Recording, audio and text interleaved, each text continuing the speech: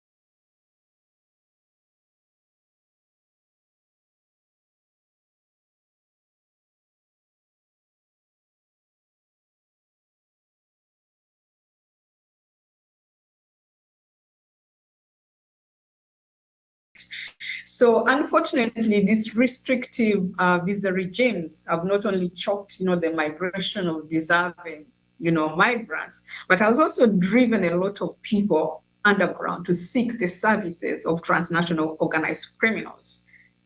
You've seen, issues of smuggling and trafficking, of migrants, along the way. And sometimes when I see during the political season, I see, for example, in the US or in Canada, or I've heard politicians say, oh, I'm a son or a daughter of immigrants. We came to this country on a boat, or they came with very little. But for a Black African who is applying for visa, they want so much. They need you to give a huge bank account. The rhetoric is different. They want you to show that you're going to return. So I'm yet to see where there's tolerance, of somebody from African origin say, okay, I also came with nothing, and I don't know, those other things. But I've also seen, countries having said that, but I've also seen on the issues of refugees, I've also seen countries come up, to take on refugees. I've seen Canada, taking on, refugees, and some parts in Europe. But the majority of refugees actually also live within, the African continent, the neighboring countries. I'll talk about that, later. But, back to the restrictive visa regimes and people taking the services of transnational criminals. There's been really a lot of gross human rights abuses that have affected a number of migrants and also refugees throughout the migration cycle, from fraudulent recruitment processes to human rights abuses in transit, and destination. In the African continent itself, we've seen images, and I recall even seeing on media, CNN, there was even auctioning of human beings, as they're waiting to cross, the Mediterranean. And also in my experience as a deputy national coordinator, prevention of trafficking persons for Uganda, I recall, issues of low-skilled labor. The majority of our girls in Uganda were really getting to the Middle East. The reason also because, the traditional destination countries have tightened, the migration to their countries. So, but going also to the Middle East, they were getting, some challenges, issues of low-skilled workers, especially women, working long working hours, low or no pay, issues of even food, lack of social security. And in some countries, even domestic work is not recognized as work, which is a challenge. And I also realized that, over 98% of these women who are going to the Middle East were single mothers. What does that tell you? Because many of them were talking about even issues of domestic violence, that even the migration itself is not by choice. There's something driving them to move. To also put a torch that if you deal with the circumstances which are making people move not out of choice from their countries of origin, then you'll have even solved, some of the challenges. And also throughout, my career, I've also seen the issue of skills mismatch, where the challenge of recognition of qualifications.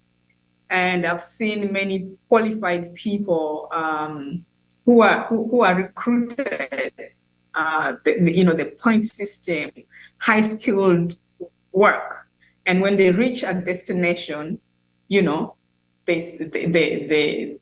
are conditioned in low skilled labor, and some of their qualifications are not even recognized. So policymakers have to really, really improve the qualification and learning attainment recognition, procedures across countries, to really facilitate migrants' access to further study and employment. The issue of brain drain, we've seen a lot of, continents, and especially in Africa, training, their professionals and spending a lot of money training them. And then people just come and, they go, and even when they go to destination, some of these skills are not recognized. So that means a loss to the migrant, who is moving, but also the country which has trained them. The other issue is issues of remittances. I saw this even as I lived abroad. Sending money home has always been like a challenge.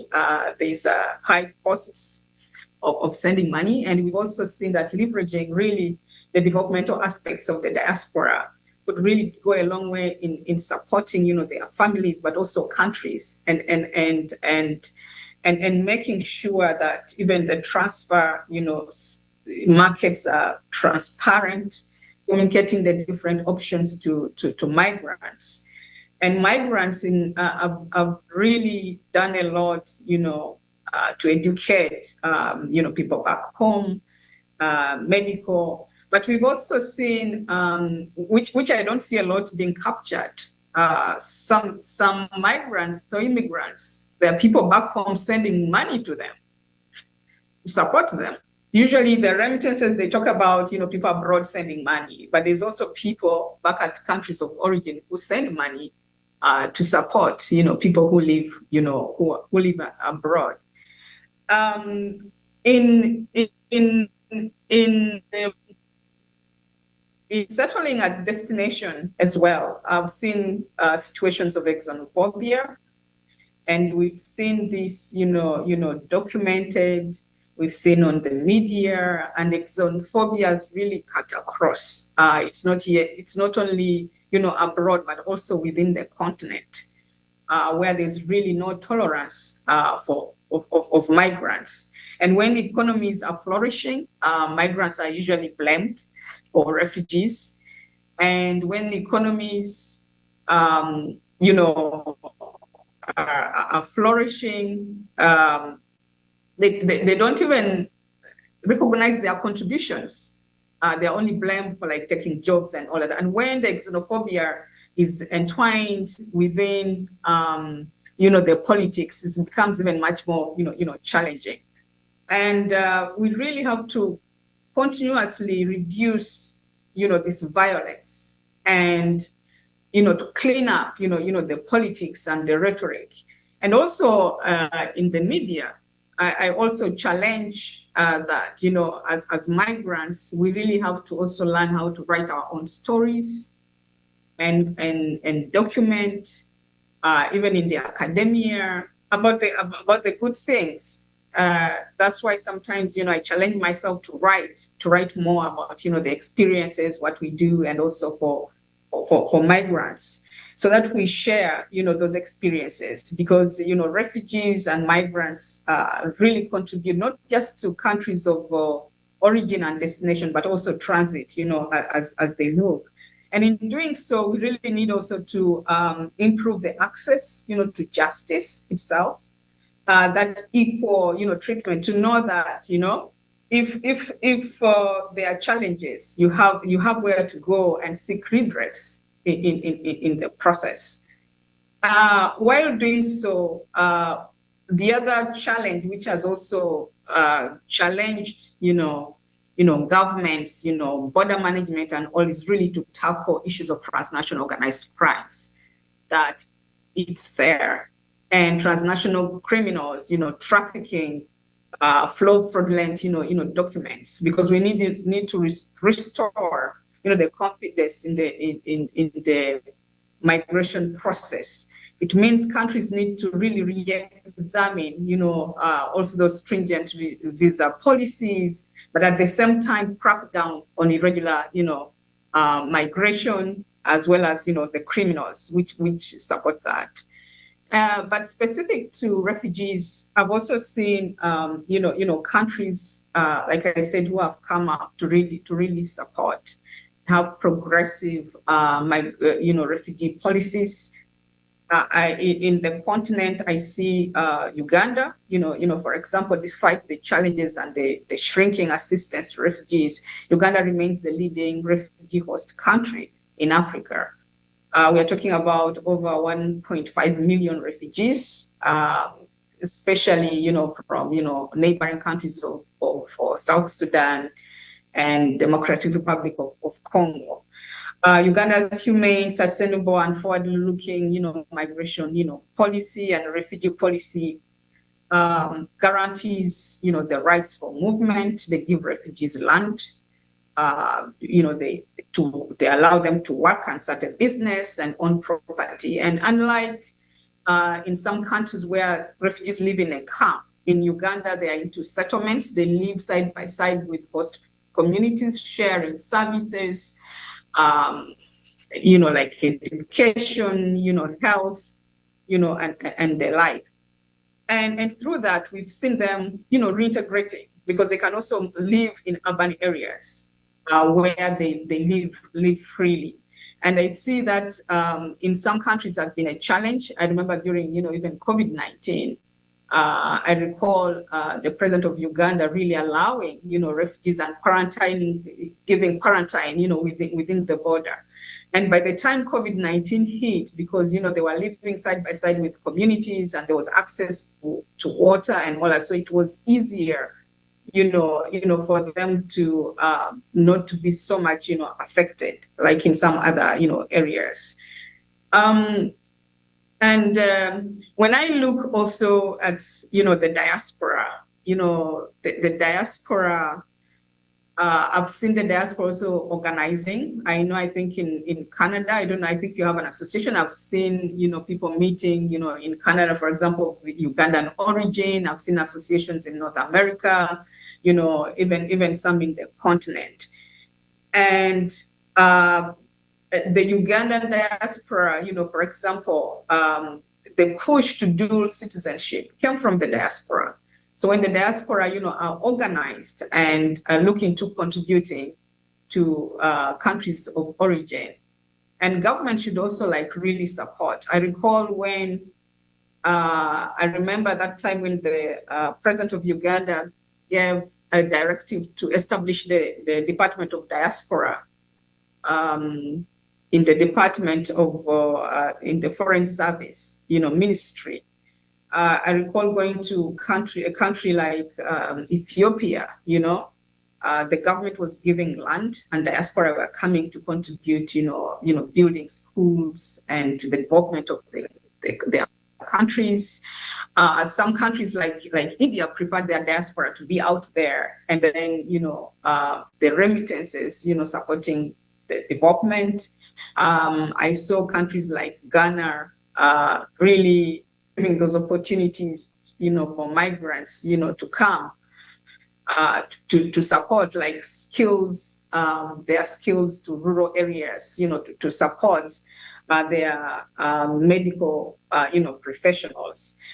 And that really helps them to then keep connected, at home as well as abroad, and doing that support.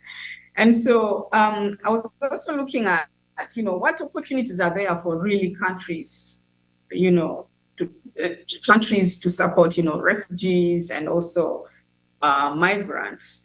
I think increasingly we need, to tap into the developmental potential, of immigrants and refugees, because they have a lot to offer.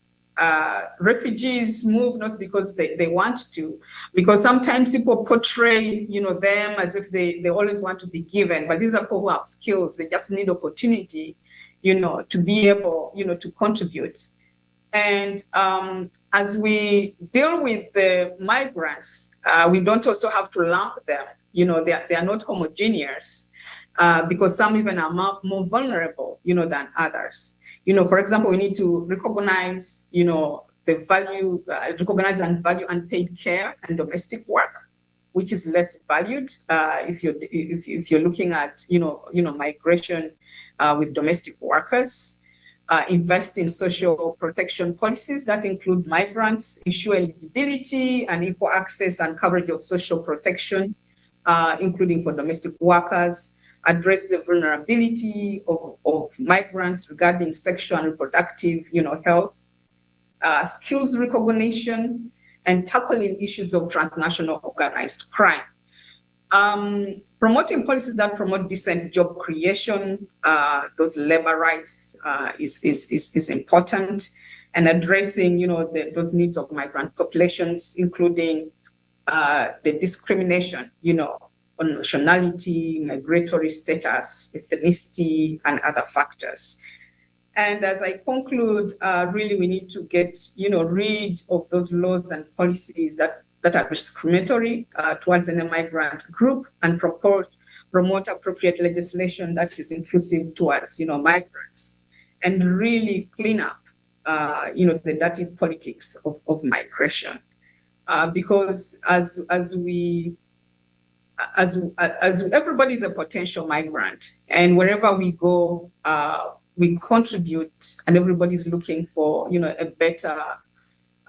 better living, and to support, their communities and the people. So I hope that, as we spend, today and tomorrow, we are able to, to share those experiences among ourselves, and see, what can we do more to deal with, the challenges and harnessing those opportunities. I thank you all.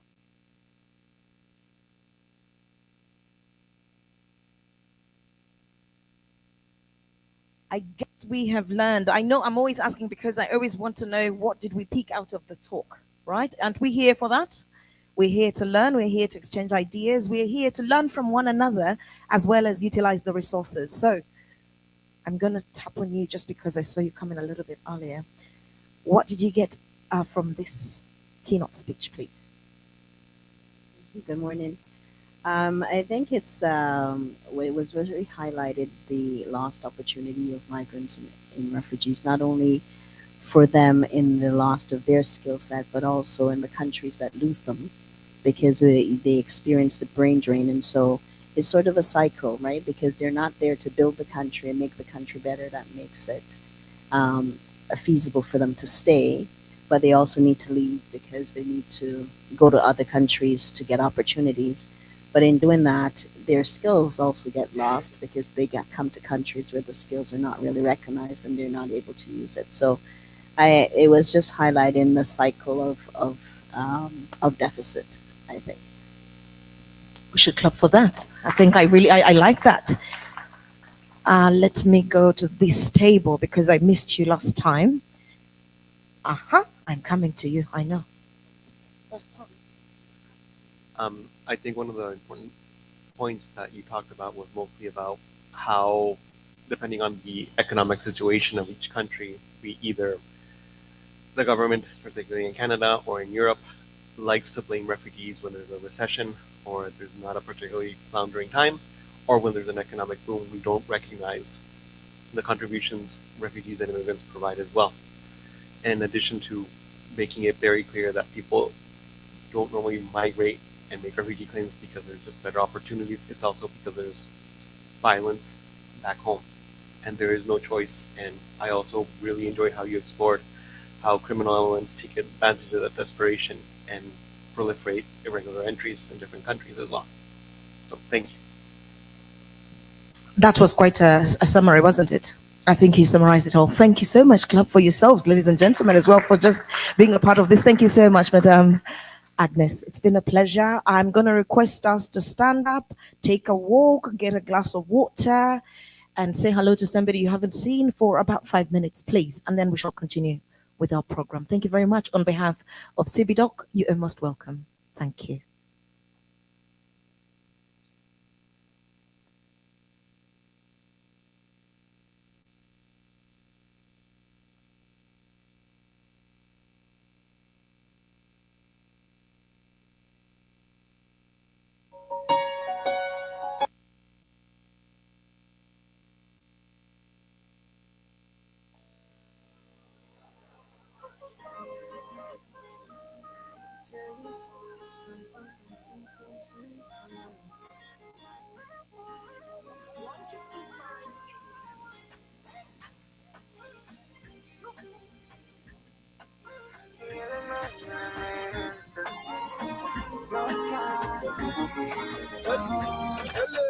Call me every day if you wanna see me. I'm here to stay. I will never leave your side. When you're watching money, you motherland. Mumutima kure, niyo wibera. Deep down on the more, it's illegal for sure. Nziza nangu sete, ndagukunda. Pretty girl for me. Tricky, I don't know how you do me. Tell me that you never leave me. I must see me there, come see India. Pretty girl for me. Tricky, I don't know how you do. You got me falling for you. Kabasamu, baby.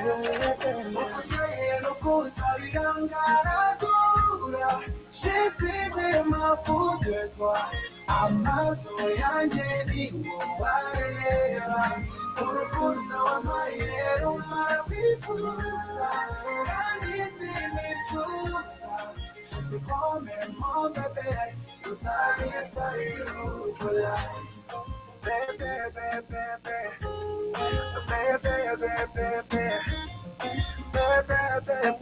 mon bébé je suis fou de toi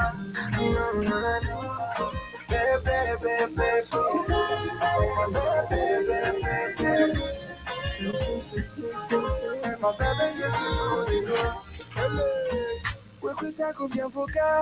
Look in my eyes and tell me what you see, my darling. Yummy, yummy when I kiss you slowly. Taki, taki when I need you. No matter what I do, all I think about is you, baby. Life is a movie, looking so cool. You are my favorite part. Oh my beautiful, beautiful, beautiful, beautiful. Singano no nyekiriza, carry you side to side. I wanna choose you a billion times, and every season. Pretty, pretty, pretty girl for me. Pretty, pretty, I don't know how you do. You got me falling for you. Just wanna see you cover some more, baby. Ukuteye nukusabira ngaragura Jesiwe mavuge twa Amaso yanjye ni wareba Onyakuna mayero mapinga Yanisi ni chusa Come baby to satisfy you for life.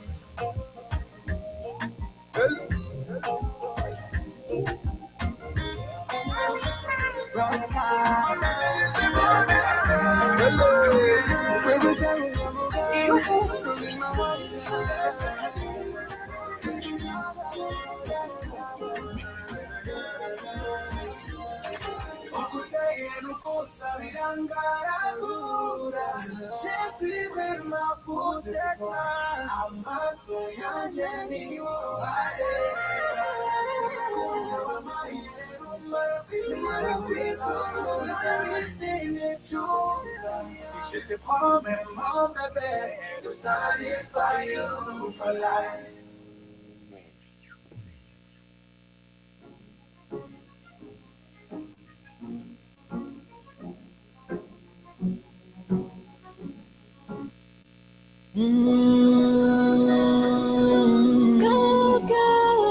Vijana barubaru na wewe,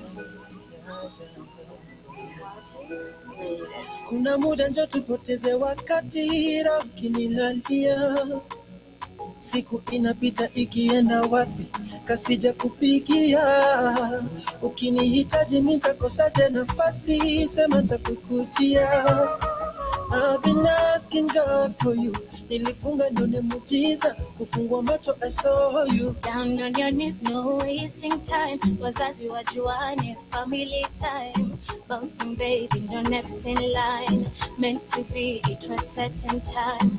Love hits ahead of time. Honeymoon high, the time of your life. Promise will stand the test of time. Sadly, forever's not enough. Nakupenda kama nyama choma, soda baridi na kadonat, nikiwa nawe mi unona my sukari. Nakupenda kama nyama choma, soda baridi na kadonat, nikiwa nawe mi upona dakitari. Niwera, niwera, niwera, niwera, niwera, kumba family. Niwera, tumbe family. Down the aisle with you, come home to you. Niwera, niwera, niwera, niwera, niwera, kumba family. Niwera, tumbe family. Down the aisle with you, come home to you. Kama kukupenda dhambi, my soul is a dark night. To leave a permanent mark, endless bloodline. Love at first sight, sacred soul tie. Talk to me with your eyes, nitajua kenye unadai. Nimekuona ukiwa thirsty, hungry, nasty. Kukutunza kazi yangu kirasi. Nitakujengea makao kabla nipate mazao. Jipange na hiyo thao. Huyu ni wa nani? Huyo ni wangu, yetu mandanganye maboys, siko kwangu. 1+1 hesabu za kutoroka matabu, ni mjeze kikapu, napenda vile. Nakupenda kama nyama choma, soda baridi na kadonat, nikiwa nawe mi unona my sukari. Nakupenda kama nyama choma, soda baridi na kadonat, nikiwa nawe mi upona dakitari. Niwera, niwera, niwera, niwera, niwera, kumba family. Niwera, tumbe family. Down the aisle with you, come home to you. Niwera, niwera, niwera, niwera, niwera, kumba family. Niwera, tumbe family. Down the aisle with you, come home to you. Nikiwa nawe mi unaona, Nikiwa nawe mi upona. now that I'm with you, come home to you.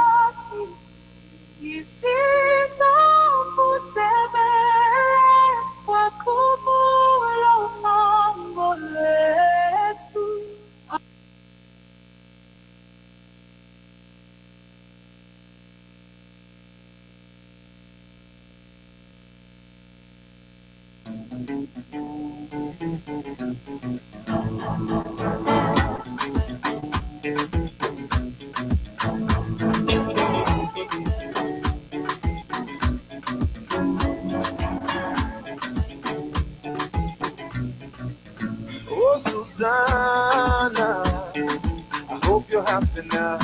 I see you flexing on the ground with your sponsor.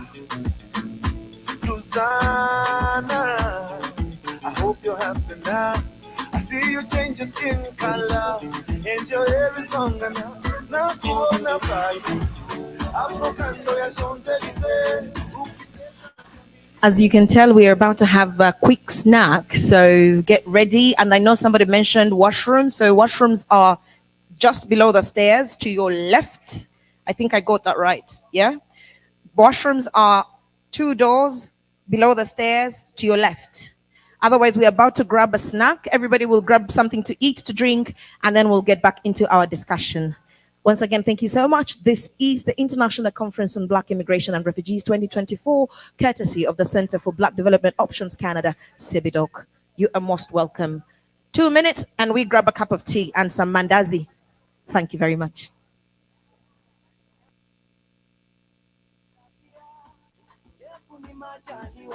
Ila wengi walinyimwa tabia na shepu kabarikiwa, mwanamme hisia, pesa ni majaliwa.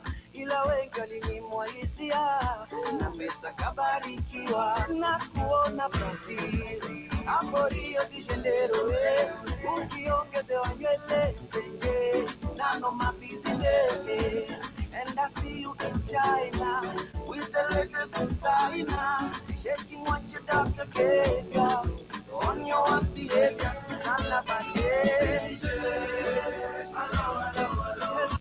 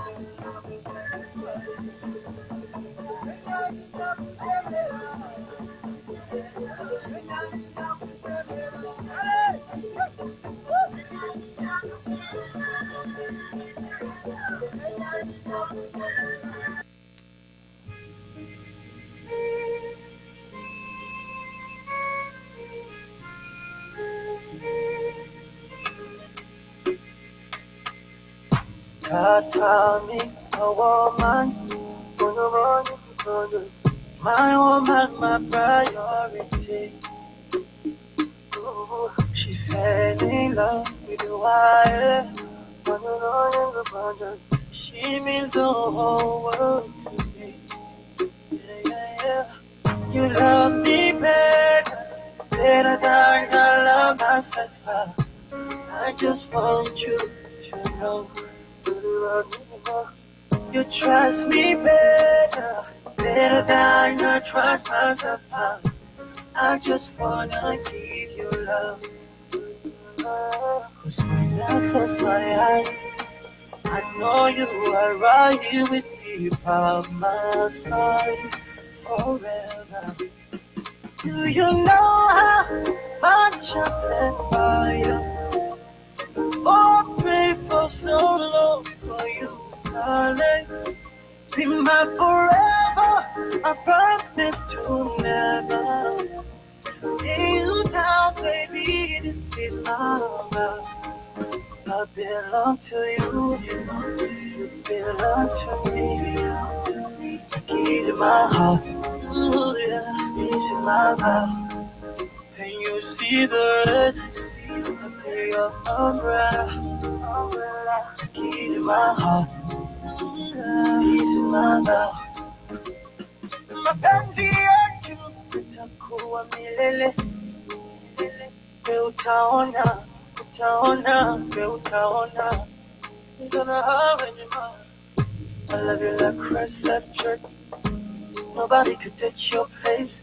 Yeah, you are my number one. And I'm gonna be faithful. May I please request us to go and grab a bite? Thank you. I know we are chatting, but I need us to grab something and then we can continue with our conversation today. You love me better than I love myself. I just want you to know. You trust me better than I trust myself. I just wanna give you love. 'Cause when I close my eyes, I know you are right here with me by my side forever. Do you know how much I plan for you? Oh, pray for so long for you, darling. Be my forever. I promise to never lay you down, baby. This is my love. I belong to you. You belong to me. I give you my heart. Ooh, yeah. This is my vow. When you see the red, I play your umbrella. I give you my heart. This is my vow. This is forever, forever. I give you my heart. This is my vow. When you see the light, it'll be your umbrella. I give you my heart. This is my vow.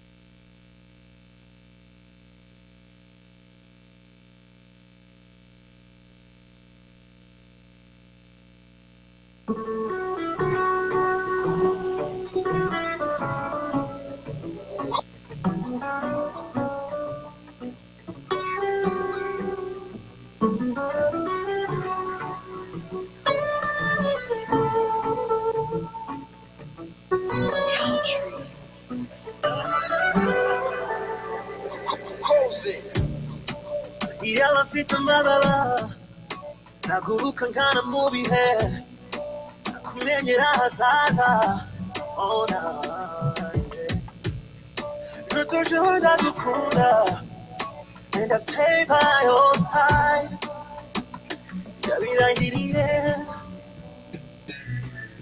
이어두지 보니 네 탄덴바 백하니 보지만 난 이룩하니라고 생각 우유 무티모 구피티인 낸다 Baby 나 kupenda nikishiba kupira ariko ntuyobyemera Such an angel from above yeah.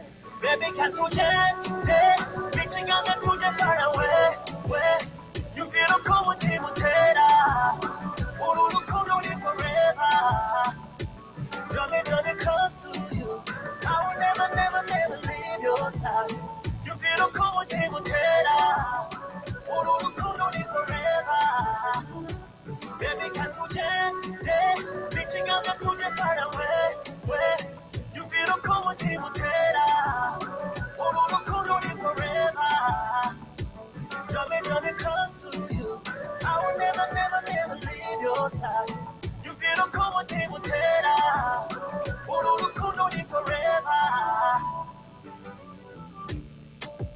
Even if I didn't see I don't wanna wake up kwenye shidana raha kuzarira habe namba Don't wanna lose you I'm gonna breathe my last with you I never vow 메리타란 축구빈인 인지라 용기심바 이어두지 보니 네 탄덴바 이칸이 보지만 난 이룩하니라고 생각 우유 무티모 구피티인 낸다 Baby 나 kupenda nikishiba kupira ariko ntuyobyemera Such an angel from above yeah.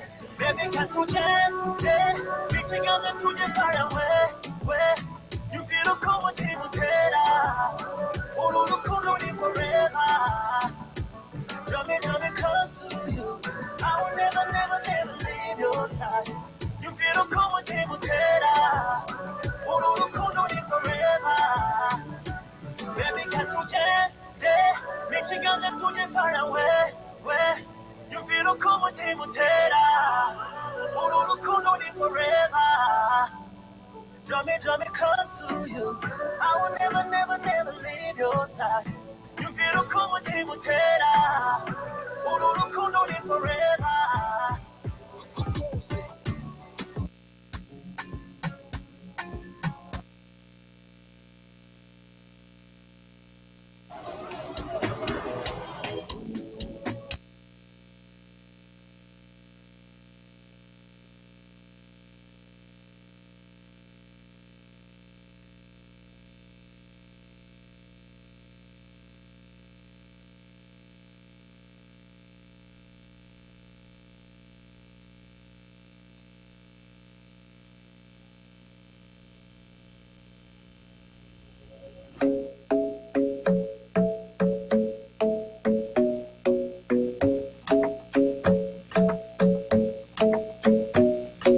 Club isn't the best place to find the lovers, so the bar is where I go.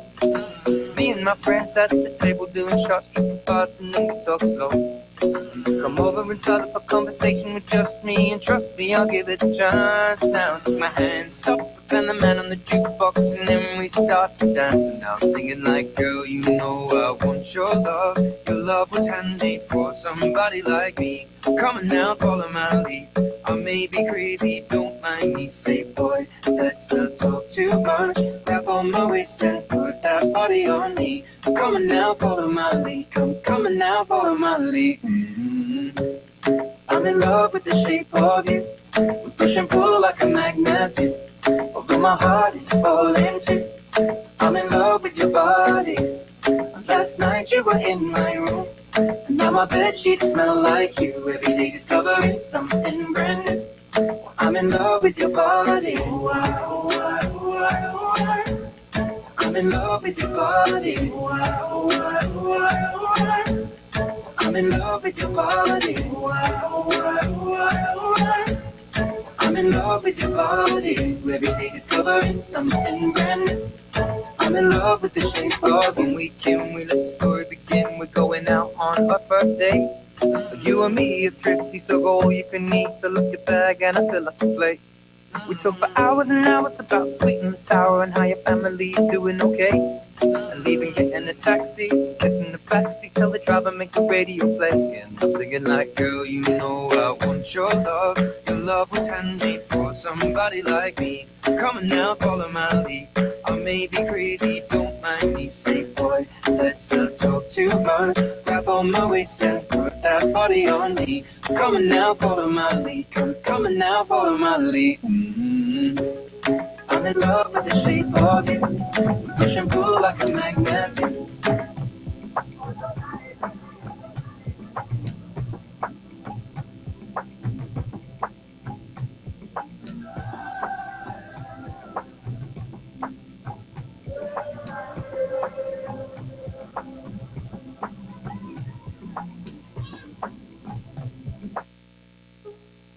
Africa, Ivuba, Isuru, Asaba.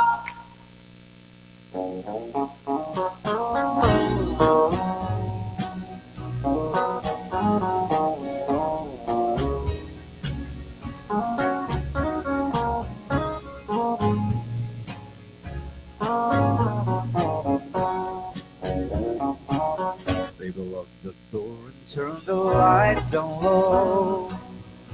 Put some music on the sound slow. Baby, we ain't got no place to go. I hope you understand. I've been thinking about this all day long. Never felt a feeling quite strong. I can't believe how much it turns me on just to be your man.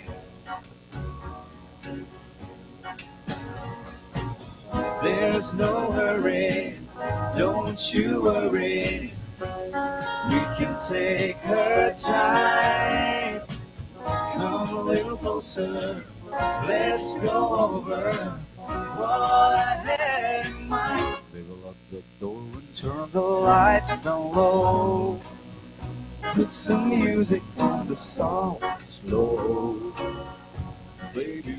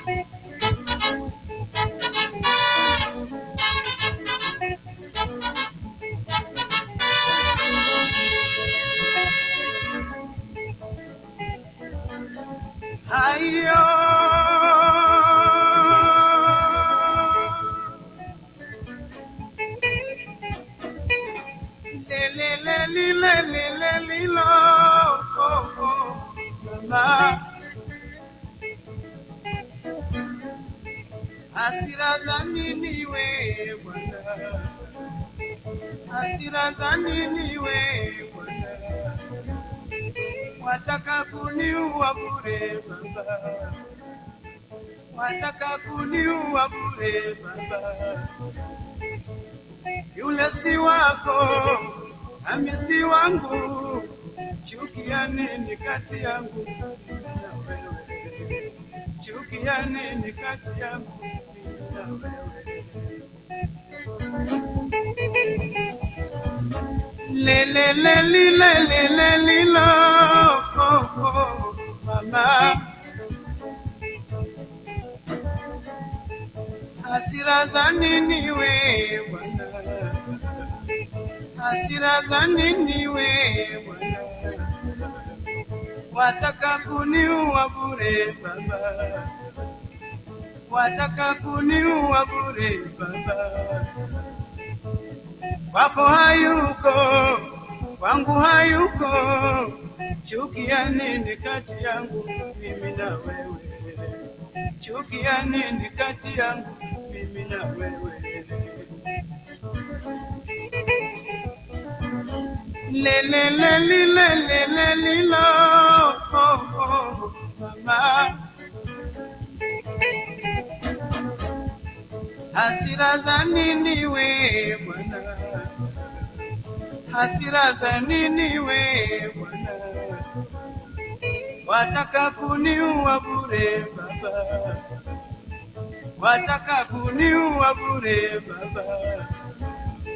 Wewe una wako nyumbani na mimi nina wangu nyumbani, chuki ya nini kati yangu mimi na wewe?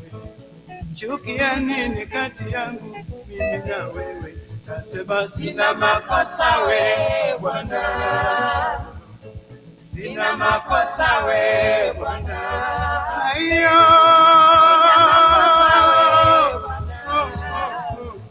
sina makosa we bwana.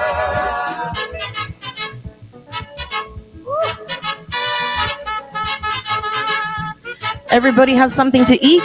I like it. People that are seated in the back, please come forward. Please come forward if you can, please. Thank you. I know. I'm a backbencher too. I always started from the back. Ladies and gentlemen, in our presence is a very special person. And that's why I'm requesting you to come forward, because she's about to say hello to us officially, and we shall dive into our next session.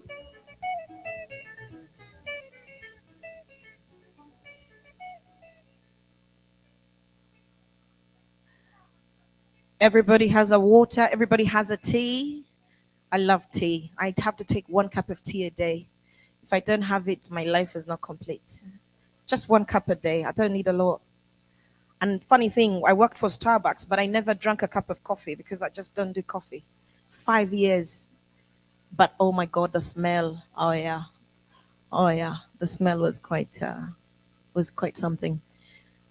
Everybody here, Tony forward, everybody back. Find a seat, please, because we're about to dive into an amazing session. But before that, in our midst, ladies and gentlemen, we have a very important person, the member of provincial parliament for the area of Ajax, Miss Patrice Burns. Would you please come and say hello to us? I don't have to say much about you. That's it. That's enough. Thank you so much.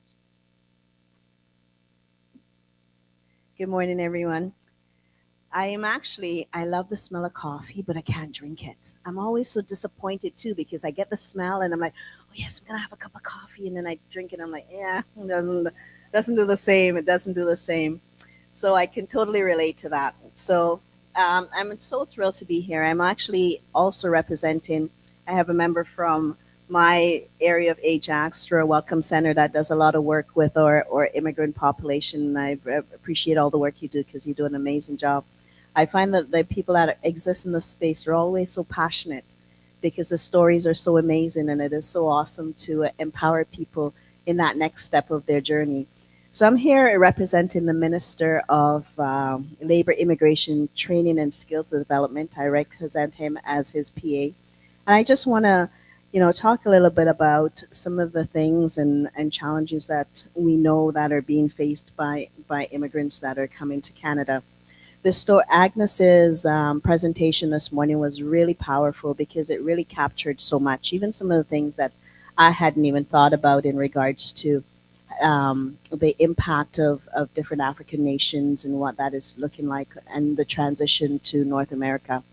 Sometimes my heart breaks sometimes when I see the stories of people that are on boats, and it just takes you back to a time in our history when we were involuntary taken from our countries, right? And now we're doing that, and we're seeing people that are actually being auctioned. I would never thought I would have seen that in my lifetime again, of black bodies, but so very impactful. And I have one of our colleagues is here as well. She's going to present later on some of the labor and immigration policies that we have in place. As a provincial government, we've worked and continue to work diligently to make sure that we help immigrants to transition. We're really talking about things that we have heard that are impactful, So recently we have passed the law around removing the ask for Canadian experience for job applications. Applicants need to know now.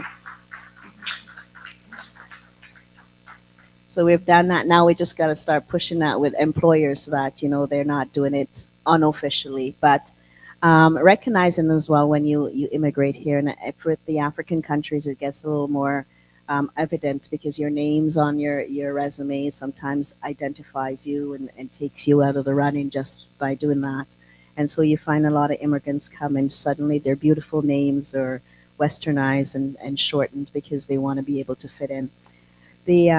We recognize and we're starting to really look at the barriers that stop immigrants from bringing the talent and skills that they have that Agnes has talked about to come into Canada and actually transitioning and making that feasible.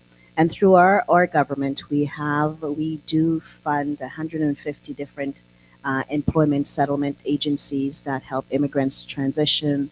We recognize that language is one of the biggest barriers to getting jobs, and so we're working in regards to that. We're looking more closely at the agencies, at the skills that are being around English as a second language and how we're empowering others to learn that through our. We sort of want to raise the bar more that we just don't want immigrants to be able to come in and survive. We want you to come in and thrive, and so changing the levels of English to make sure that English is taught to a level where you're job ready, not just be able to go out and just communicate that way. So settlement services, language training, workplace communication skills, employment support programs, and occupation specific training is the focus of the Ontario government right now. And we're doing that as well through a lot of our partners that we're having to help educate and train and recognizing. We're moving more towards recognizing the skills that immigrants bring to the table and not just thinking that if you come here you're in a deficit, in opposed to bringing substantial value to the table. I know when I came here and I had already left high school when I came, and the whole point was I was supposed to go back to high school before I could even go to college or university, which was just, very intimidating and very put you back. So for immigrants that are coming, recognizing that you have to advocate as well for your children, not knowing the system can be intimidating and very overwhelming. But knowing that you have a voice here, because education is so very important, and for your children to be the next generation that thrives, you have to make sure that they're being served in so many ways, especially in the education system. We've only just this year announced the addition of the Black History curriculum to our education system. And so that was a big win, and looking forward to seeing that actually launch out and be a part of our education system. It will be interesting because it will teach the history of Black Africans that have come to Canada, the history of Black Caribbean, the Maroons that have come and built Canada as well. So the things that we're starting to do is very important, and the programs that we are putting in place that she will expand on later on about the Ontario Nominee Immigrant Program. We are really focused on trying to open doors and opportunities for immigrants that are already here, because you are here. Yeah, we know that immigrants here are underemployed, they're underutilized, and we've been very purposeful in certain areas, especially in healthcare, where now you can be international trained nurse, and there's bridging programs that are in place that can help you to become nurse. We are doing a lot more with doctors, and I had the opportunity to visit a walk-in clinic in Ajax that was having 8 primary care doctors, all of who were internationally trained, which was awesome. But it was also interesting because we talked about the gentleman that had come here several years ago. I think he was here 10 years ago, and it took him 4 years to actually become a doctor. And then there was a lady from Nigeria that had been here 3 years, and it took her 1 year to be a doctor. So we are making progress, and we are seeing the movement in those places and recognizing that we need to change that as well, for not just the healthcare profession, but other professions. And so we're also looking at regulatory organizations. So, accounting, engineering, a lot of those organizations that accredit people into certain careers to be able to tell them that they need to have a process in place that allows international trained individuals to actually get their accreditation. So, not perfect, but work in progress. There is, I think, still a lot of opportunities that are available for immigrants to be able to become successful. Resilience, of course, is always one of the big pieces around that, because you get knocked down and doors closed so often that sometimes you can just kind of lose the forward momentum, lose the ability to want to get up another day and try it again. So thank you so much for the opportunity to be here, and I'm very proud of a lot of the work that's being done in the space, and we are continuing to grow that so that we can make it better for our new immigrants to be able to come to Canada and thrive in the professions that you have. We're missing out on so much talent because we have not really put a proper process in place for that. So thank you again for the opportunity, and I hope you have a great and successful conference. Thank you very much. Someone has a question, if you don't mind. Sound, would you please? Thank you so much. Hello. My parents went to England in the Windrush era, and they lived there for 9 years. When they came to Canada, after 9 years between, they had to take English as a second language course. This is in 1965. Now, today, people who have English as first language still are told they have to take an English as a second language course. Yeah. All right? Now, this is 60 years you guys are doing the same thing. Are you guys looking at this policy? Because I'm going to say it's not right. I mean, there's a lot of other words I could use, Yeah. but it actually, it makes us lesser than other people who come in who have English as a first language. All right? And it seems like it is very systemic. And I'm not sure where where we do that. I don't know if that is that at the federal level or a provincial level in regards to the English as a second language testing. Do you know offhand? Yeah.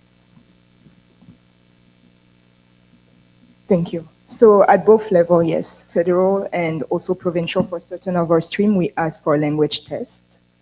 And we test everybody being French and English based on the two languages of Canada. So it's true that it's a reality right now, but that's really the rules of immigration to make sure that when the person claim that they are English speaking or French speaking, that they meet the requirement. It's based on the requirements of immigration, yes.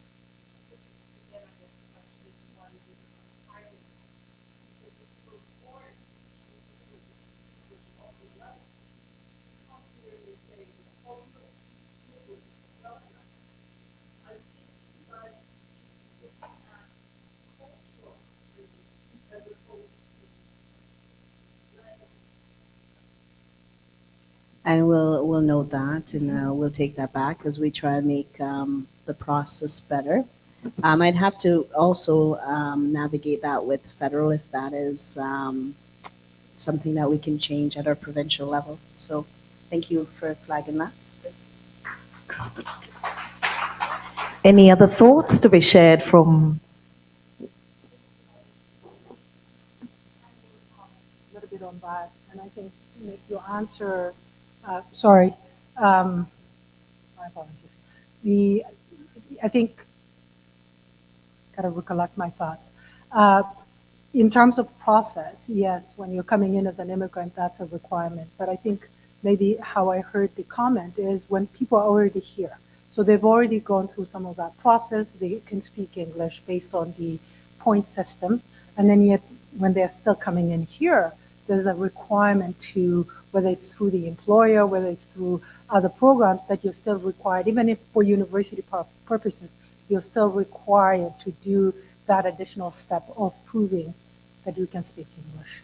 It's a big barrier for many immigrants. And the sad thing is that we're in 2024, where English is actually spoken almost everywhere worldwide, right? And I see many people who write better English than a lot of Canadians that are born with English as a first language. So recognizing that it is a barrier. It's just not, it's a discriminatory practice. That's what I call it. She was kind enough to not point out, but it is a discriminatory practice, and it really targets people who are more racialized than any other person. Okay, thank you for that. We can dig down some more on that. I don't think we would be able to tell employers, though, if that's a requirement for them for employment, but we can look at the other areas in regards to that requirement. There you go. We've given you homework, literally. And that's why we're here, isn't it? Thank you so much. A round of applause for a member of MPP, our MPP. Thank you so much, Ms. Burns. We are just about to dive into an important discussion, which is navigating immigration, government initiatives, and support for integration. It is my pleasure to introduce the panelists, starting off with our moderator. Mr. Mohari has dedicated over 20 decades of serving his community, specializing in psychosocial support and advocacy. Starting his career as a youth worker, he focused on sexual health education and counseling, which paved his way into social justice efforts. Maurice, sound. It's hot, it's popping. Thank you. His experience revealed the crucial role of social determinants of health and the urgency of tackling systematic barriers. Mohari's expertise includes capacity building, community outreach, organizational development, action research, resource mobilization, training, and advocacy. He is currently the Director of Services at Turning Point Youth Services, where he continues to leverage his extensive background in support and advocacy to make a significant impact in the lives of young people. Ladies and gentlemen, may we please put our hands together for Mr. Mohari, our moderator for this afternoon.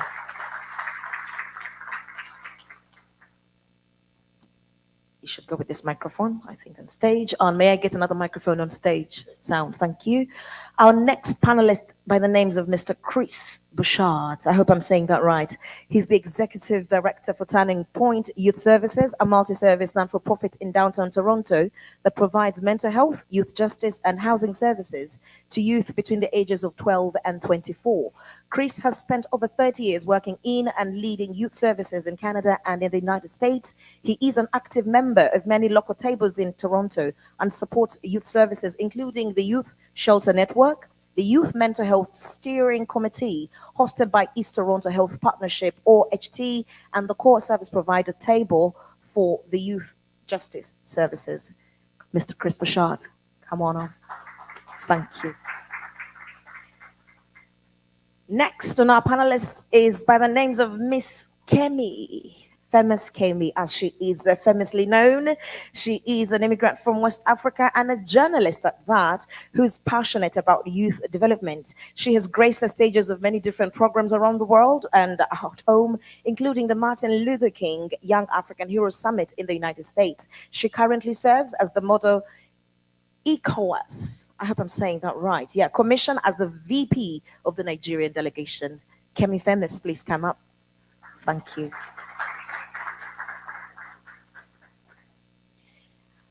Our next panelist, Miss Jamaya Smith, I believe. She's the manager of corporate engagement for asylum seekers and the vice chair for the Black Action Coalition of Change, BACC BAC. As an immigrant herself, Jamaya deeply understands the challenges faced by newcomers, refugees, and asylum seekers in Canada, which drives her commitment to the integration and empowerment. At Accessible Community Counseling and Empowerment Services, ACCESS, she leads initiatives that provide innovative employment solutions for primarily newcomers, refugees, and asylum seekers, helping over 900 job seekers. I think we should clap for that.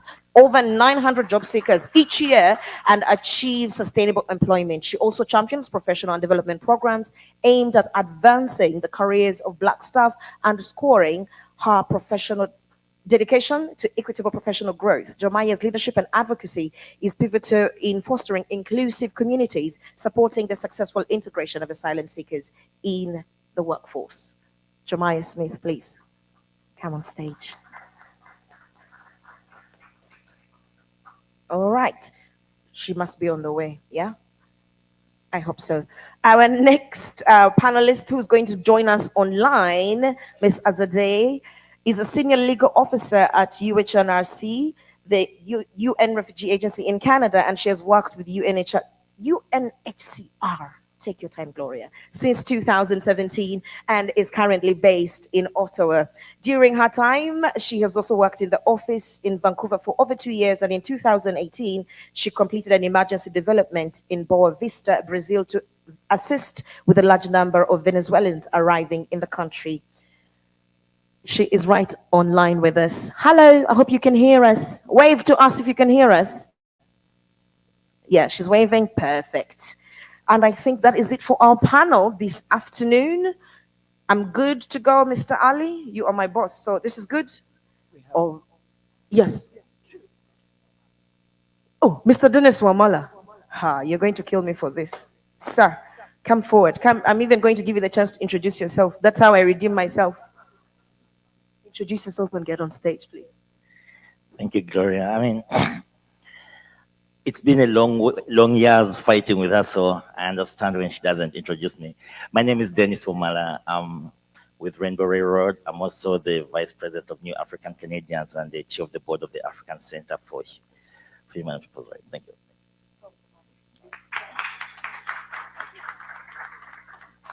Thank you so much. So, somebody, I hope you can keep time for us, right? Okay. So I think I would like us to structure this conversation as a conversation rather than a presentation. Most of us are Africans here, and we know we love to have fireplace conversations where we discuss. I'm actually very excited to be part of this conversation today.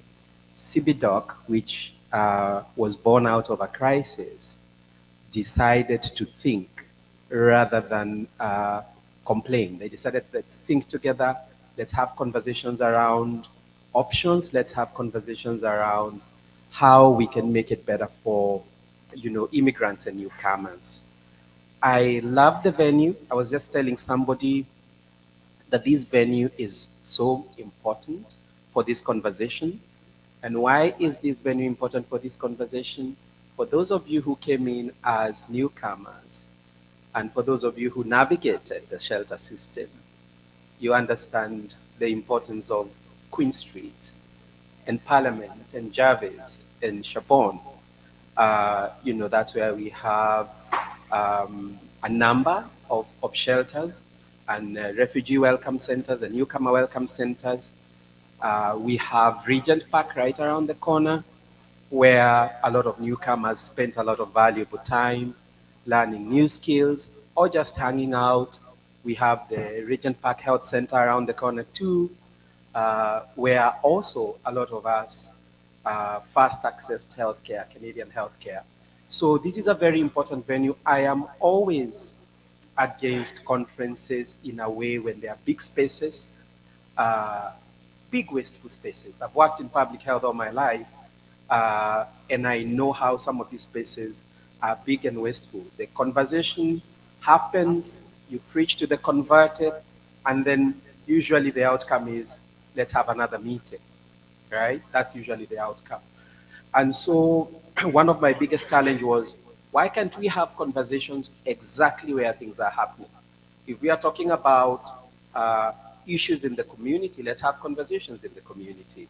If we are talking, let's not have them in some ivory tower somewhere and then take these results back to community. So when I heard that we are actually holding our meeting here and the significance of this area to most of us newcomers who landed in Canada, I said, yeah. So the conversation is actually happening exactly where, some of our people land. So this is a significant space. I love that we are thinking together. I love that we are also going to talk about, um, you know, equity. But we cannot talk about equity without talking about justice. You know, many of us talked about how you land here, and this is the first time you realize you're black, simply because of the, um, you know, challenges, anti-black racism, and all these things. And there is a word that people throw around a lot. They say, "Oh, it's not everyone; it's some rotten fruits." And one time I sat down with an elder who said, "This is not a fruit issue; it's a root issue." So it's a systematic issue, it's a systemic issue. We cannot just talk about the fruits and not talk about the whole. And so we cannot have equity without talking about justice. We cannot talk about that without talking about the politics of, you know, looking at how we can change the system, how we can bring down some of these oppressive systems. So I'm happy that CBTalk is taking that initiative to help us think together, to help us come to the fireplace, to help us sit under the tree, the significance of the tree as safety, right? But also that we are able to examine all areas, examine the root, examine the trunk, examine the fruit, ask ourselves what can we do, bring key players together, and hopefully come up with solutions for our people. So I'm happy that I have these panelists and the one online, and I'll just ask each to reflect for a minute or two about the topic, and then I only have two questions. And then I'm hoping that the audience can then take over and ask the panelists pointed questions. So we'll start with Chris is my colleague, so we'll start with Chris.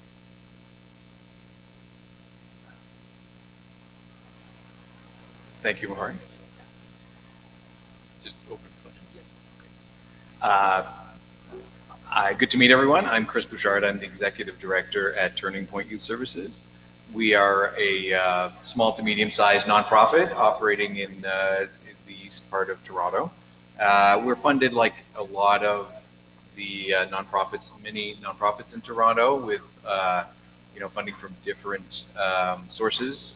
For us, we have two provincial ministries that are funding some of our services in the city. We run a shelter, emergency shelter for youth, which for us is youth from the age of 16 to 24.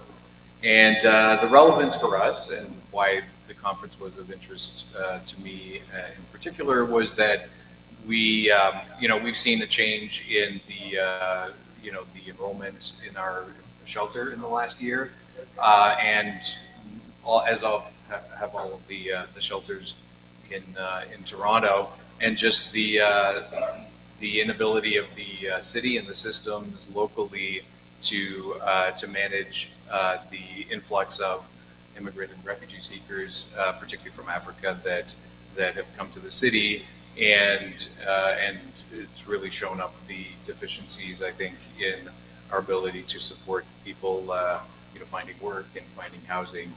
So I'm not sure that I have a whole lot of thought-provoking ideas or reflections, but I'm here for the conversation and happy to offer what I can.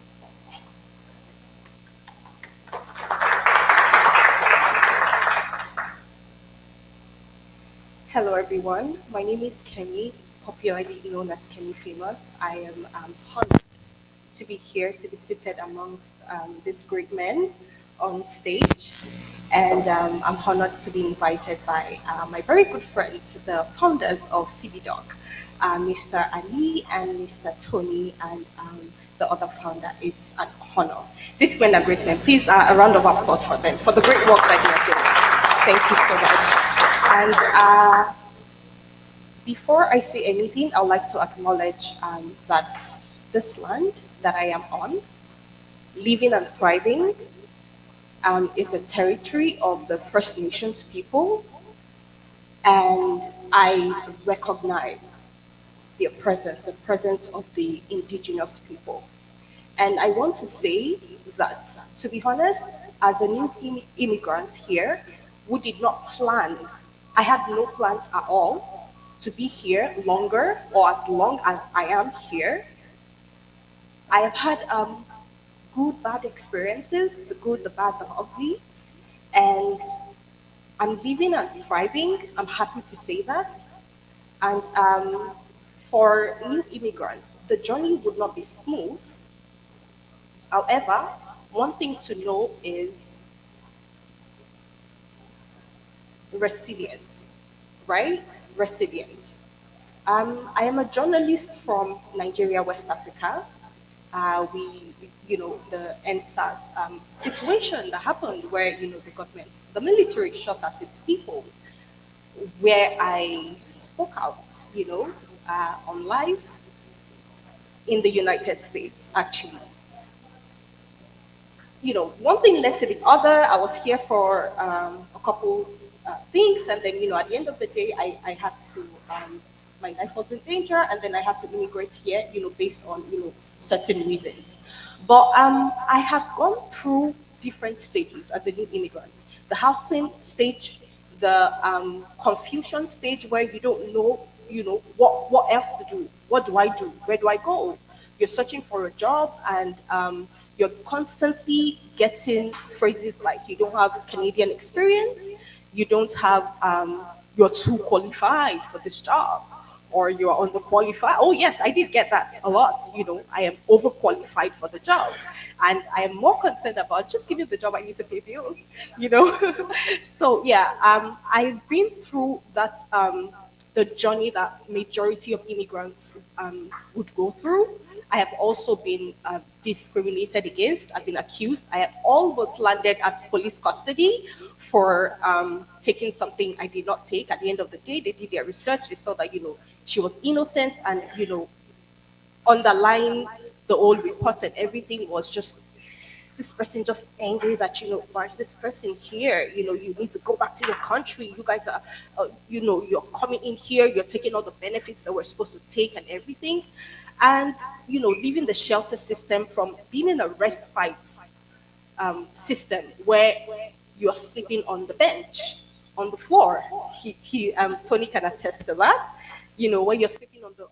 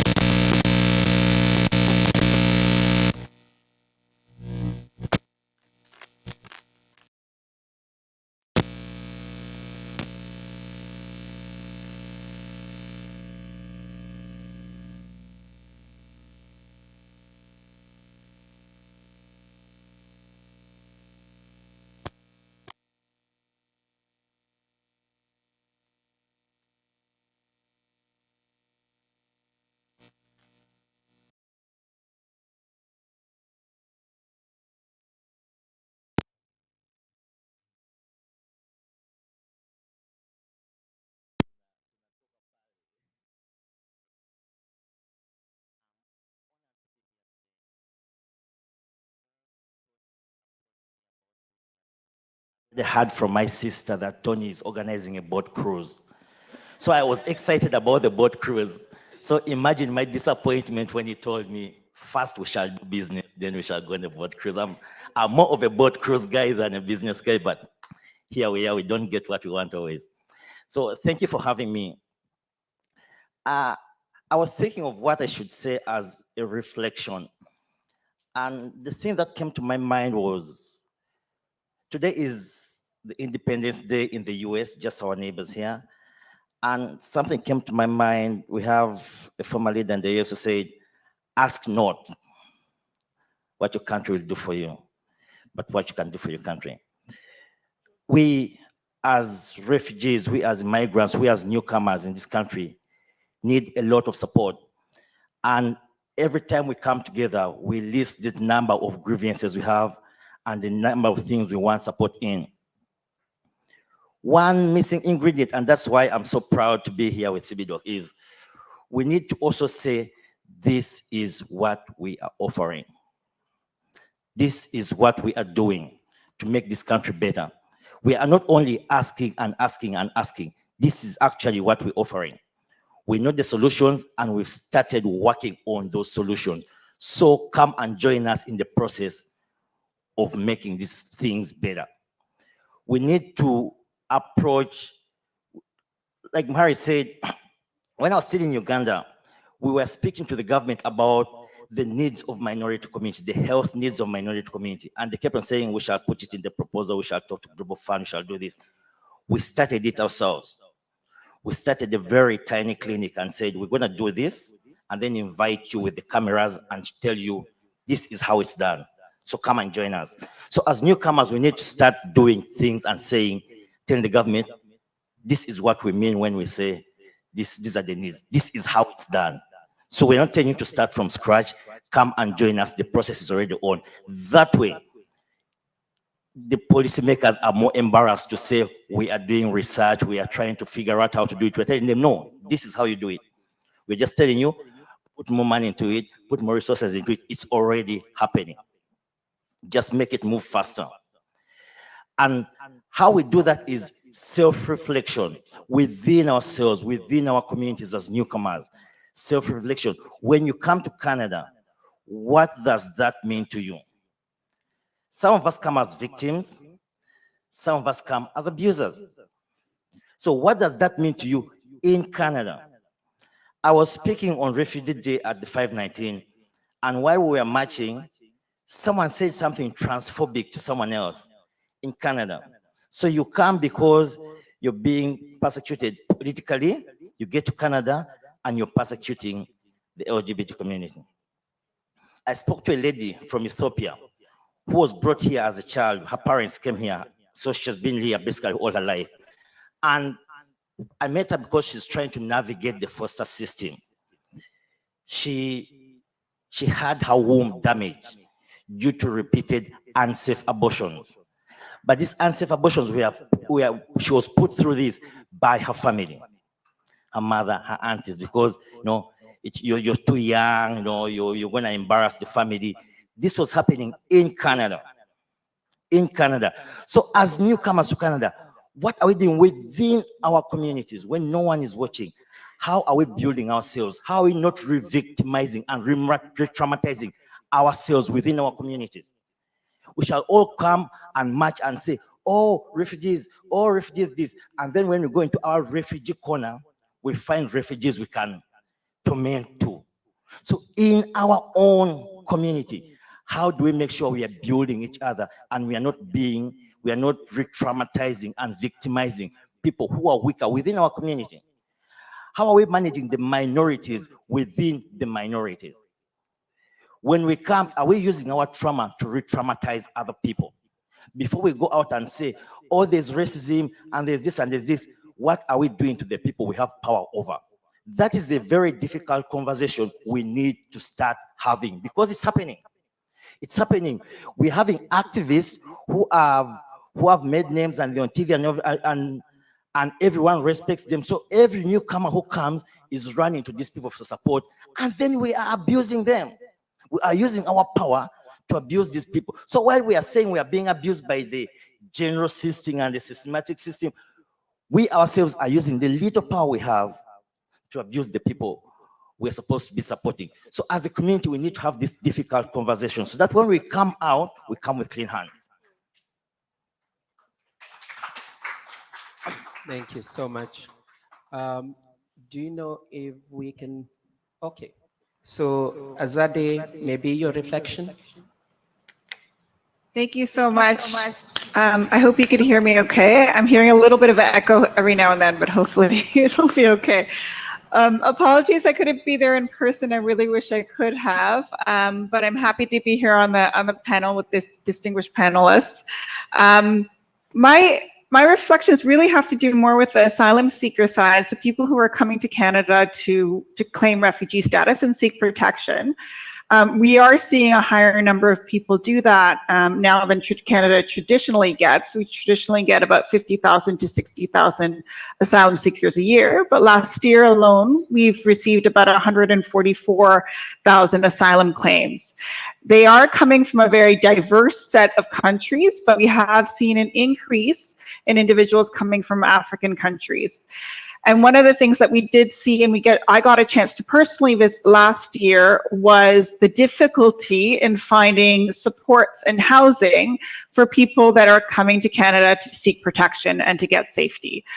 So I did visit Toronto last year and got to go to quite a few of the Black churches that are informally stepping up and providing housing to a lot of the people that were coming to us for Canada for its protection.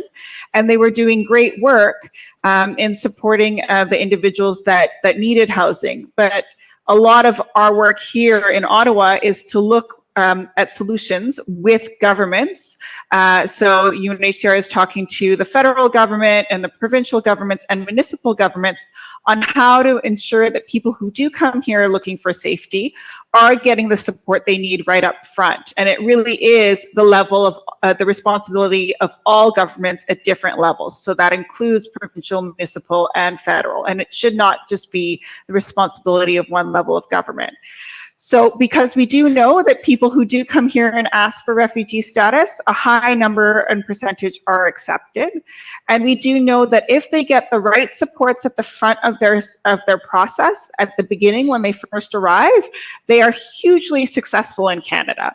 So we did a study a couple of years ago, basing ourselves off census data, where we saw that refugees, people who eventually got accepted as refugees in Canada or came from overseas as refugees to Canada, were able to pay back what they got in supports and taxes over the years, and even contribute even more in taxes than they received in support in the front end of the process. Their children have high levels of post-secondary education. They're very motivated to succeed when they arrive in Canada, and they're contributing, thriving members of Canadian society. So one of the things that I really would like to see more of and more conversation about is how do we provide supports to people that are arriving, often from very difficult situations, at the front when they start here in Canada, and they're going through a legal process, and ensure that they get those supports so that they could thrive and succeed and become very contributing members of Canadian society, and make sure that we invest in their success. Because we know if we do invest at the start, they give back tenfold of what we gave to them in support. So that's just my initial thoughts, but happy to be part of this discussion. Thank you so much. Thank you so much. And Azade, I can just piggyback on that, because I had two questions for you. One was really on the legal obstacles facing people arriving in Canada, and how some of these barriers can be mitigated, but also in your experience working for UNHCR, how does Canada's refugee policy compare globally? And, if you could speak to what best practice from other countries could Canada adopt to improve support for refugees? So if you could speak to those two questions. So barriers, I'll start with the more negative side of things. When someone does come to Canada and seeks asylum or makes that request to be recognized as a refugee, it is a long and difficult process. So their immediate need is first housing. Where do I stay? And also, what do I need to file? What is the paperwork I need to do to make sure that my process gets started so I could get a work permit, and I could also maybe get an education permit or a study permit, so I could start integrating a little bit and support myself while I'm going through that legal process. So the immediate need is shelter. Then there's legal aid needs and finding a lawyer to help you through that complex legal process that will eventually help you get a work permit. So when you file a refugee claim, it takes about 3 months to get a work permit because you have to file your paperwork up front and do a couple of medical tests before you could get a work permit. So even getting that work permit is not, it doesn't happen right away. So it takes a little bit of time. Often you're in an emergency shelter while you're doing all of that paperwork and trying to find a lawyer. So it's a very difficult process to go through when your housing situation is a bit more precarious as well. And then once you get a work permit, then you start working with a lawyer as well to provide and obtain proof for your case. Because you have a legal case to go through and you'll have a hearing in about a year or 2 years' time, you have to be able to prove that if you go back to your country of origin, to go back to your home country, you will be persecuted. And proof is not just your testimony at your hearing, it includes documentary evidence. So do you have any medical reports after you were attacked, for example? Do you have any police reports of any complaints you might have made? Do you have any proof of any of your political affiliations or activism? They require all of that evidence. And often people arrive here with nothing and none of that paperwork. You know, when you're running outside of a burning house, you're not picking up and taking papers with you. So exact same thing for asylum seekers and refugees who leave their home. They're not taking all that evidence with them. So they have to sit down and work with social workers, with lawyers, with support staff to obtain all of that from their home country or from family members, if they even have any of that documents. So when they go to their hearing, which is it could be about 3 hours to 4 hours long, or even longer if it's a more complex case, so that they could show they would suffer harm if they were sent back to their country. So that's a very difficult process to go through, and it takes time. And it's not always easy to obtain that proof for documentation. And while you're doing that whole legal process, you're trying to get stable housing, you're trying to find work and a job on a temporary work permit that's given to you, and you're trying to ensure if you have children that they could go to school and that they could be supported and have a safe and happy life while you're trying to get your status here.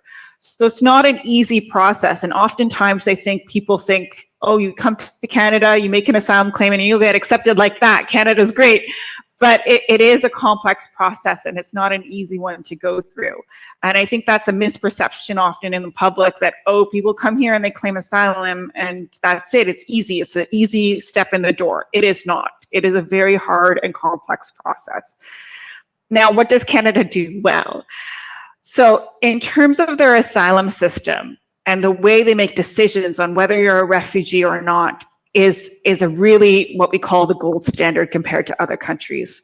We have an independent tribunal called the Immigration and Refugee Board, which makes those decisions. They are not affiliated to the government. So if someone is claiming asylum, they will go through an independent process to determine if they fit within the definition of a refugee or not. They also have, most people have access to legal aid and a lawyer that's covered through legal aid, which is very good. Given the complexity of the system, it's great that they would have access to a lawyer. So that's also something that's really good. In terms of access in Canada, that's where it's a little difficult because we are pretty isolated geographically from the conflicts around the world. So yes, we've seen an increase in claims in Canada, but compared to other countries in the world, it's not that much. Canada has only sees about 0.2% of the world's asylum seekers. Most of them, usually 75%, are in developing countries that are surrounding conflict zones. And it's really hard for them to arrive to a place like Canada.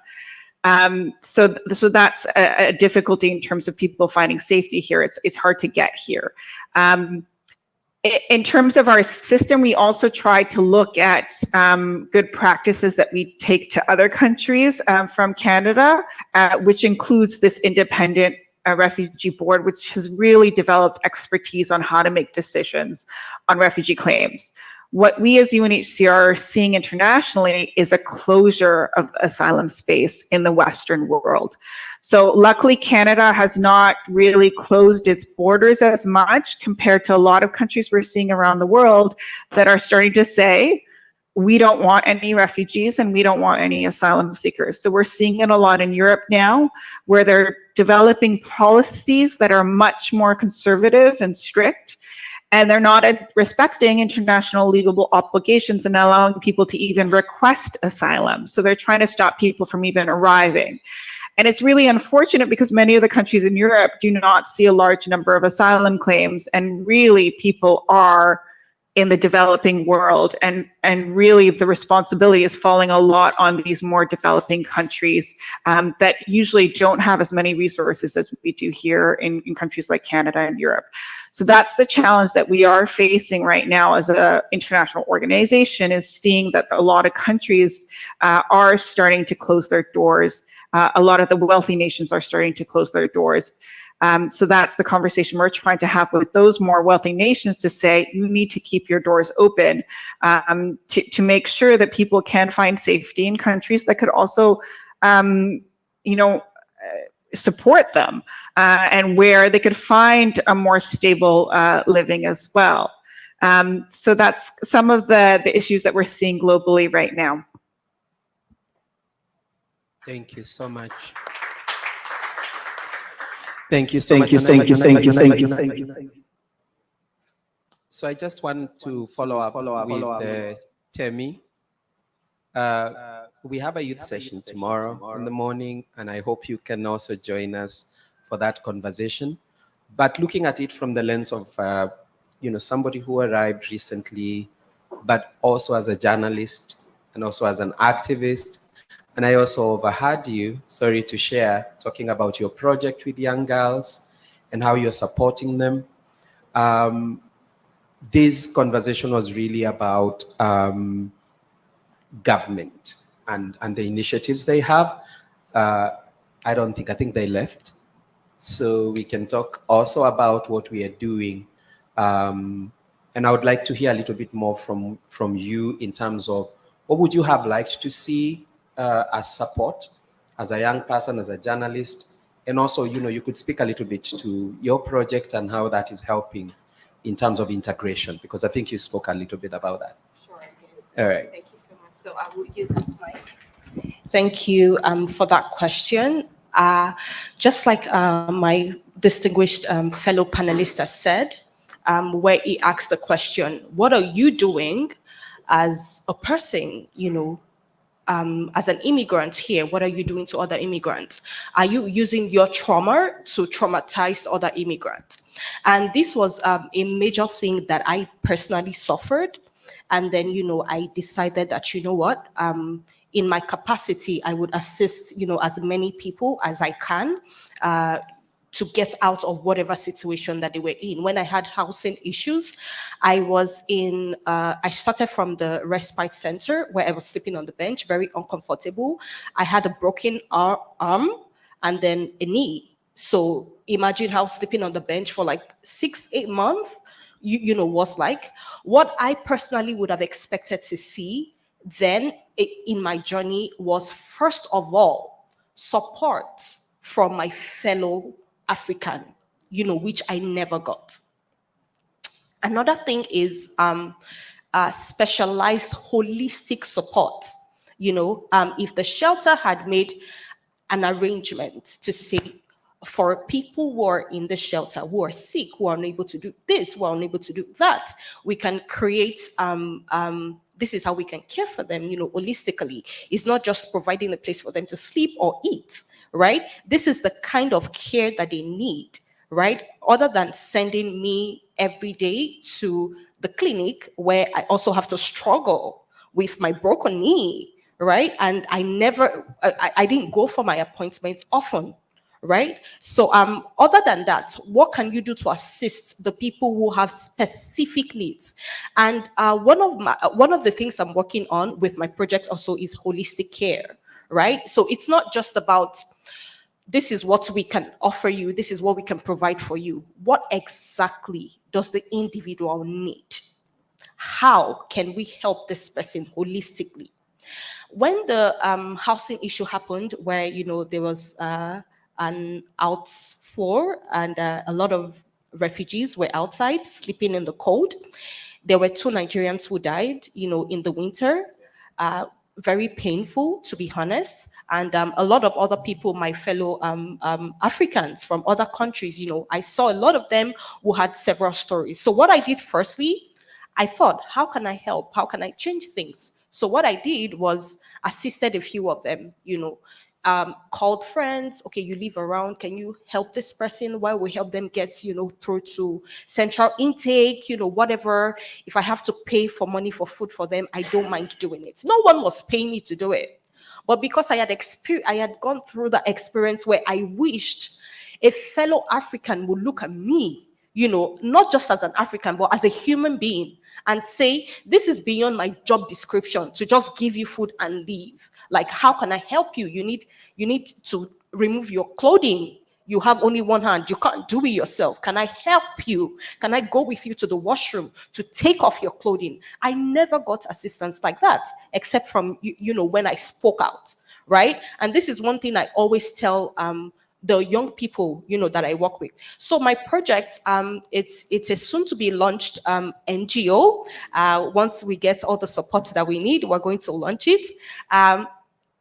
Once I gather young people like that, one thing I tell them is never be afraid to ask for help, right? In Canada, there are different resources to help you. You need to go out there and take it. You can't just sit down and wait and expect things to happen, right? Or the government is going to give me this, or the government is supposed to do that, or they're supposed to do this for me. No, you go out there, find out, how can I make my life better? How can I make the life of the next person better?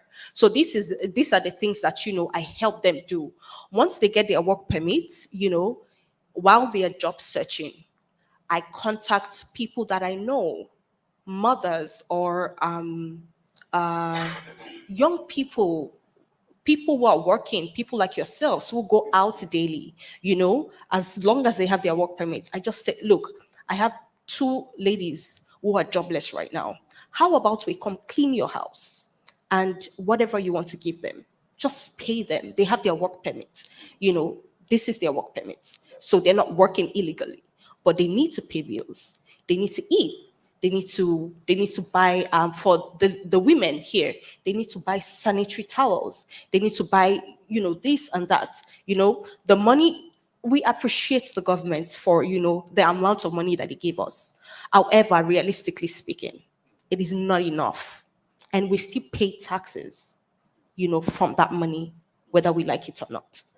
So, this and some other things that, I may not be able to share now, is what I do to not just assist young people, but also ensure that they are also catalysts of assistance to other immigrants and people around them.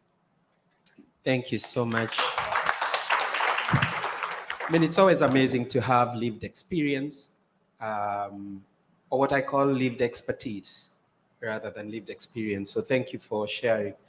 And I want to just segue into that because I shared earlier that Chris is my colleague.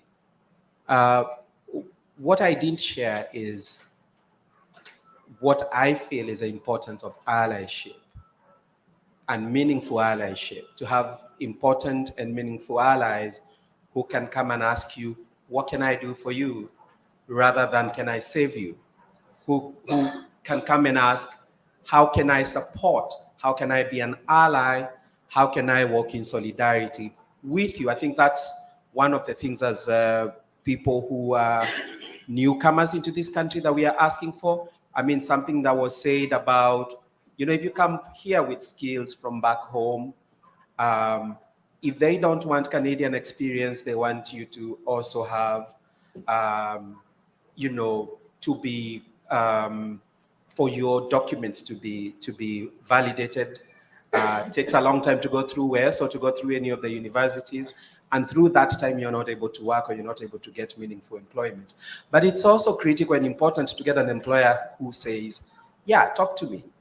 Because most of us are asking, can I be put in front of an employer so that I express myself, express my skills, talk about what I think is important for me. So I'm just saying that because it's important to have people like Chris who go out of their way to actually employ people who have credentials from outside Canada, and people who then give you an opportunity to also experience the Canadian workspace. Because, I mean, a lot of us, I know surgeons, doctors, people with PhDs who are stuck in the warehouses, and we know it's a vicious cycle. Once you're stuck there, and you become a cab driver with all your credentials simply because of a technicality. And so I felt like I needed to say that. So that, and also because we have Temi who has brought in the youth aspect of it. I also wanted you to comment a little bit also on the youth programs and how we can support you. Sure. Yeah. Before I do that, I just wanted to comment on your comment because I think that I was saying to you earlier, I think that there's a real disconnect between the hiring needs that are out there right now when we as nonprofits are looking for, you know, qualified, experienced people, and you know, and the fact that there are qualified, experienced people that are waiting for the right, you know, credentialing to be able to practice. And it feels like a huge, I mean, it's good to hear that there's attention being paid to that and that there's progress being made, but you know, there's work. We are going to third-party recruiting firms to find candidates because we are trying to find people with the right, you know, skill set and training and experience, and yet we have so many people that may not even be aware of those opportunities and having a hard time connecting with them, or again the barrier of credentialing that you know, and having to wait for that. So it feels like a bit of a you know, travesty, you know, that we you know, that we have such hiring needs in the city, and yet there's so many barriers still to that. Thank you. Sure. What did you ask me? So you know, you could talk a little bit about the innovative programs and initiatives that I know you spoke a little bit about that in your introduction and reflection, but really think about at-risk youth. Think about, I've seen the population of the shelters change, of the youth shelter change to an almost 95% you know, newcomers, most of them from Africa. And that has changed in the last 2 years, you know, especially in the youth shelter system. And so I'm more interested in knowing, or rather in hearing your views around what is innovative in the way you respond, the programming, and how you're able to support, especially young people who are coming with special needs. Well, you're a director of services. Yeah. You can speak to that. So, you know, what I thought of earlier, it's noticeable that we have, you know, immigrant refugee seekers asylum seekers from Africa, and we're not seeing the trend from Ukraine, from, you know, from Palestine, you know, from other parts of the world. And so it really, you know, I think raises the question that, you know, what is different about that experience and what is missing, you know, because if we're wanting to approach it from an equity lens, then we want to be looking not just at reducing barriers for everybody in the same way, but looking at what are the barriers there, what are the challenges, and how do we address that experience in particular. And I don't have the answer to that, but I think that our panelists and others might have some insight, or we should at least be asking the question and looking at that more closely.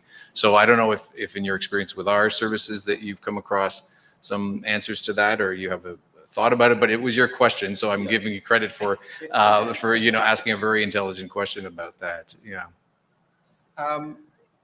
And I think also, because this is also a conversation we'll have tomorrow with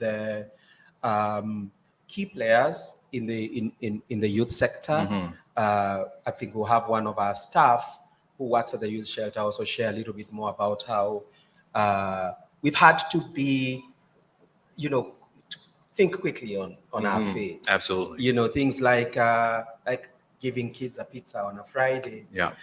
And then The adapting dietary ourselves needs. to, Mhm. now we are working with, we have to be culturally sensitive in the way we interact with people, but also in the food. For us, Africans, food is really very important, and giving me a pizza for dinner or for lunch. I mean, I think I remember my days in the shelter, I had to eat lasagna every day. And I don't eat lasagna anymore because of that experience. So I'm thinking about that. I'm also thinking about very young people we are seeing, 16 to 24, very young, navigating the whole system on their own. So I think what I could say about it is that we think on our feet, we are adaptive, we are thinking of training. I don't want to preempt tomorrow's session. Mhm. So we are thinking of staff training. We are thinking of not just talking about, now we have kids from Africa, we need to give them the food. We have to think about everything. And I think Temi said holistic. We have to think about how they access healthcare. We have to think about, your average immigrant speaks 5 languages. So English is like the 5th language. Mhm. We have to think about those needs and expressing to people that, actually, the language of instruction from the country I come from is actually English. Maybe what you're talking about when you talk about English, you're talking about accent. And accent for me means that I can speak more than one language. And so having all those sensitivities, being able to adapt quickly, but also being able to offer support and provide support. And I think and that's why CBDoc is on the picture, is to say, actually, we can't do this on our own. Right. So, and maybe, that was my second question. Who are you bringing to the table to have these conversations in terms of partnerships, so that, we're able to, to meet the needs of the youth that we are working with. For sure. And I think it's helpful that we have established tables in the city for the shelter network, because there's a network of shelter providers, and then the youth shelter network in particular. And I know there's now a refugee response table that you've been a part of. So it feels like late for us to be pulling these things together, but there is an intention there to share best practices and better understand how we can be more supportive. And the other example we talked about recently is the youth with the e-bikes and sort of needing to create employment opportunities for themselves with the delivery services and those kind of things, which is creative, and we want to be supportive of that, and having to sort of find ways to be flexible around that, because we hadn't had that previously. So I think flexibility, adaptability is key, and then obviously speaking directly to people about their experience and what they need. But I do think that, going back to that question, it's worth asking ourselves what's missing, from that experience, and the city and other organizations really should be exploring that, because it's not just about shortening wait times for things and less paperwork. It may be about other resources and gaps there. Thank you so much, Chris. Sure. Dennis, I want you to look at it from the LGBTQ plus lens, in terms of, and I know from a personal experience, but also from you working at Rainbow Railroad, are you seeing a difference in terms of the crisis specifically for LGBTQ plus people? I know you mentioned a little bit around even facing stigma and discrimination from other people navigating the system. But are you seeing other challenges that are faced by LGBTQ plus individuals who are, fleeing persecution? And maybe you could tell us a little bit about how you're addressing these challenges at your agency. Okay, thank you. First of all, I'd like to earn my paycheck by promoting my organization. I work with Rainbow Railroad, and we are an international organization that supports people fleeing persecution based on their sexual orientation and taking them to safer places or safer countries. And when you mention it like that, it seems like a very straightforward thing, because I mean, there are countries where sexual minorities are persecuted. But you'll be shocked how difficult it is, even with that understanding, to get those people to safety. At Rainbow Railroad, last year alone, we received 15,000 requests for help. Those are people who are writing traumatic stories and saying, I'm gonna be killed, I'm gonna be stoned.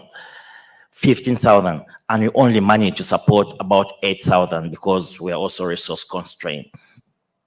But since then, it has only become worse, because when we were dealing with 15,000 last year, Uganda had passed a law that was, and I always correct people with that, Uganda did not pass a law criminalizing LGBT people. It passed a law recriminalizing, because it was already a crime. They just made it stronger. They just made it easier for anyone on the street to police you. But since then, we've had Ghana, we've had Iran. We are seeing different countries around parading the same laws. So we expect that this year, that number will double. But what is happening as the number is doubling, the resources are shrinking. So we're gonna have a problem. For example, we're looking at Gaza right now. That is going to be another problem. I'll be in Pakistan shortly to try and start laying the foundation for that kind of support. That is going to be a problem too, but the resources are shrinking. And that is a challenge for governments like Canada, who actually want to support, but are very few. You'll find that there are only about a dozen countries who are actually willing to support. They cannot take on the burden of all the 160 countries where people are fleeing from. So it's a challenge for countries like this.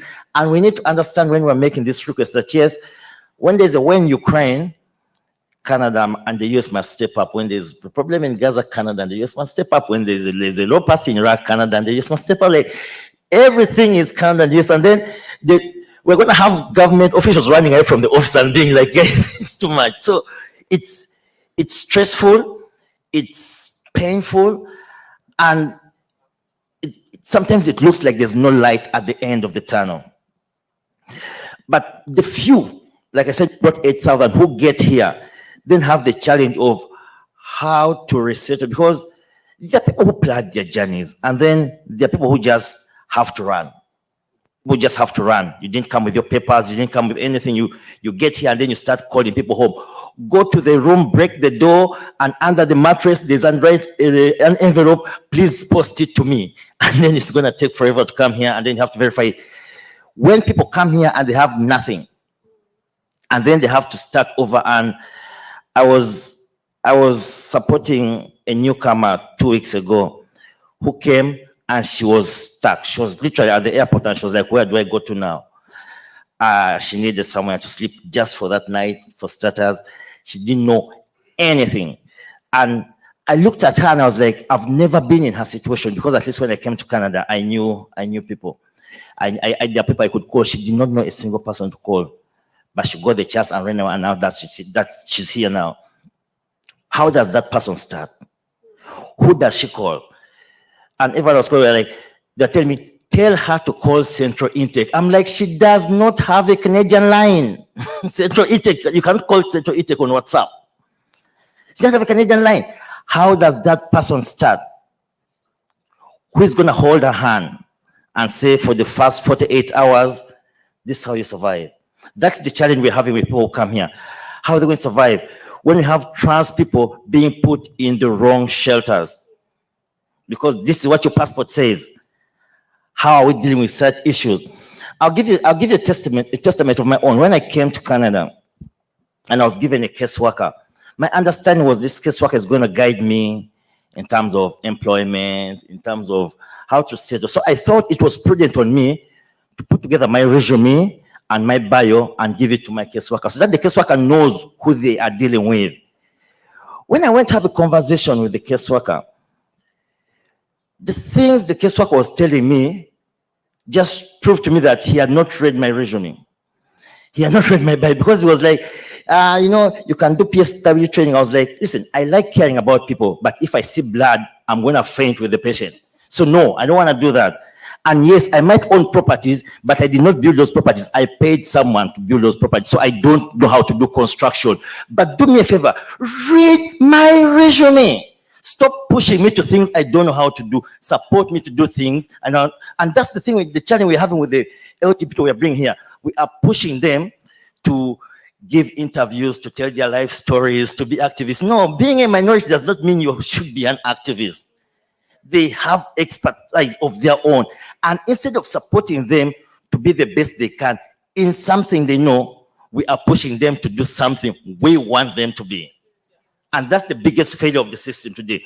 We bring in people and saying, you can't be a nurse because you don't have Canadian experience. And when COVID happens, okay, now you can be a nurse.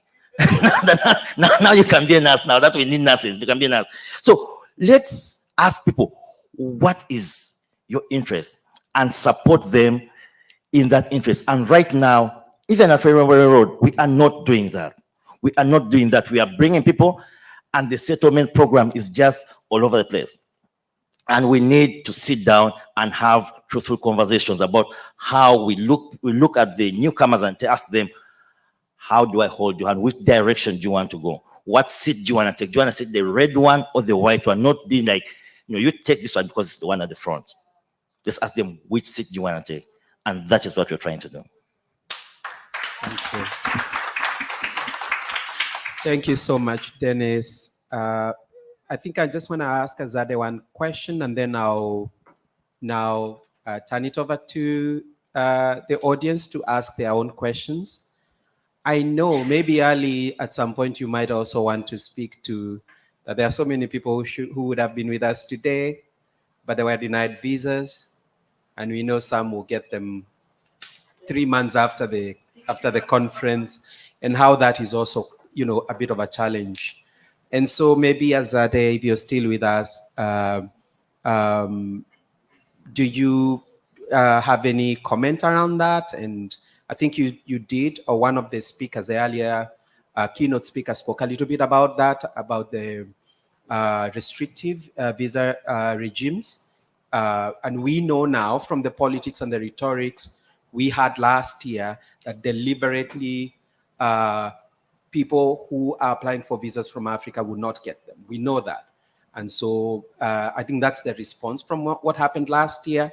But maybe, I know you're in Ottawa and maybe you're closer to power than us, Azadeh, so any comment on that? Well, it's a little harder to read the mind of the government on their policy regarding visas, but we do know that we got an increase in claims from Africa, specifically because they had a temporary policy to relax visa approvals.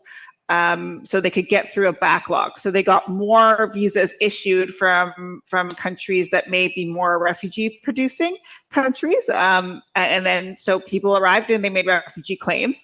And I do know that the government, and they've been very public about this, have said that they want to go back. They ended that temporary policy once they got rid of the backlog in their visa application process, and are now back to having a more strict test on visa approval rates.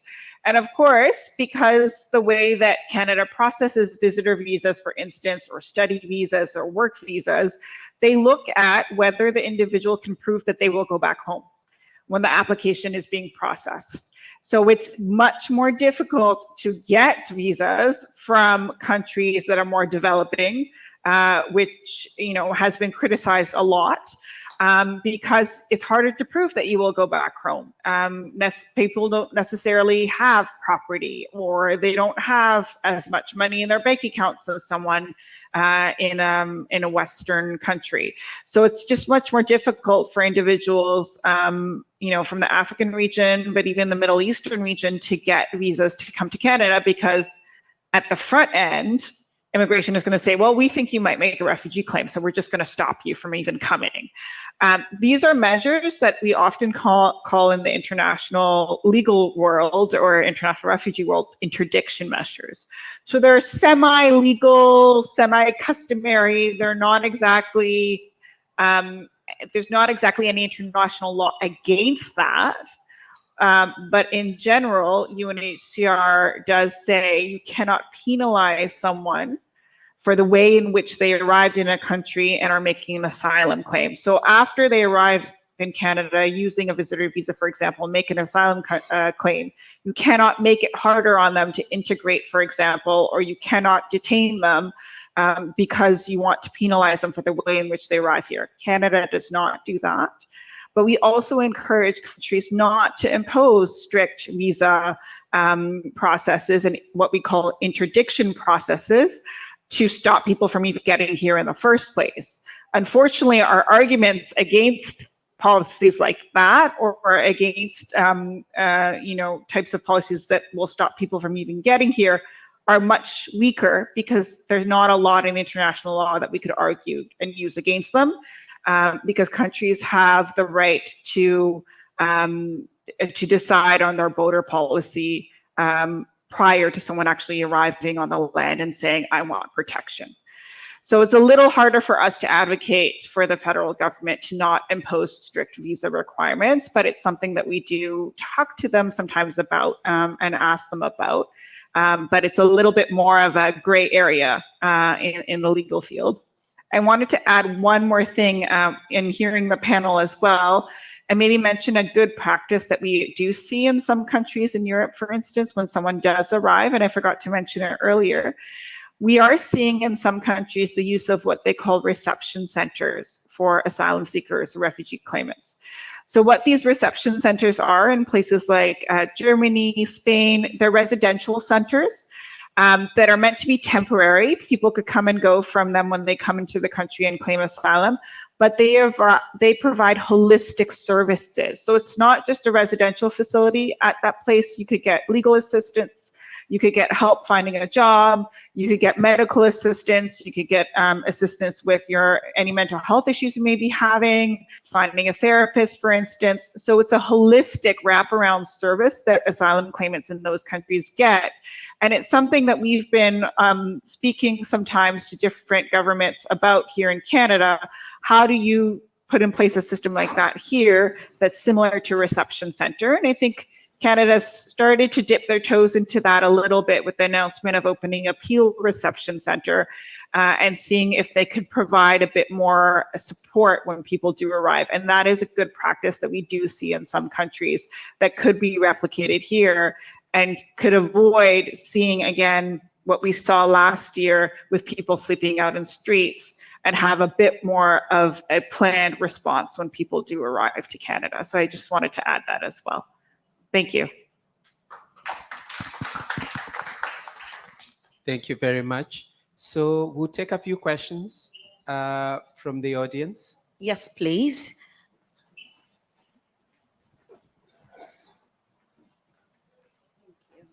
Good afternoon. Thank you. Is it afternoon? Yes, it is. Good afternoon, everyone. It's a pleasure being here. This is a great opportunity for us to. Okay. It's a pleasure being here. I'm listening to the information that is being shared on the platform.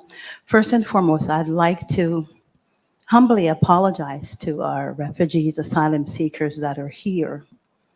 Canada is a beautiful country. Yes, I came here when I was 11, so I'm speaking from my truth. I've never experienced the things that you've experienced, but I want you to bear in mind, because we have a tendency to like to look at other groups and compare ourselves. And we compare ourselves to the Ukrainians who came in. I want you to remember this. They were prepared for. Are you hearing me? They were prepared to come to this country by our government. So preparation was made where they're going to live, where they're going to stay, how they're going to get around. They had a community. Our people, there was no preparation. We didn't know you were coming. So please forgive us. We did the best that we can. The churches weren't ready, but they did what they could do. Now, the lady on the screen made mention, I'm so sorry, I can't recall your name, so please forgive me. Asade, thank you. You said there is 144,000, I believe, numbers of refugees that came in last year. So ironic, I'm thinking of something else.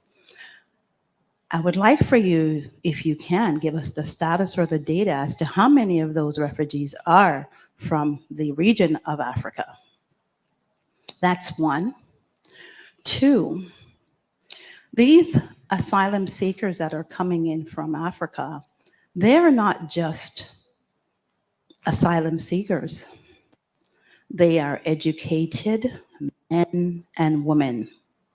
I want you to remember that. They are educated men and women. We are going through a process in this country where we're seeing baby boomers retiring. We're doing a lot of LMIAs. We need people to come in to work. We need to look at who's on the ground. So they're coming in two different areas. They're seeking asylum because they're running away from an issue or problem. Two, they're highly educated, which this country needs. Am I right? So y'all need to clap because it's about you. And so when we are looking at those application and their narratives, some of them had to literally, as you said, they had to flee without even packing a bag, without getting their papers because they're running away from something that is happening into their lives. We can't just look at them as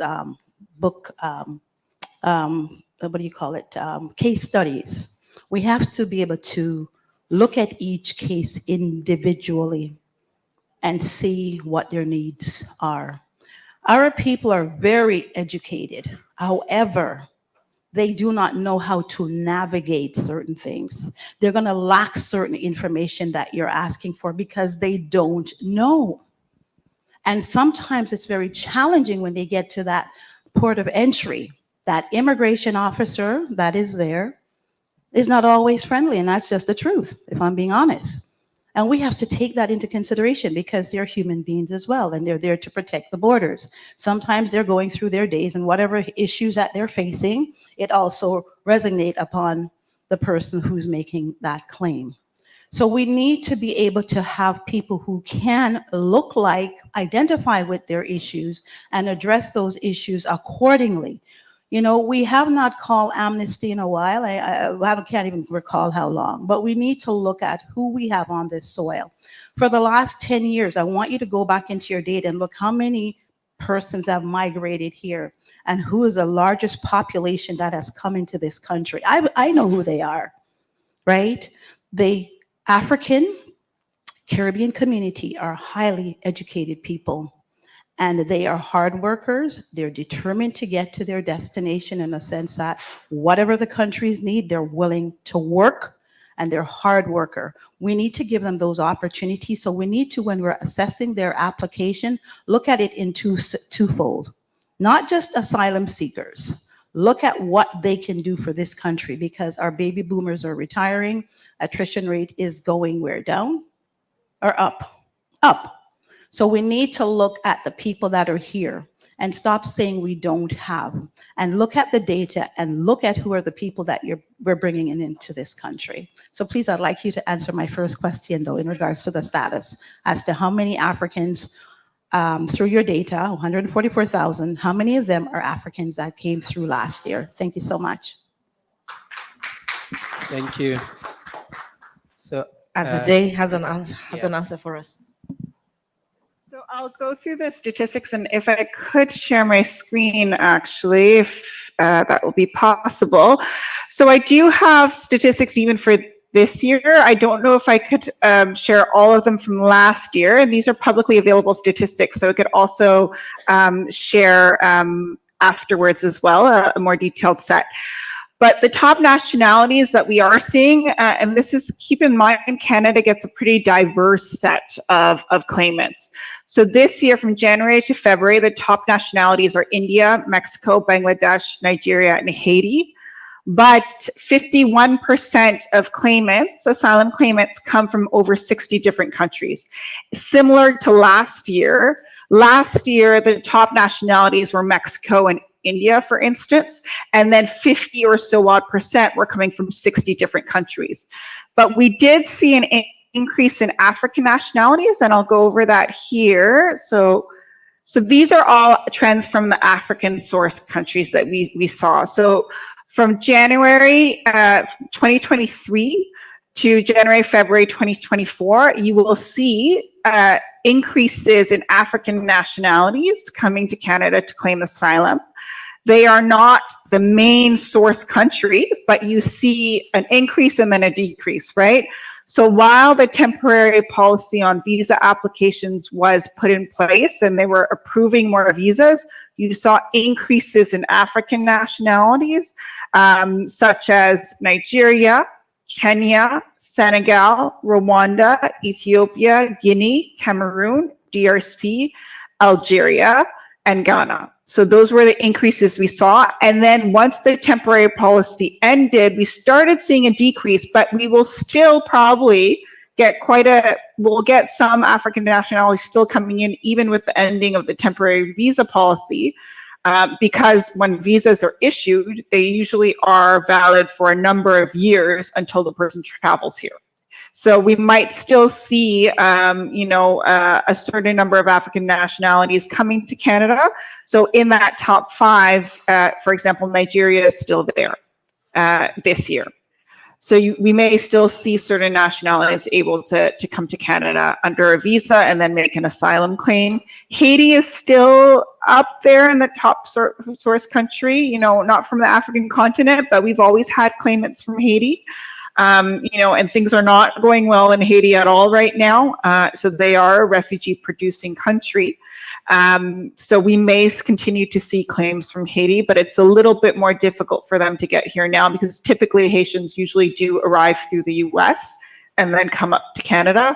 But the US has effectively closed their southern border with Mexico, for instance. So it's a lot more difficult for people from the Haitian region and even from African countries to arrive here, because sometimes they do make that full trip from Latin America all the way north up to the US-Mexico border, and then from the US to Canada. So we're seeing those policies along the US-Mexico border impacting some of the nationalities that we do get here as well.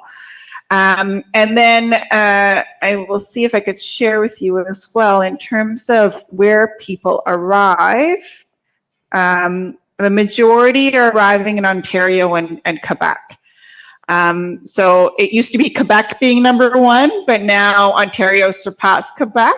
And those are the provinces where the majority of people are actually arriving and settling in. And then you'll see a few in BC and Alberta, but not as many.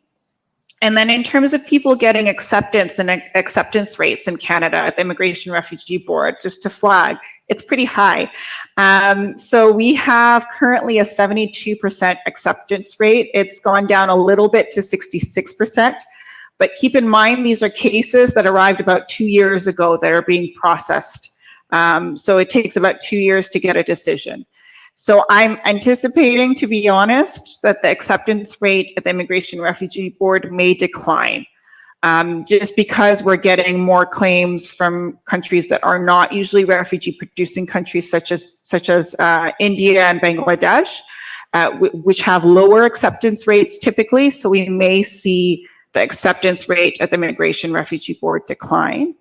And one point on your second point about these people, people who do come to claim asylum, they do have skills and come with experience. And you're absolutely right. And a good practice that we as UNHCR have seen in other countries. For example, in Latin America, we've seen countries like Mexico providing asylum seekers with work relocation opportunities. So they arrive in the southern part of the country, but they form partnership. The government has formed partnerships with different employers, and they say, well, to move you away from the border and get you settled in different parts of the country and ensure you're settling in a region that could support you as well, we'll offer you a work opportunity according to your skills in this other part of the country, in the north part of the country, for example. So they're kind of internal labor types of programs that certain countries in Latin America have put in place for asylum seekers that are really looking at their skills and what they could contribute and what kind of work they could give people. So while they're going through the process, they're able to be able to contribute as well. So those types of programs that we're seeing a lot of innovation in the developing world, Canada has a lot to learn from them and could learn on how to put those practices in place here. So I'll end there. Thank you, Azade. Though again, clarification, Mr. Amhari. What percentage of Africans, once again, from your statistics? Please, just a number. We can't hear, Morris. Of the 14,000 mentioned, what is the African percentage? Out of the 144,000 mentioned? Yes, please. Sorry, can you, out of the 144,000 mentioned, I'd have to calculate that. I don't have the statistic on the top of my head right now. Okay. But and any percentage by any chance? Do you have a percentage? India, Mexico, Bangladesh, Nigeria, Haiti, and then 51% come from over 60 countries. So you could see, African populations did make a small increase last year. Now they're going down again, but they are not the majority in terms of asylum claims right now in Canada. Thank you. I have another question here, unless you have a point to put across, please. You're our timekeeper, so how are we doing in terms We are of doing time? good as long as that table is not set. We are doing good. Okay. Okay. So let's very utilize this chance. Thank you. Thank you so much for really enjoying this conversation. But for me, mine is not a question, it's just to add on, I'll call it was harassment early.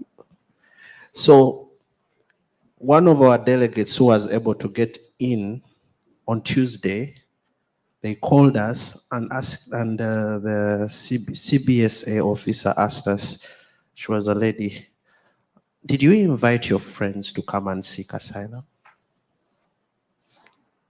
I don't understand what are the objectives of this conference. So me and Ali, we first kept silent for like a minute, thinking, how should we respond to this lady? Like, I'll be honest, I got so pissed.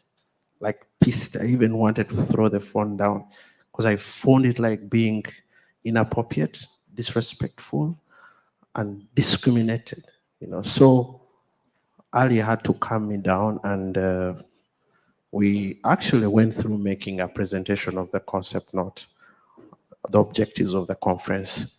But when we told her we are working hand in hand with the Ministry of Immigration, Skills and Development, which Uta is here representing, and the minister also had a representative, she's like, okay, all right, I'm going to let your delegate in, but I hope the delegate has come for the rightful, legitimate purpose. And that was the end of the call. So I just wanted to bring that to your attention, and I want that to be written in the report.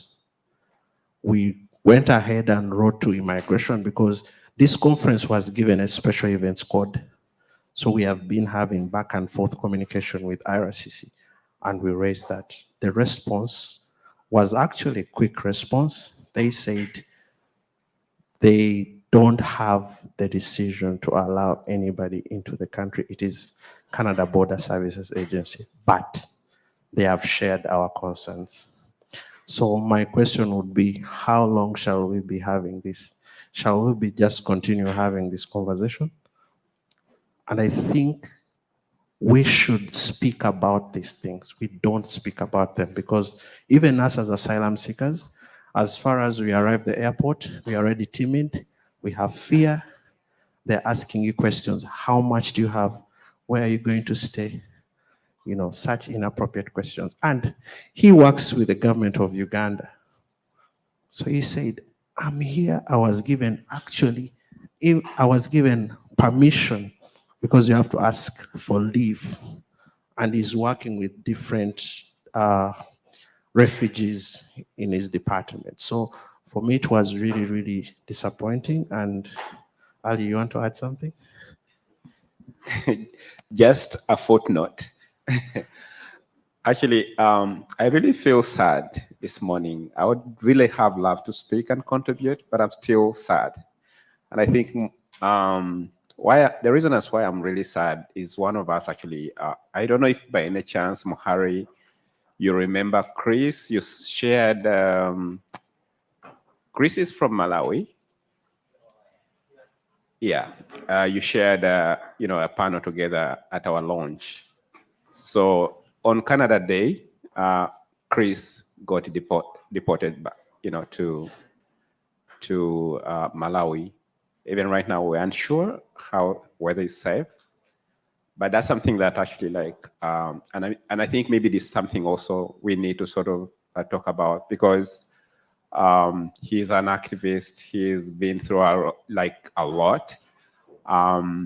Actually, why I really feel sad is because I think I'm trying to come in contact with the situation, but also to kind of I blame myself that I feel maybe we didn't do enough, but even much as we tried. Yeah, but the footnote I wanted to add, and maybe just to share the experience we had, you can literally see that, for example, the Special Events Coordination Unit of the Ministry of IRCC, very professional. They know what, the concept is of the conference, but then the officers at border points, for them, it's another sort of situation. If in fact, what my conclusion was that I think they literally want to pin you, to make you contradict yourself and use that as a basis to deny you either entry or put you. Yeah, but thank you so much for the wonderful conversation.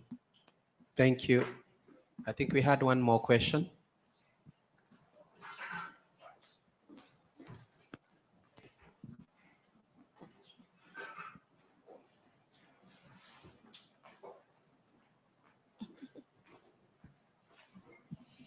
Thank you. This question is for Azadeh. Azadeh, you spoke about a study on refugees, and I'd like to know where I can get access to it. As well, I've seen your PowerPoints that you were reviewing. Is there a possibility to get access to that and other stats on refugees?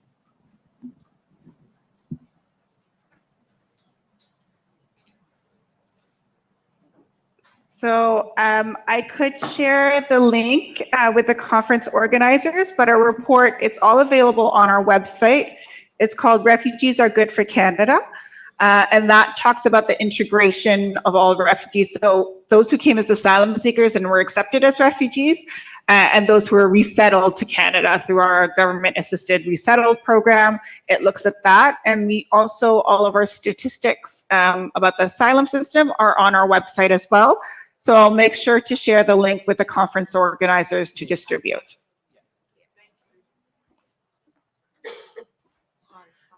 Thank you so much. And thank you so much for the questions. We have one more. Do we have time for one more? Yeah? A minute? Yeah, All right, a we minute. can have one more.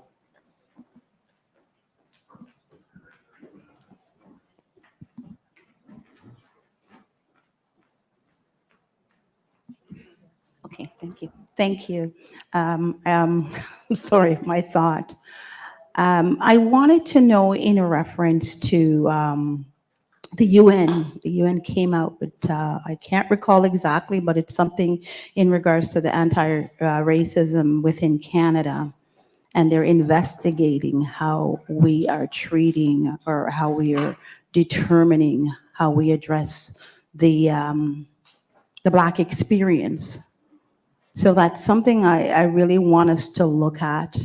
And with the government pouring fundings within Black anti-racism, that is also impacting the groups of African migrants that are here, I'm going to say that, and how we treat these ones, because they make up the population as well. So we need to look at that. We want to have a clean slate.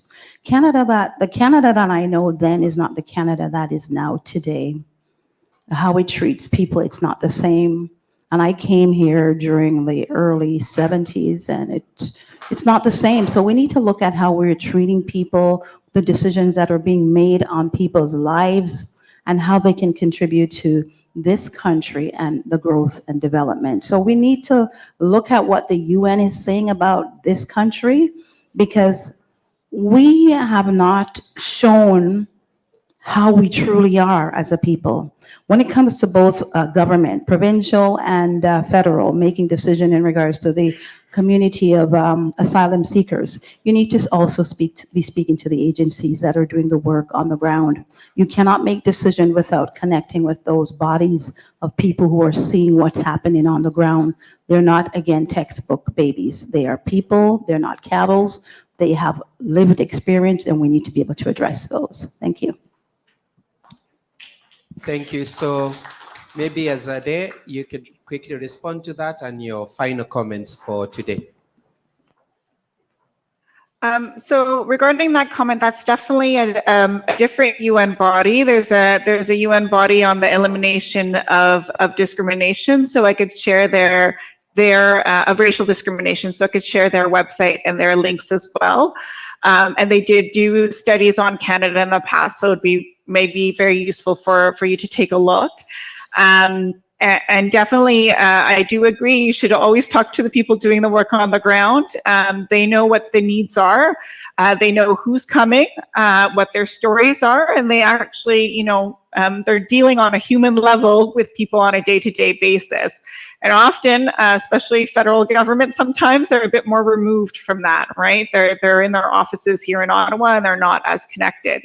So I do agree that consulting with people who are actually providing the services and meeting with people in the different communities that are arriving is always an important part of the work that governments should be doing. So I think that's probably what I wanted to end with. I will for sure make sure I've been looking at the list of the African nations and putting down the numbers. So I'll give you the calculation of the percentage for last year. And of course, those website links and those resources, and happy to make my email available if anybody has any further questions in the future. Please get in touch. Happy to respond directly as well. Thank you so much for the invitation, and it's been a pleasure. Thank you so much. So any final comments? Yes, so my final comments would be as regards the unfortunate experience that the founders of CBDoc experienced, you know, with their colleague. My question, or just a food for thought, would be, first of all, we're talking about holistic care.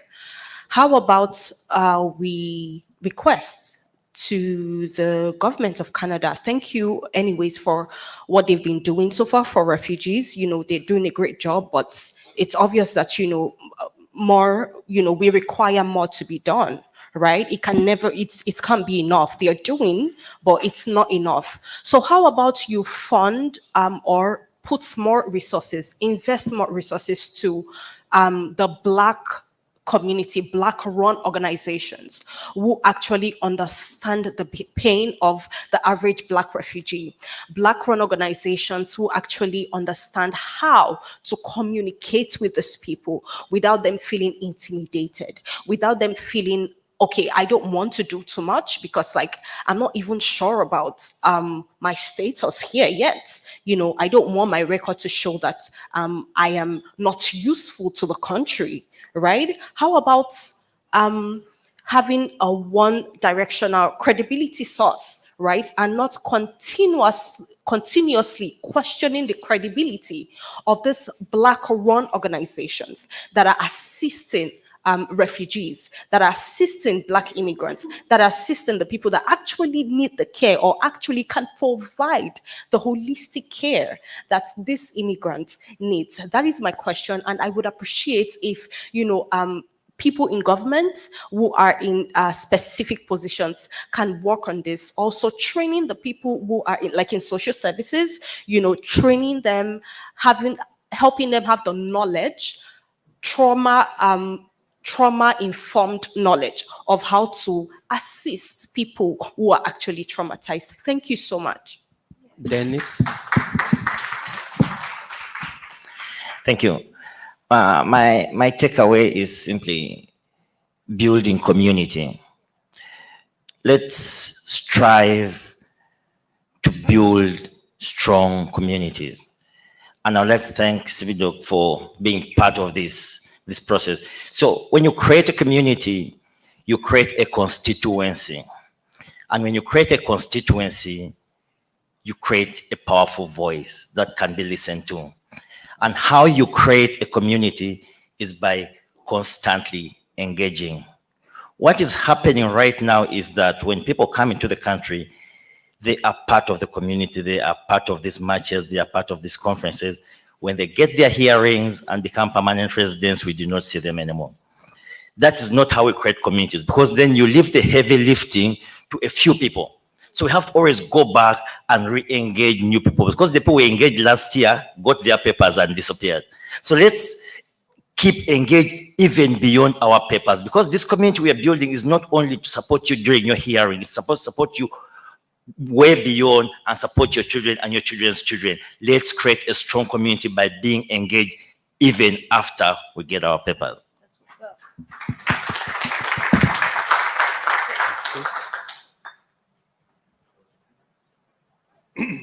Now that I smell lunch, I don't really have any closing. I guess my only last thought is that I appreciate all of the data and the statistics, and it's helpful to hear. It's still confusing to me that if the refugees and asylum seekers we're talking about make up a small percent of the numbers, then why are we seeing disproportionately higher representation in the shelter system and homelessness? So there's something to figure out there. I think that that takes a joint effort, because I think that it's great that churches step up, it's great that nonprofits step up, but there's a way that we're not we're being reactive and not really understanding what's been going on and coming up with long-term solutions. Hazade seems to have something to say on the screen. She's literally putting her hand up. Sorry. We have food as a day. We are not thinking anymore. Food is here. In response to that, why are we seeing a greater number of the African nationalities in shelters and in homelessness shelters?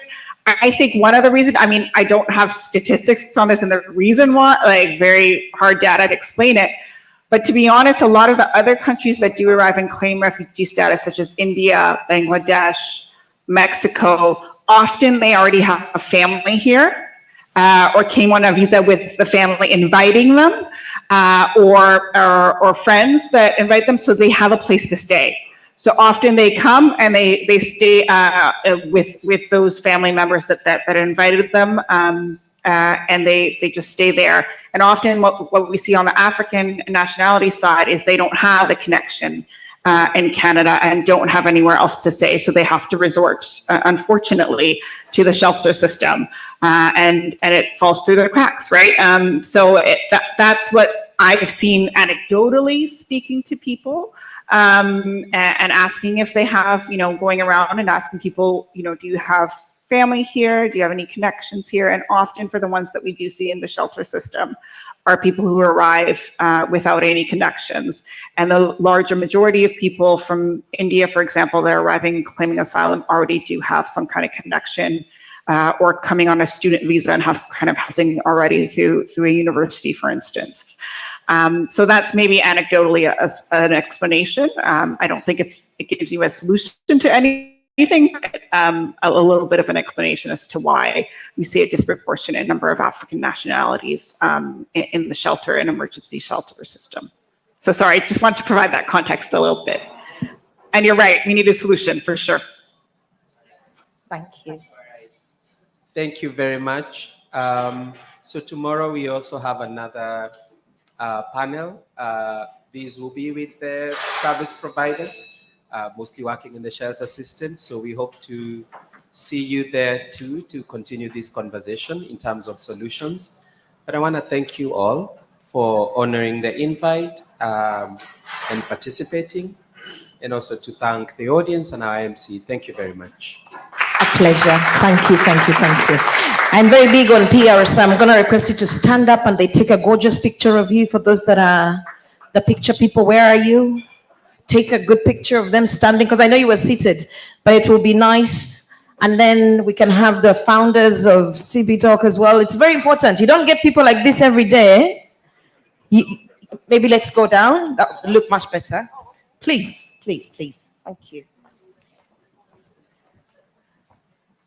Home test Uganda. I'm waiting for that finger. Perfect. Perfect. Yep. Thank you. Team CB Doc, please come on stage with your panelists, because I know you guys have been in touch for the last how many months, God knows. But this was successful, so congratulations to both of you. You're going to take a nice picture before our food is getting cold. Hurry up, guys. Absolutely. Oh, yes, you got to put Azadeh in the picture, so maybe move to the screen. She's got to be in it.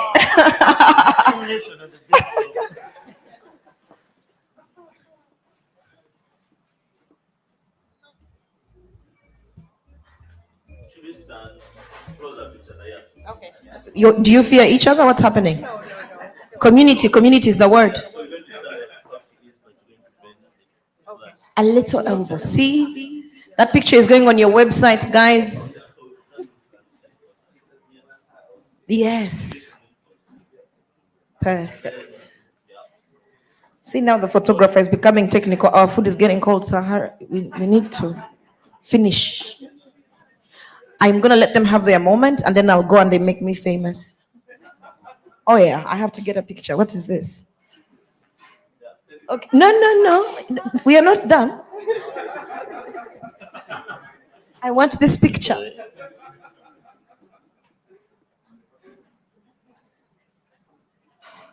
I think food is ready. Yeah. Thank you so much. Take your seats. That was amazing. Thank you. And as we take our seats and prepare to go have our lunch, we're going to take we're having a sort of, again, a snack or an icebreaker or just something to breathe, yeah? Because we've been sitting and listening. So our brains are not there right now. Food is here, I know. But we have an amazing poem from an amazing young lady by the names of Miss Angela Nakaiwa. Would you please come and grace us with your presence with a beautiful poem? A round of applause as she comes to the stage, please. Thank you.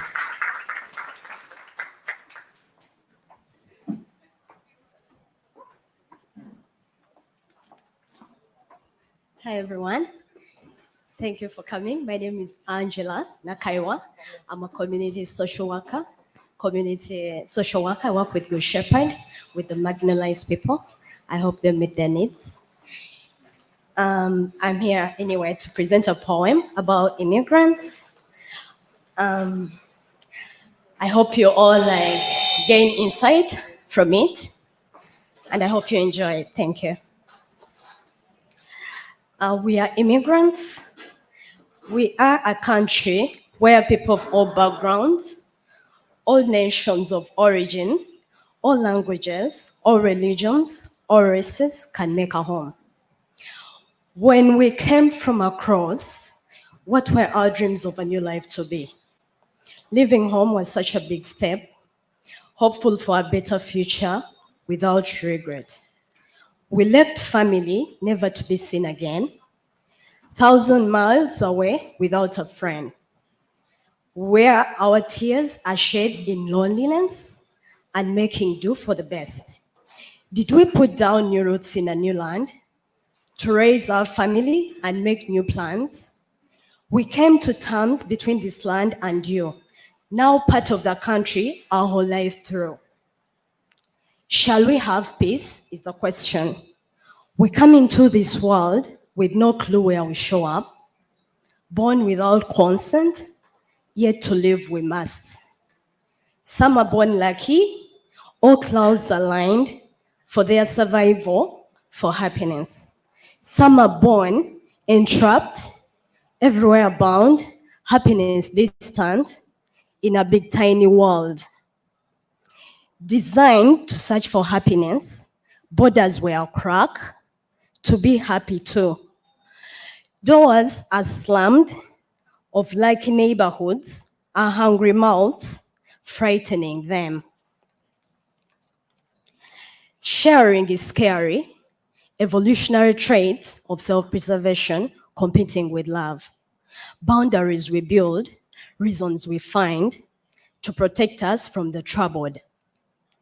Our luck and privilege we attribute to effort. Indeed, we choose where to be born. They choose to be born in countries at war. They chose the mess. They deserve suffering. Slam the door, sip your beer. That refugee sent to hell. But will you sleep? Will you find peace? Amidst desperation, will the beer work? Is anyone safe in a world of gross inequalities? Do fences serve? Didn't someone say that when the poor are left with nothing to eat, they will eat the rich? In any case, let us be eaten if nothing human is left in us. Thank you all for listening. That's beautiful. Wow. And I do have a food for thought for the day. It's just something we can learn, all of us. We must open the doors and we must see to it they remain open so that others can pass through. In other words, let's have an open door that allows Black indigenous people of color to hold a position of power. Thank you. Yes. If only I could fit in that jacket. If only. So my birthday is next year. Put it in. I'll give you my size. Thank you so much, Miss Angela. Another round of applause. That was beautiful. You must keep the doors open so that other people may come through or go through. That's very important. Well, it's been so far. It's been a good session, yeah? This has been really nice. And I think now our throats and tummies are ready to be a part of this discussion as well. So, courtesy of Home Taste Uganda, we are going to enjoy a very sumptuous meal, and she says we are ready. So I'm going to request founder and co-founder, president and vice president. You understand these things. The honors are not easy, my friend. You think you just get titles. You have to take people to eat food. So I'm going to request you, please, to everybody stand up. I know we're not quite a large number, but I think table by table. Yeah, so let's just go have a meal, please. You're most welcome. Bon appetit, everybody. And please stay for the afternoon session. It's going to be nice. I know you'll be full, but it's going to be worth it. Thank you. DJ, please.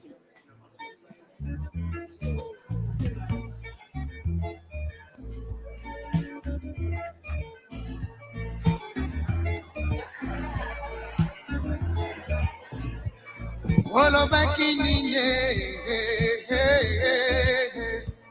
olo bakinine mamo, olo bakinga na funda kayo, na mobali na yo, olo bakinga na salaka kisefe, na libala na pino.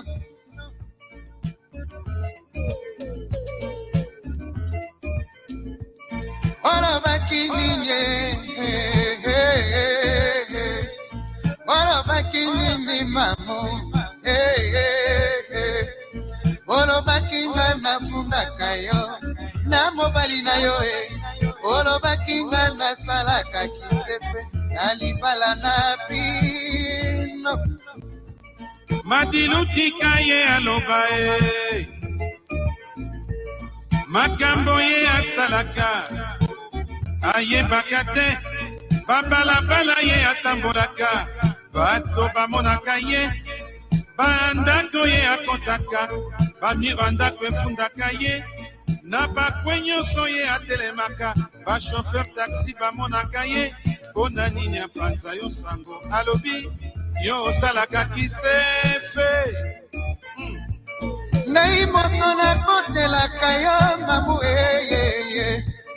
ngai moto nayebi basekele mamu lelo nakomi moto mabe mamu oyebi ntango eninaka o mamu okokanisa ngai mamu nake ata ofingi ngai ndumba mamu Oh mamu, nakamwe vraiment mamu. Nakalisa kozaka mina ngai ya motema. Po oyebi ke nayebi ba secret na yo nyonso. Eloko ekamwisi nga lelo mamu. Oke kofinga ngai epai ya Musa. Olobi ngai nazali ndumba. Vraiment mamu, oyebi ngai nabalaka na divorça na bota.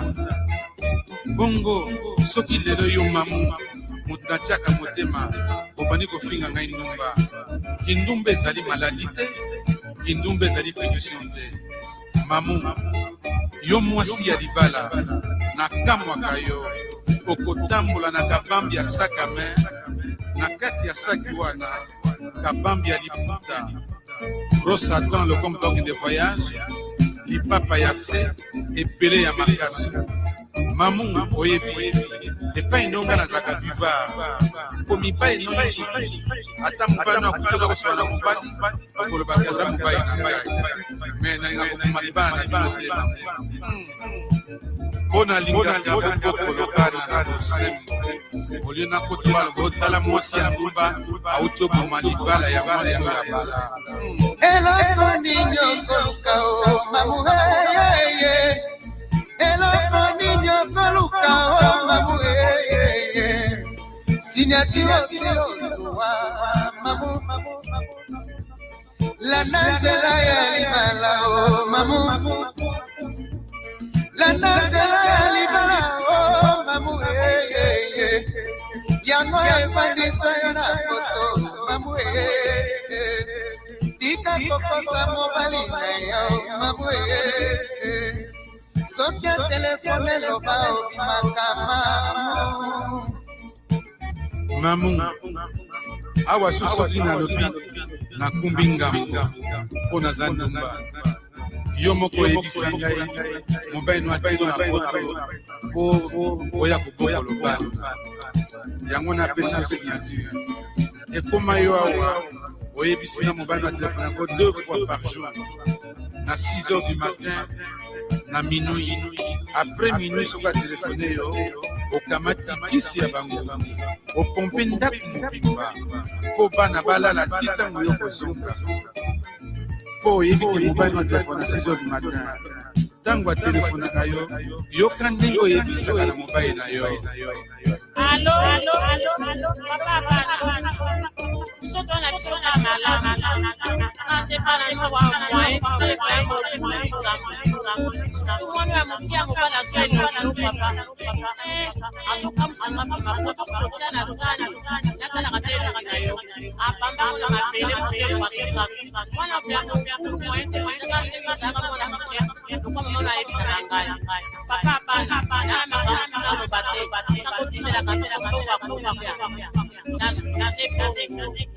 yo moko osalaka mabe o mamu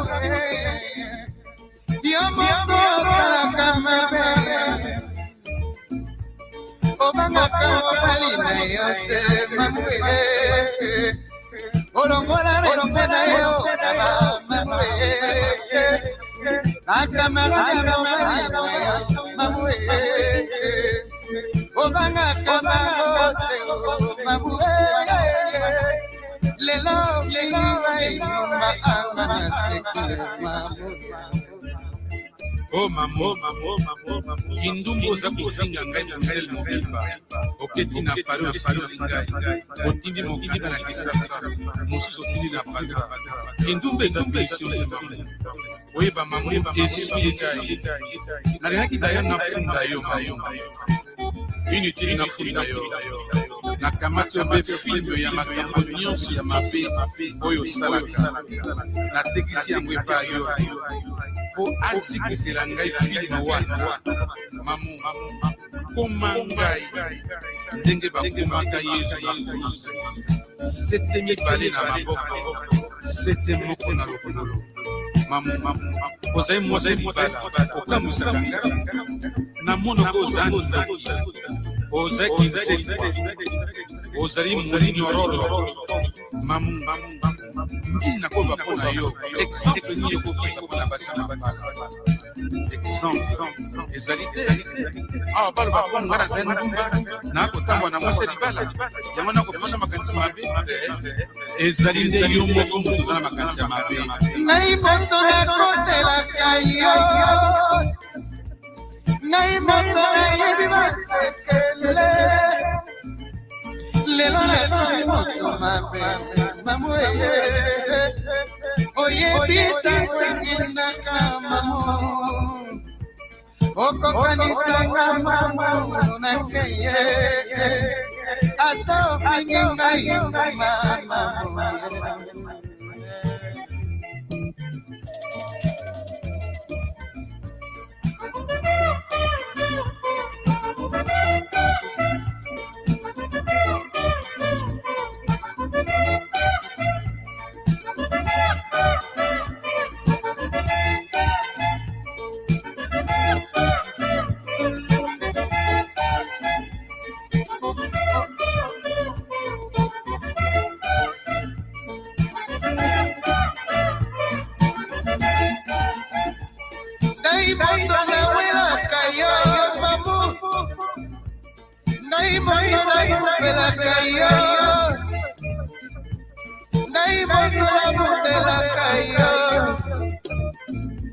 lelo nakonenebisire babuwe oyebi tango engindaka mamo okokanisa ngai mamo nakeye lanazela ya likala o mamuye makilobika ye alobaye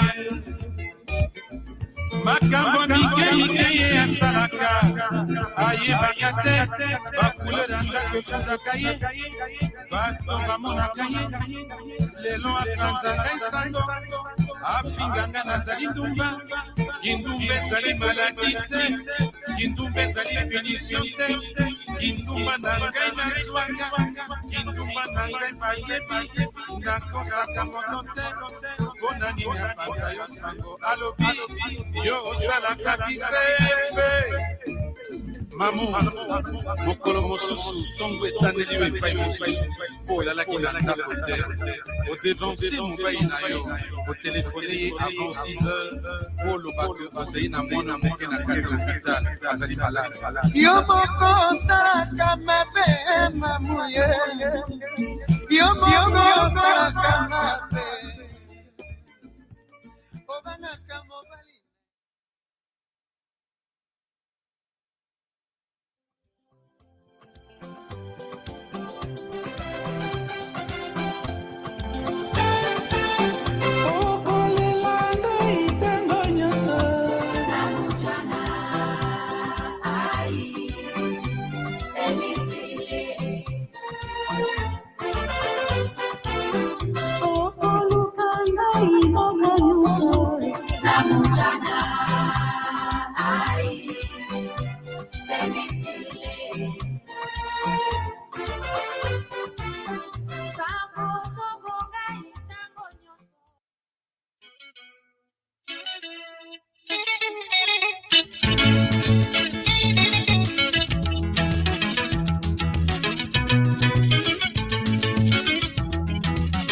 Nilikuelezeaka o mama, Fatu wangu mama.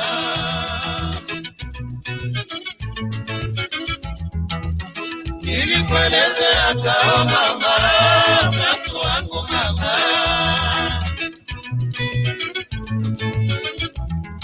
Mapenzi ya kwetwe haitakawiaka mama.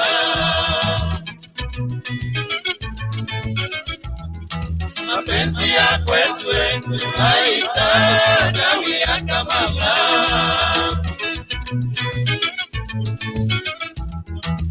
tabia yako na yangu haisikilizane.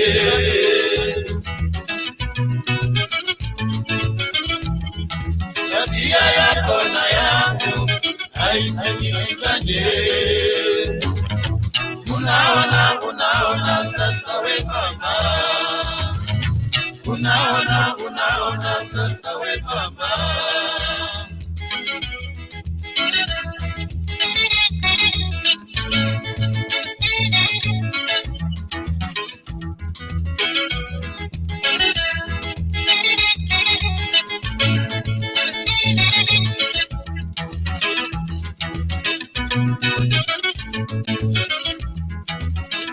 Unapenda kuvaa, mimi sina namna ufatue.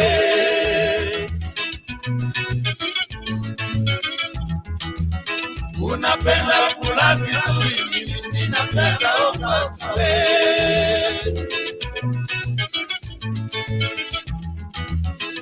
Nipe mali sizoweye, niwe mtu nipate dawa ya pesa.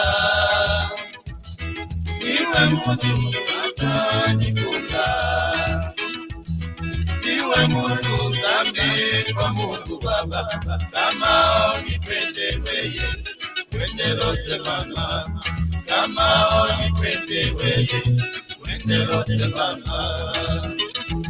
Shauri yako, shauri yako we, shauri yako, shauri yako we. Shauri yako wende lote sena wangu, siwezi kuwa mtu mama, zambi kwa Mungu Baba yo. Siwezi kuwa mtu mama, zambi kwa Mungu Baba yo. Shauri yako we, shauri yako we, shauri yako wende lote sena wangu, siwezi kuwa mtu mama, zambi kwa Mungu Baba yo. Siwezi kuwa mtu mama, zambi kwa Mungu Baba yo.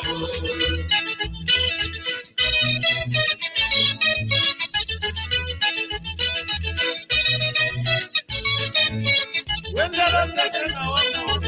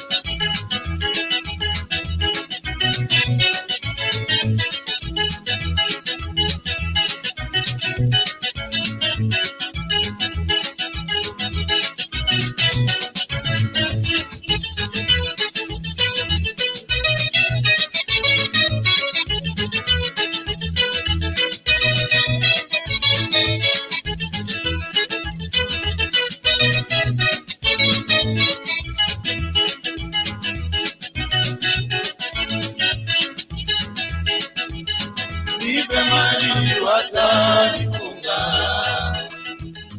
niwe mtu zambi kwa Mungu Baba. Kama unipende weye, wende lote mama. Kama unipende weye, wende lote mama. Shauri yako we, shauri yako we. Shauri yako wende lote sena wangu, siwezi kuwa mtu mama, zambi kwa Mungu Baba yo. Siwezi kuwa mtu mama, zambi kwa Mungu Baba yo. Oh, sena wangu, wende lote sena.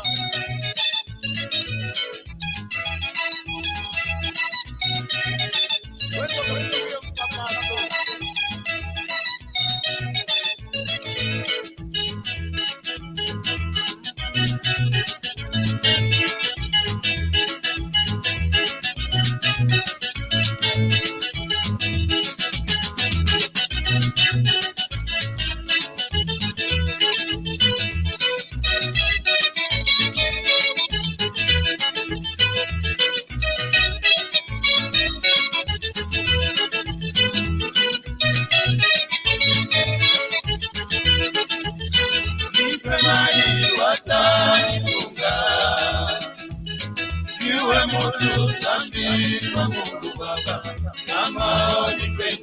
weye, wende lote mama. Kama unipende weye, wende lote mama. Nipe mali watanifunga, niwe mtu zambi kwa Mungu Baba. Kama unipende weye, wende lote mama. Kama unipende weye, wende lote mama. Shauri yako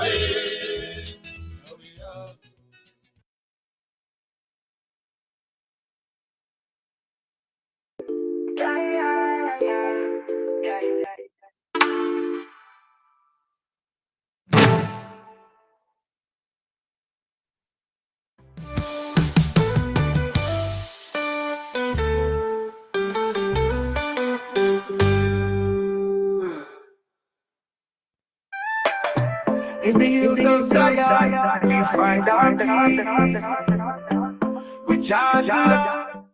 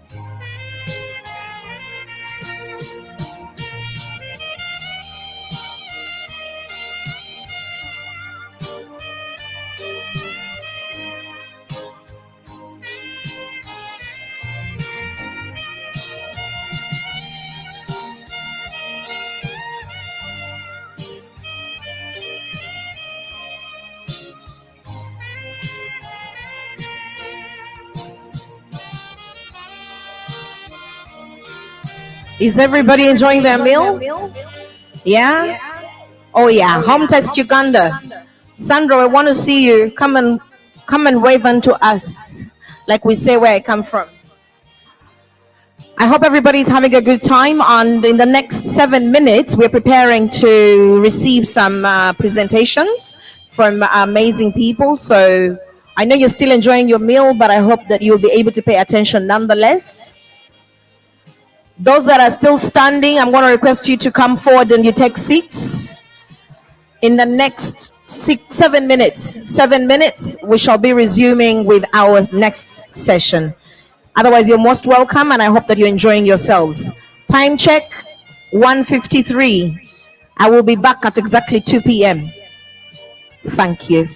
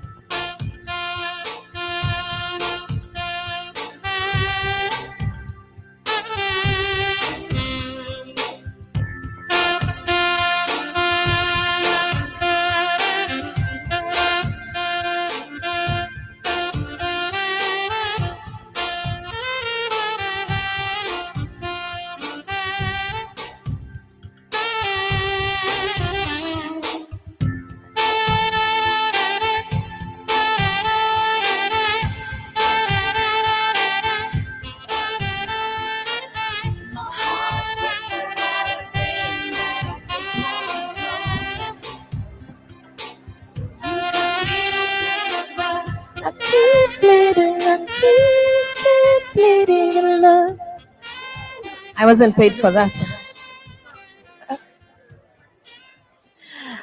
Hello, hello, hello, hello, hello, bonjour. Hola. Assalamu alaikum. What other language? Ni hao. Ni hao. Yeah.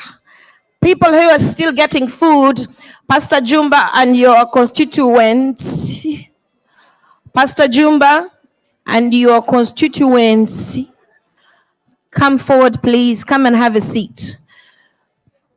If you're getting round 2, please get it and sit down. That is great because all that food has got to go. So I'm hoping that we can finish it. Thank you once again, Home Test Uganda. Our volunteers, if you can move around and take away some plates which are still on the table, that would be great.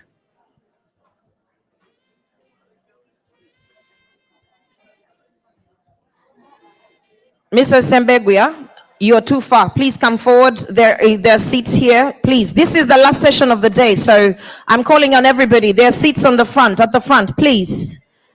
Sabrina, I see you. Come forward. Mr. Perry, come forward. I need everybody to come forward. There can't be an empty seat in front of you. You have to sit in the front. If there is an empty seat in front of you, I need you to sit where the empty seat is. Representative Karaka Foundation, I see you. There's a seat that is empty in front of you. Founder, Banyachitara Heritage, Javette, come forward, please. I beg. Because I don't want to leave space. I don't want to see space. Because our videos, guys, remember, we are in the age of videos. The place has to be full. See, Pastor Jumba, where are your neighbors? You want to sit alone? We are in the community.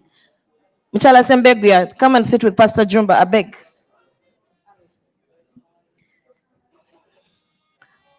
Volunteers, thank you for clearing our tables. Thank you very much. Ladies and gentlemen,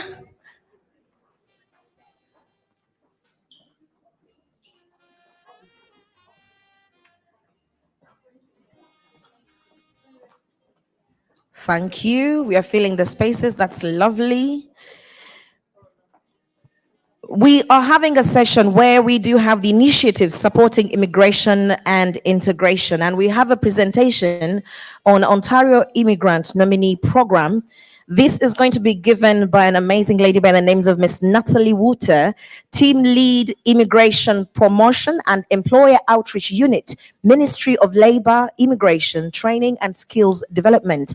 Natalie has served in a number of capacities with the Ontario Immigrant Nominee Program of the Ministry of Labor, Immigration, Training and Skills Development. And since joining the program in 2014, she has served as a Senior Processing Officer, a Senior Business Analyst, leading file assessments and rendering decisions on applicants from individual applicants and foreign entrepreneurs. She has also supported provincial and international outreach initiatives. In May 2023, she moved into the role of Team Lead of the Immigration Promotion and Employer Outreach Unit. The unit is positioned to directly assist Ontario employers by delivering tailored services to help them navigate the immigration system. Let's put our beautiful, well-fed, enough water hands for Miss Natalie Wooter. Thank you.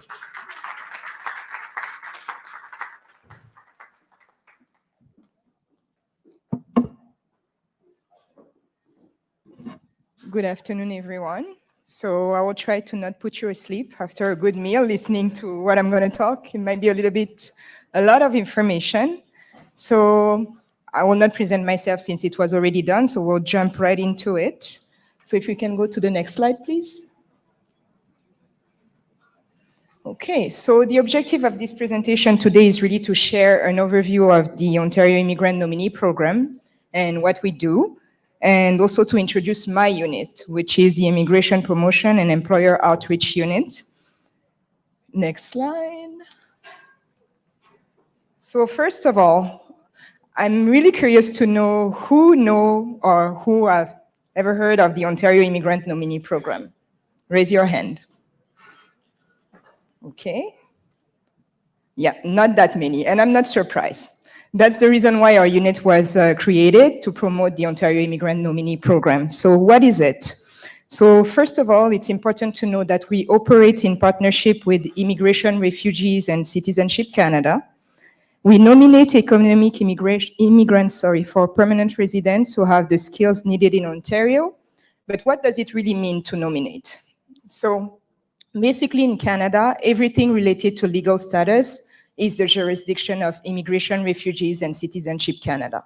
So when we talk about nomination, it means that as a province, we have the right and we have the authority to nominate individuals who don't necessarily meet the requirement to ask for permanent resident status straight to IRCC.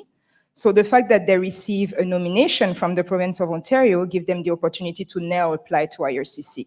Because even if IRCC has a lot of different programs, not everyone meet the requirement of all their programs. So this is an additional pathway. So you have to see it as something that is not mandatory, but is an addition to access permanent resident status when it's not possible to go straight to the federal government. So basically we don't give legal status. So we don't provide work permit, study permit, anything like that. We nominate individuals. That's what we do.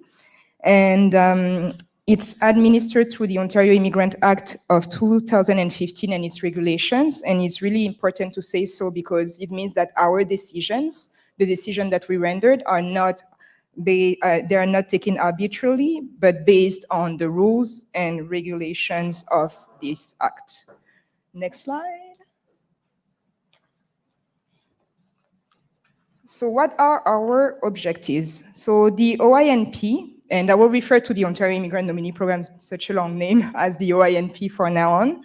So we nominate economic immigrants with skills needed in Ontario, as I mentioned. We offer a pathway for Ontario employers to attract and retain skilled workers or international students, because we have 8 streams in total, and 3 of them require the support of an employer, which means that the employer must be involved in the process. So that's the reason why they can also use these streams to either retain or attract skilled workers and international students. And we also leverage and support Francophone immigration to Ontario because, as you probably know, the goal of Canada is really to increase the number of Francophone throughout the entire country, and is also a goal for the province of Ontario.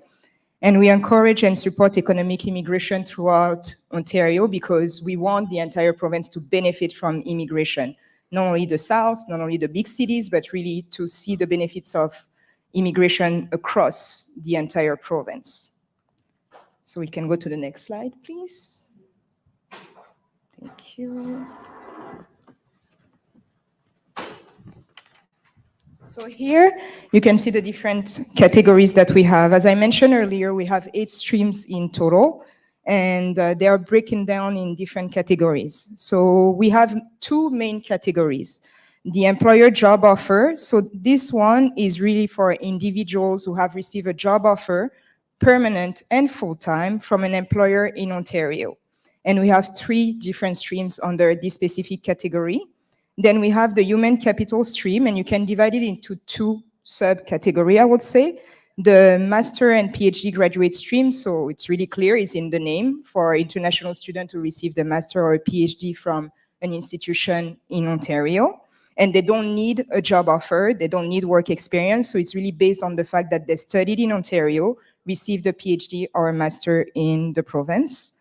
And the last one, the human capital Ontario Express Entry. So who knows, who have heard of Express Entry before? Okay, it's already more than OINP. So Ontario, so Express Entry is really an immigration system from the federal government. So what we do, we have our Ontario Express Entry, and what we do is that we look at the pool, which is the federal pool, and we see what are the type of profile that are in this pool, and how and if they meet the requirement for our province. So then we can send them an invitation to apply to us so that they get nominated, and then they can move on and apply to Express Entry. And a little bit later, I will explain why someone will come through the province instead of going straight to the federal government. And we have 3 streams under the Ontario Express Entry stream. Next slide. Next one. Thank you. So here we will talk more about the employer job offer stream, which are the streams that require to have a job offer, meaning an employer in Ontario will support this application. So as I said, we have 3 main streams. So the first one is the foreign worker stream for skilled foreign workers with a job offer in Ontario. So to be able to apply under that specific stream, individuals need to have 2 years of work experience. But this work experience can have been acquired in Canada, but also outside of Canada. So across the entire world. The next one is the international student stream. So because it's for recent graduates with a job offer in Ontario, it doesn't require to have a work experience. So as soon as the studies are completed and the individual has a job offer, they can apply to that specific stream. Knowing that for the foreign worker stream and the international student stream, we look at skilled occupations. So skilled occupations, in Canada, positions are classified. So I don't know if you ever heard of the NOC codes, National Occupation Classification Codes, yes. So we look at the second digit of the NOC, which represent what we call the tier. So if the position is in a tier 0 to 3, then it will be eligible for foreign worker stream and international stream. And those positions are the skilled occupations, so those that require a college degree or university degree or management type of positions. So those are the 2 for those 2 streams. Then we have the in-demand skill stream. This one is different from the 2 other ones in the sense that we have a list of in-demand positions, and those positions are more the labor type of position. So it will be, for example, the construction laborer, it will be the home support workers, and we have those NOCs are in manufacturing, construction, agriculture as well, and we have one in the health sector. But just so you know, there was a consultation to add more NOCs to this list of in-demands.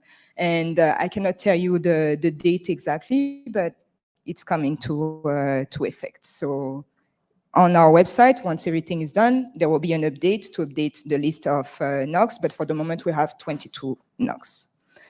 And yes, and something important to know for this one, it requires 9 months of work experience. So and this time is 9 months of work experience only in Ontario. Contrary to the foreign worker where the work experience could have been anywhere in the world, this one is specifically in Ontario. And it's really important to note that for the employer job offer stream, when we look at an application, we not only look at the applicant requirements, but also the job offer requirement and the employer requirement. So there are 3 aspects that we will be looking at before rendering a decision and approving an application. Next slide. Thank you. So here it's about the employer job offer stream and specifically what individuals and employers need to know. The most important one, a labor market impact assessment. Many of you have heard of LMIA, and many of you are probably running away from LMIA. When you're an employer, that's the last thing you want to do. It takes time, it takes money, and most of employers are not really interested by the LMIA. If they can avoid it, they won't. So in this case, for the Ontario Immigrant Nominee Program, there is no requirement to do an LMIA. So it's LMIA exempt. And next, the applicant process is led by the application process, is led by the applicant, meaning that is the responsibility of the applicant. Even though they need the support of the employer will complete a form, but they will give the form to the applicant, and the applicant is the person applying. So it's really the responsibility of the applicant, but it's really important for the applicant to have that conversation with their employers even before they start thinking of applying to the OINP, because some employers don't know about the program. So what we're seeing sometimes is the applicant, once they receive the invitation to apply from our program, then they start the conversation with the employer. And the employer doesn't know about the program, never heard of it, And sometimes they don't want to support this application because they don't know what is involved for them. They don't know what are their responsibility. So we always advise applicants to apply, to start the conversation before registering an expression of interest. And I will explain the process after. Then the nominee receives a certificate of nomination and a work permit support letter. So which means that once we nominate the individual, we also give them a work permit support letter. And the reason being is because this category is linked to a job, and the job must be urgent for the employer to fill. So for example, because this stream can be used from within Canada, but also outside of Canada. So let's say you are an employer and you find someone outside of Canada. You will not wait 1 year, 2 years for IRCC to process the permanent resident status for the person to come and work. You urgently need the person. So that's the reason why when we nominate them, we give them a work permit support letter so that they can apply from outside or inside of Canada as well, if they need to renew their work permit. And they can come and start working while IRCC is still processing the application for permanent residence. So even before becoming a permanent resident, they can start and working for the employer in Ontario. So next we have, so yes, very important, the applicant must stay in the approved position until receiving the permanent resident status. The reason being because, as I said, we assess the employer, we assess the applicant and the job offer, meaning that when we approve the package, the application, we approve everything, the employer and the job. Therefore, they must stay with the same employer until they become a permanent resident.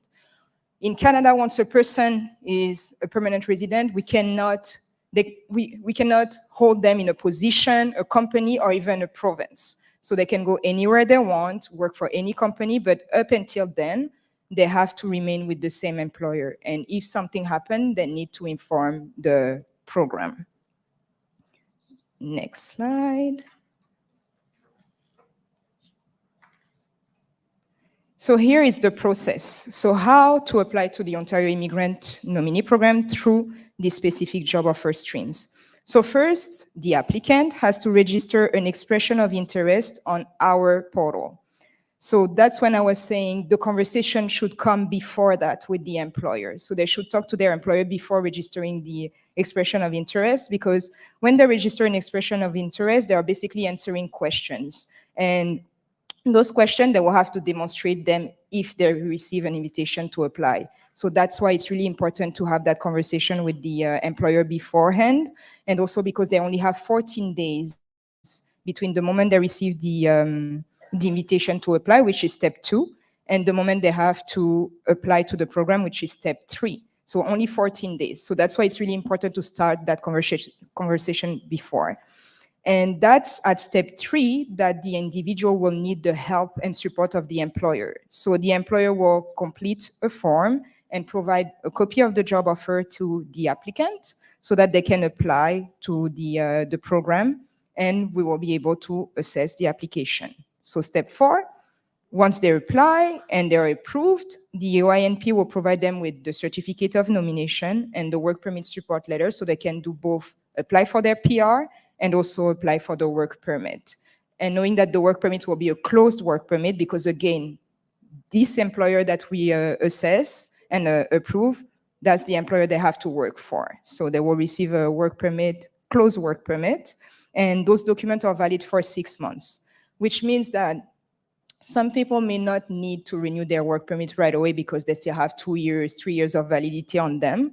But let's say for any reason, and knock on wood that is not happening again, but let's say another pandemic arrive and IRCC is taking way too long to assess their PR application, so they can come back to us and ask for another work permit support letter if they are past the 6 months of validity of the work permit. So, yeah, next slide. So here is an example of how the actual foreign worker stream can be used. So here we have an example of a company, let's say ABC Hospital. They are located in Scarborough. They have 65 full-time employees, and they were established in 1999, and they have a gross revenue of 1.5 million for the year 2023, the most recent fiscal year. So we have FEMI. Femi is a registered nurse. She works for ABC Hospital full-time. And now the hospital, because as we all know, it's really difficult to find nurses. So usually when hospitals have good nurses, they don't want to let them go. So in this example, Femi received a full-time permanent job as a registered nurse with a wage of $38 per hour.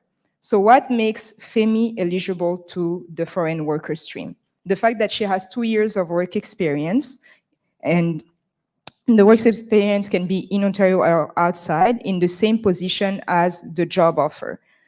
Then the fact that in her case, particularly because nurses and other positions, there are some positions that require to have the appropriate regulated document to work in them, the appropriate authorization. So in this case, in the case of Femi, for example, she's a registered nurse, so meaning that she's licensed already. So we will not be looking at the work experience, but we will be looking at the fact that she's already licensed.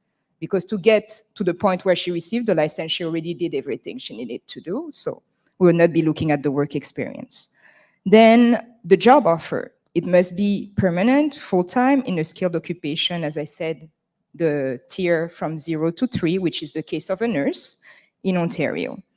And the wage must be equal or higher than the median wage for the region. So in this case, we're in Scarborough, which is the GTA. So the median wage for a nurse in Scarborough is $38 per hour. So the job offer meets the requirement right there. Then we have the employer requirement.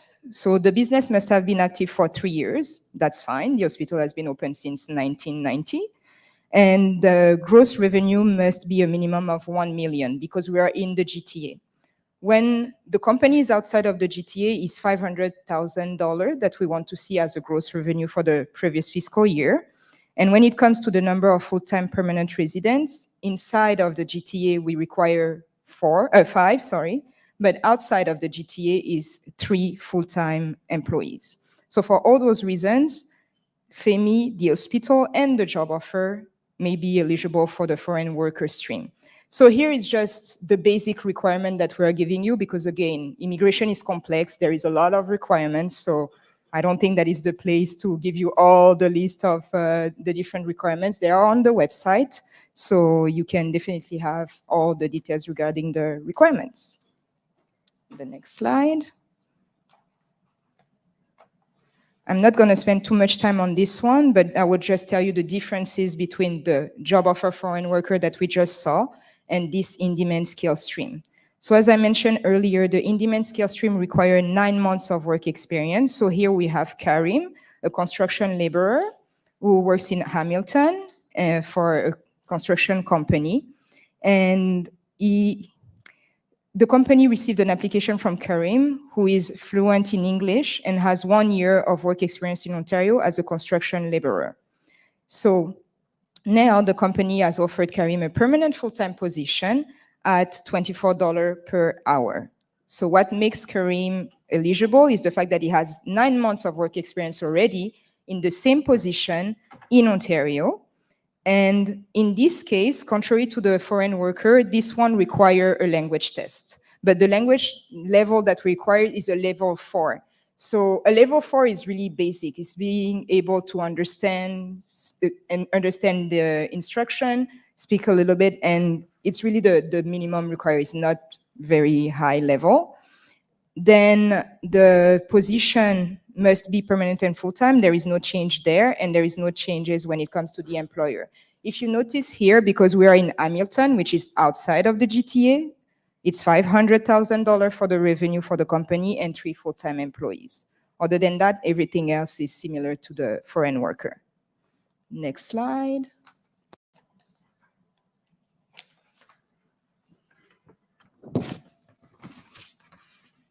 So this example is the international student stream. So same thing, I will not go through it completely, but here we have Iman, and she is a preschool helper. She lives in Chatham, Kent, outside of the GTA again.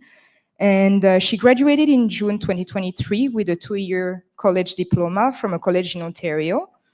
And now the XYZ Child Care Center offers her a permanent full-time position as a preschool helper with a wage of $16.55 per hour. So what makes Iman eligible is the fact that she completed a diploma from an eligible Ontario institution within 2 years of application submission. And it's important to note that when we look at the position, and the position doesn't have to be in the field of study. So she could have studied anything, IT, for example, anything else, as long as the occupation is within the tiers 0, 1, 2, and 3, that works. So it doesn't have to be related to the field of study. And the other difference is the wage. So you will notice that here we are talking about a lower wage. Earlier we were talking about median, but of course, the international students are just coming out of school, so we are not expecting them to right away earn a high salary. So we look at the lower wage for the position and the region. And the rest remain the same for the employer. Next slide. Then here we have the human capital stream. So as I said, those streams don't require the support of an employer. So on one hand, we have the PhD and master graduate students. So those ones has to apply through our portal. So first they have to register the expression of interest to tell us that they're interested by being nominated by the province. And on the other side, we have the Ontario Express entry, and this one goes through the IRCC portal.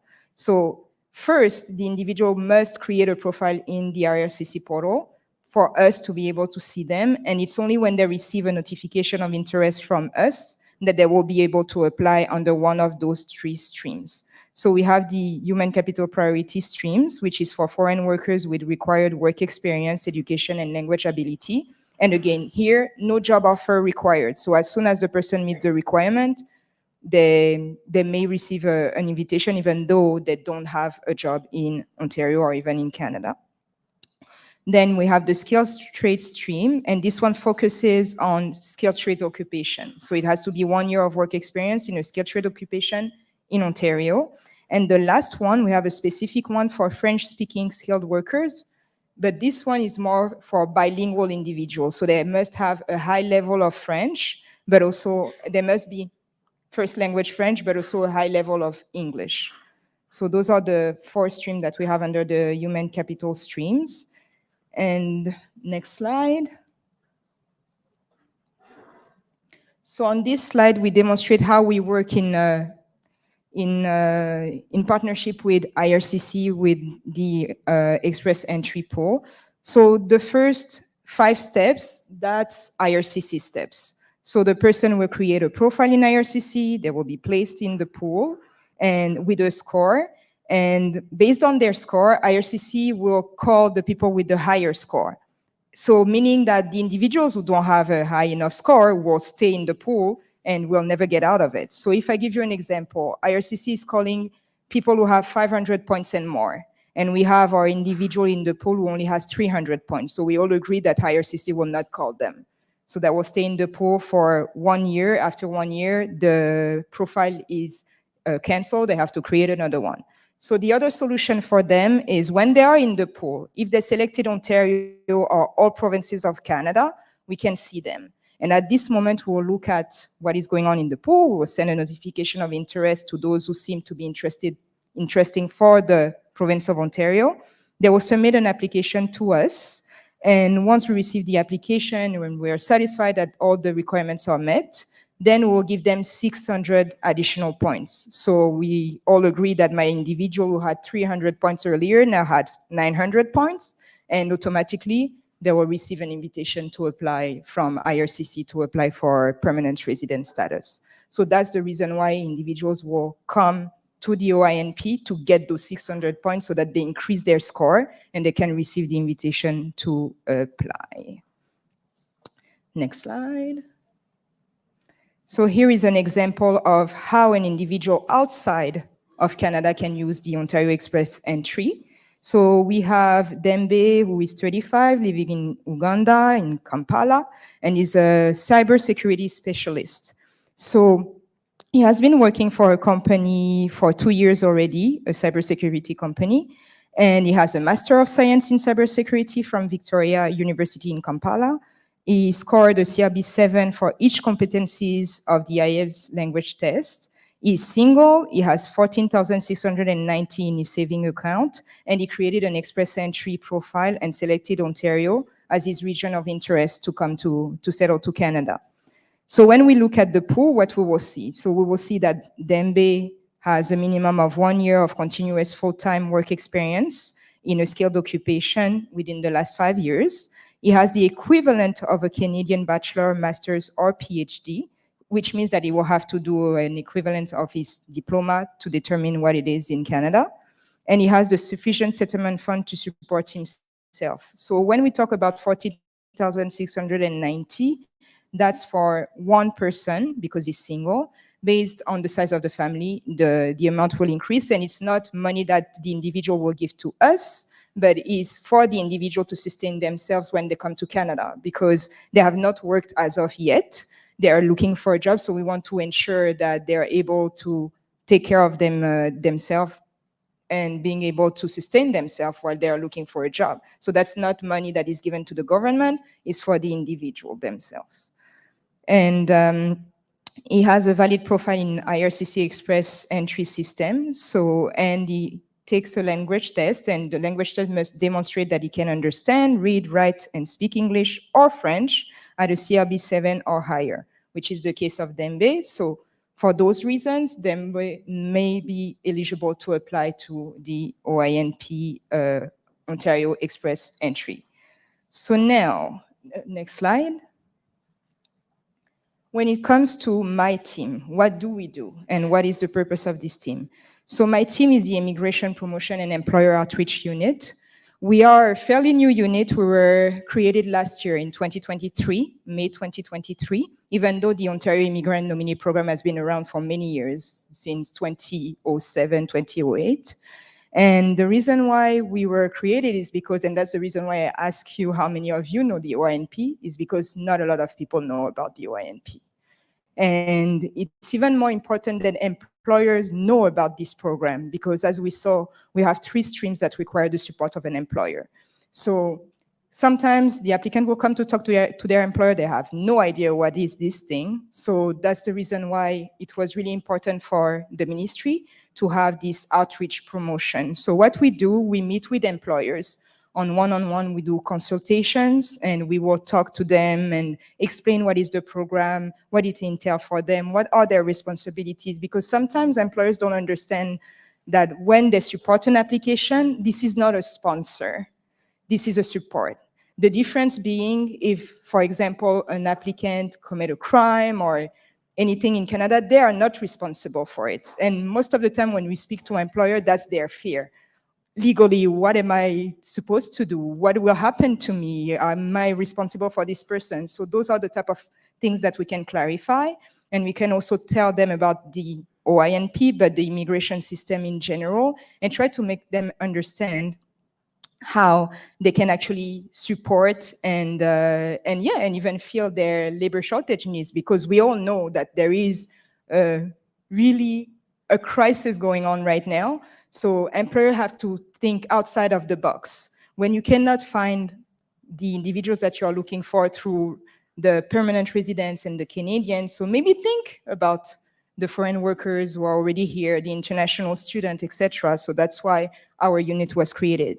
We also do information session, and like this one, and tailored material to communicate about the OINP. We're also a referral partner for the Canada Global Skills Strategy. So this is more for employers, so I will not talk too much about it. But one thing that I want to say is we also, as I said, we do outreach in Ontario, but also outside of Ontario. So we travel overseas, and we went to Africa, we went to Ivory Coast and Morocco as well. And the reason why we're doing those trips is really to go to the potential immigrants, because as we heard many times today, Africa is not really represented as much as other continents in Canada. So that's also the reason why we also want to reach out to the African continent. So it was an opportunity for us to also understand the reality that immigrants are facing within the continent, and also to really talk to them and emphasize the importance of going to the source, because I can tell you the number of horror stories we heard when we were there, people being scammed, the number of fraud going on. So it was also a way for us to be able to tell them, this is the right sources. This is where you go and get your information. Don't listen to everything, what everybody says, social media.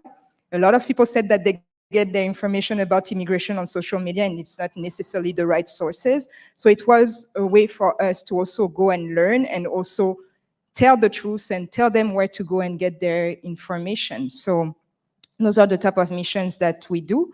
And I also wanted to say that we don't do job matching, but there are settlement agencies that are financed by the ministry, as the parliamentary assistant mentioned this morning. There is a lot of settlement agencies that are financed by the province, and their goal is to support and help newcomers to settle and to find employment, to be ready to find employment.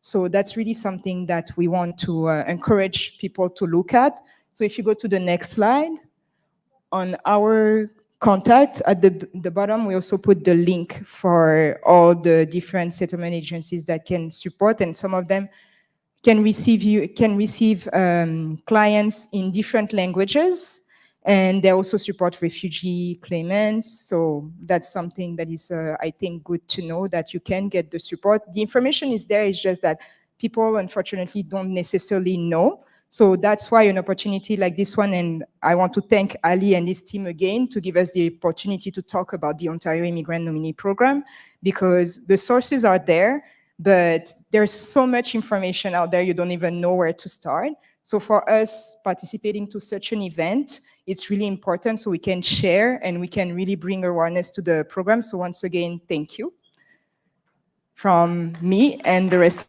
of my team and my ministry. Thank you, thank you, thank you. Natalie, one question from the audience. One question. Yeah? Okay, 5-second question. Thank you so much for your presentation. I just want to confirm to make sure I didn't misunderstand anything. Can refugee claimants in Ontario apply for this program? So this program, because it's economic immigration, it's not for a refugee claimant. However, the reason why I still wanted to talk about it is because we heard earlier, once they get the work permit, once they are received, they are accepted and they get their work permit or the legal status, study permit, etc., they may become eligible to apply. So that's the reason why it's still important for refugees to know that it exists, because once you receive a work permit, let's say, for example, let's take the example of Express Entry. So now you're legally received by the country of Canada. So based even on the work experience, because we are talking about the skilled individuals coming here and not being able to work in their domain, etc. So we will not even look at the fact that what they've done in Canada. We will look at what they've done within the last 5 years of their life. So including what they've done overseas. So that's an example. And also if a refugee claimant received the work permit and find an employer who is willing to support them with a permanent full-time job offer, then they might be eligible to the 3 categories that I spoke about at the beginning. Yeah, sure.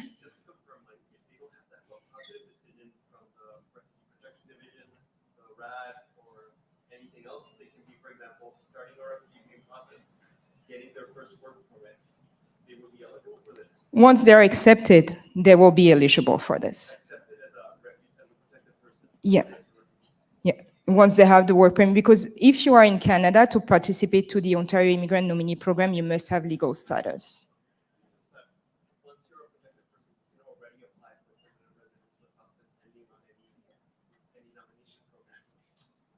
Yeah.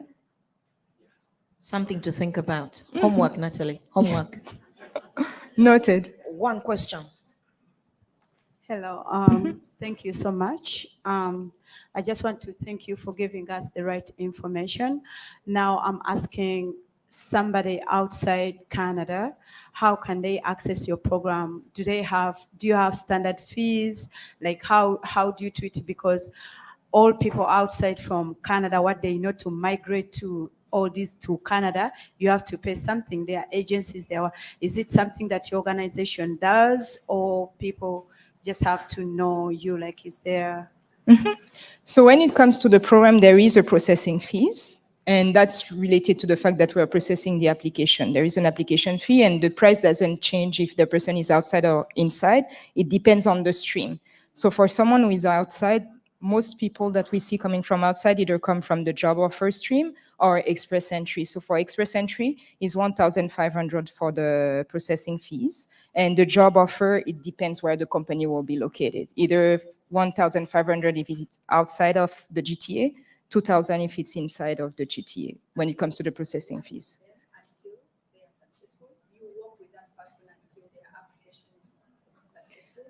We are not an agency. I think you're talking about the immigration representatives. So they are independent from us. What we do is really assess the application so that we can give them the nomination. So if they need to work with someone, that will not be with us. Website and information. This particular show, the presentation you just gave. Yes. Will we get a chance to get a hold of it, please? Yes. So you can definitely share the presentation. You have all the links. There are an entire appendix with a lot of links with all the acronyms and everything. So yes, it's available. Great. So Ali, Antonio, you've got your work cut out for you. We expect to receive this presentation as soon as this conference ends. Capish? Capish? Thank you very much. Ladies and gentlemen, a round of applause for Ms. Natalie Wetu. Thank you so much, Natalie. Wonderful presentation. I got to learn a lot. I think we've learned a lot from that, eh? Now you've made our minds think. It's Thursday. Too much. Ladies and gentlemen, I want us to welcome somebody by the names of Miss Ade Worku. I hope I'm saying your name right, but I would like to recognize you as a Community Development Officer for Toronto Newcomer Office, Social Development, Finance and Administration, Division of the City of Toronto. Please give her a round of applause. Say hello to us, my dear. Thank you so much. And to everybody else and all your dignitaries, we want to say thank you once again for being here this particular day, morning and afternoon. It is a pleasure, and I can't wait for us to have the next panel. However, I have a gentleman by the names of Mr. Mike Perry, who is the Executive Director, Institute for Change Leaders. Leadership in Action, Empowering Change and Building Resilient Communities. Mr. Perry, come forward, sir.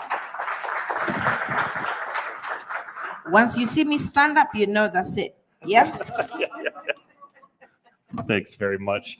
Well, good afternoon, everyone. Good afternoon. Hello. Fantastic. It's so wonderful to be here. Thank you very much from my heart for inviting me, for the kind invitation, for having the Institute for Change Leaders here, and for the wonderful hospitality, the great lunch that we enjoyed. Thanks very much. And it's true, I'm very honored to serve as the Executive Director of the Institute for Change Leaders, which is a national institute for educational programming on leadership and organizing for progressive change. And we've had the pleasure in the past to work with partners such as the Center for African Refugees in Canada, Hope International, the For Youth Initiative, and the Center for Young Black Professionals. And I just want to make sure that I introduce as well our ICL team that is here today. Amrit Parhar, our Director of Programs, Sabrina Liscombe, one of our new facilitators, Alex, who is in charge of our communications, and my two assistants you might see in the space here, Abigail and Gabe, are aged 8 and 6. So if they're making noise, they're with me, okay? And I really want to congratulate you all, the organizers, and thank Ali and the team and the volunteers for this invitation and for this important event put on by the Center for Black Development Options Canada. I also see, and I can't help but notice, the volunteer t-shirts. The white t-shirts on the back rather, say ideas, voice, and action. And so, yeah, absolutely. And so now, over the next few minutes that we have together, I think this is more in the category after Natalie and all the wonderful information that she presented. My talk will be more in the category of, and now for something completely different. You know, I've been asked if we can talk about leadership and change And I look at the theme of this conference here today: Black immigration and refugees, inclusive policies for an equitable world. Inclusive policies for an equitable world. I see there are no small plans being made here at the conference over these 2 days. So that's a really big vision. And so I'd first like to start by acknowledging the experience and courage of those people in the room, those who are with us and have been an immigrant or a refugee, and their families. There's so much inspiration and hope in what you've accomplished, even by just being here this afternoon. And I want to make sure that I start by recognizing that. From my own story, my great-grandmother was a refugee. She fled the violence of World War II when her hometown in Estonia was bombed. And she and her young daughter, my grandmother, made it out of Estonia and were hid from the Nazis by the Italians. She then boarded a ship which she thought was bound for South Africa. Turns out it stopped in Canada. And the rest, as they say, is history. She settled in Ottawa and actually cleaned houses until she and my grandmother, her daughter, learned English and were able to gain more gainful employment. And I mention that really in the spirit of shared values and experience that can tie all of us together this afternoon in this room. You know, when I heard Ms. Angela, where's Ms. Angela, our poet laureate here today, talk about, exactly, thank you again for your gift and your words. You know, when I heard about the tears of loneliness in the poem, I thought about my great-grandmother and my grandmother and their experience, or the roots in this land. Again, a shared value of immigrants and refugees, making things new, you know, starting that new life. And again, I want to share that because those are the type of shared stories, the shared experiences, the vulnerabilities that can really bind us together as a community, and also as an extended community, and also as our work together for policies, inclusive policies for an equitable world. And you know, while I'm no expert on Black immigration and refugees specifically, we at the Institute for Change Leaders, I see our logo is up now on the screen. Thank you for that, Alex, and for the IT team. It's what we do. We at the Institute for Change Leaders, we equip people from all walks of life with cutting-edge leadership, storytelling, and concrete organizing skills. We put those all together to make what I think is the secret sauce for transformative and lasting change. And here in this case, how can we help with inclusive policies for a more equitable world?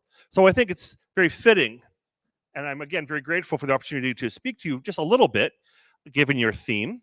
And in the few minutes I've had, I'd like to offer a very basic primer, if I could. A basic primer on what we do and the model that we bring in our education programs at the Institute for Change Leaders, which is all based on the work of Marshall Gans, a legendary organizer out of the civil rights movement, the farmers union movement, and also Obama 2008. Anybody remember Obama 2008? Right? I think he ran for president. Right? Seems like such a long time ago now. And we base our work on those models by Marshall Gans, who is now at Harvard. So I'd like to introduce you very briefly to leadership, stories, and organizing, and how we can put those together to really make a difference for social change. So let's dig in. It starts with taking on leadership. Right? And as Marshall Gans defines leadership, it isn't about being a superhero and coming in and saving the day as an individual who alone can fix it. Leadership is really a verb. It's not a performance. It's about relationship, isn't it? Leadership, right? Accepting responsibility for enabling others to achieve shared purpose under conditions of uncertainty. Anybody feel conditions of uncertainty these days? Anybody? I'm seeing some nodding heads, right? And so if we buy into that, if we accept that definition of leadership, being about enabling others to create change for shared purpose, such as change in inclusive policies for a more equitable world in terms of immigrants and refugees. You know, I'm going to take a risk here, and I think I'm probably, by the sounds of things, in a room full of leaders here today. How do I know that? Well, for one thing, it's a beautiful day outside in July, and we're all in here in a conference room listening to speakers. Right? We could be anywhere in the world today, but we have chosen to be here with a community for a shared purpose. All right? I think that's the first test to show that we have a lot of leaders here in this room today. And who would like to see a change when it comes to Black immigration and refugee policy? Anybody want to have a change in mind? Okay, I see a lot of hands right. Look at that. It's like the wave at a baseball game. It just seemed to go right across the room. So how do we get there? Well, let's dig into it briefly, shall we? We have to have resources, of course. And a lot of us think right away, resources, oh, you mean funding, money. Yes, that's important, but resources can be way more creative than that. Someone at the front here just mentioned people, and we'll definitely talk about that very briefly. One of our resources is, believe it or not, our stories. And I bet all immigrants and refugees to Canada have stories. We all have stories, not for entertainment, but for telling stories in a purposeful way, using a framework, putting power with those stories to affect policy change, among other things, if that's what we're looking to do, to inspire others to act. And we call this public narrative. That's the fancy $10 word. Public narrative. How do we use our stories to inspire others into shared leadership, into action? And we can do that in a few ways. There's a specific framework that we use and equip people with at the Institute for Change Leaders based on the GANS model, how we can tell these stories in a specific way to motivate that action. By sharing the detailed moments, for example, and being vulnerable, which shows our authentic reasons for why we care and why we've been called to action. Right? If we tell and share our stories, it automatically lends us that credibility through that vulnerability as to why should someone follow us or do what we ask them to do as leaders towards that shared purpose if we don't put ourselves out there telling our story, where we come from, why we care, why we're taking action. And from there, we can share values and where we get those values as part of our stories. Inspiring action, because values is about emotion, right? When we communicate our values, we're communicating emotion. We're accessing emotion, and emotion drives action. And then we can communicate some urgency with the hope. You know, there always has to be hope in a specific call to action that we want people to take. And so why are these stories so important in terms of creating inclusive policies for an more equitable world? Well, let me give you 3 reasons. One, our stories can give people hope. Hope allows us to deal with problems creatively, and it deals with fear that can immobilize us from taking action. Where there's hope, we don't just say, you know, let's be hopeful, but we talk about, not in an abstraction, but hope as through stories, because stories enables us to communicate values to one another. Values being the language of emotion, driving that emotion for people to take action. Is anger an emotion? Sure. How many people have ever been angry? All right? How many times has anger got us off our butts and got us to do something? Right? And now that's one emotion we can help leverage through our stories by being vulnerable and sharing our values and generating that urgency. There are others, such as hope, that can help us as well to raise that level of action that we're calling people as leaders to join in our shared purpose. Hope really is the foundation of actions, right? None of us would be here this afternoon if we didn't have hope. Why would we bother talking about Black immigration and refugees? Why? Right? We have hope. And I'd invite us all to think about, what's the hope that brought us here today?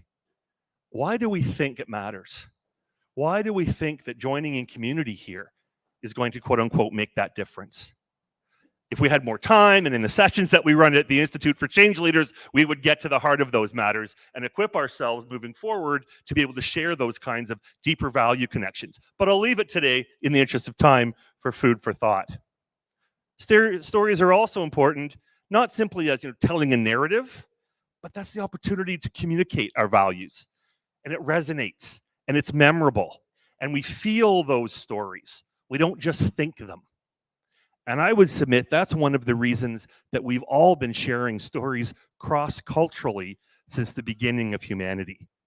We were scrawling on caves to tell stories, not to recite a list of facts or a chronicle, detailed account of what happened, who, what, where, why, when, like a newspaper article. We as a humanity have been talking about stories since time immemorial cross-culturally. That power of stories that we feel and remember, including policymakers, hint, hint, in terms of inclusive policies for an equitable world. And when we feel things, what's been my theme here? When we feel things, we take action, right? And in a very practical way, telling stories as leadership, as leaders, we're not really saying, well, we shouldn't talk about ourselves. It's not really a story of us talking about ourselves. It's us purposely telling our story, because as leaders, we need to communicate why we care, why we're taking action, where those values that mean we care come from. Because we need to, as the first century scholar Rabbi Hillel said, if I'm not for myself, who am I for? Not as selfish as it sounds. If I don't know myself, why would I expect others to follow? Right? If I don't have myself sorted out and can tell my story, how are others supposed to be inspired and share in this leadership and pursue and take action for this shared purpose? So as leaders, when we have those stories, and it's a compelling story, also told purposefully, if we don't tell our story, what happens? If we don't tell it, no one will, or worse, someone else will tell it for us. We see that in politics a lot with candidates. And we want to be the ones to be able to set the facts straight, to set the record straight, not only about ourselves, but why we care, and our values and why we care, and why others should care and take action like we are. And the beauty of this, and I'm going to wrap up with this point, not to worry. The beauty of this is when we link it, this public narrative, this purposeful framework of telling stories to inspire others to act, harnessing that power of storytelling. When we harness that with concrete organizing skills, to me, again, the secret sauce for change that is going to be transformative. How many here do a lot of advocacy? See some advocacy? We have some advocates out there. Fantastic. How's that been working out for us? Oh, I see a thumb down. I heard an all right. Thank you for your honesty. I don't know. Child poverty is still at the same rate as it was in the year 2000, despite all of our advocacy efforts. And I don't want to give advocacy a bad name. There's certainly room for advocacy in the work that we do towards inclusive policies for an equitable world. The thing with advocacy is that I want to challenge us today to take that next step and go beyond being advocates to organizing. Well, you might say, Mike, what's the difference, right? Well, let me put it to you this way. Usually, advocacy is predicated on convincing or persuading others, right? Usually on their terms, in their context, where they hold the upper ground, in their offices, for example, a very practical application when we have advocacy or lobbying meetings. The advocacy is kind of based on, and I'm exaggerating to make the point memorable, if only I tell them the right facts, if only I do this correctly, I can convince them to see things my way, right? Persuasion, and I'm not saying there's not room for that. I'm saying, can we go beyond that to, rather than having to build persuasion, what if we use our efforts to build power, right? What if rather than using advocacy to convince someone of our correctness and that they should do what we say, what if we organize and build power to show that decision maker it's in their best interests to do what we want? Which would hold the most promise for action? All right? Right? That hard work of organizing, and I say it's hard work because it boils down to the hard work of relationship building. The hard work and time. Who has time for that? I think maybe that's why we're missing. Like, we have a volunteer in the front row. Fantastic. We'll talk later.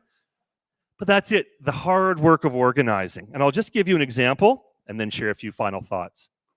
So, has anybody heard of the Basic Income Social Program? A couple of people have heard of the Basic Income Social Program. It was started under the previous government to give folks who weren't able to work at the moment for whatever reason a living wage, close to a living wage, a basic income.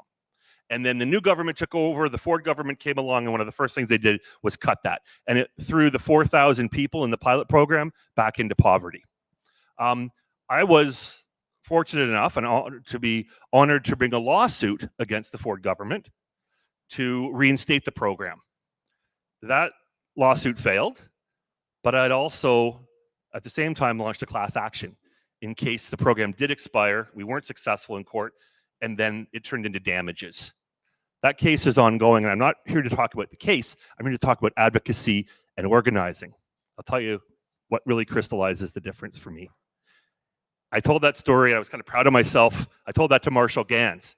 I said, you know, I'm leading this class action lawsuit against the Ford government in my home province in Ontario for ending the basic income and throwing everyone back in poverty. And Marshall kind of paused for a minute and looked at me, and he said, well, you're using the legal system, right?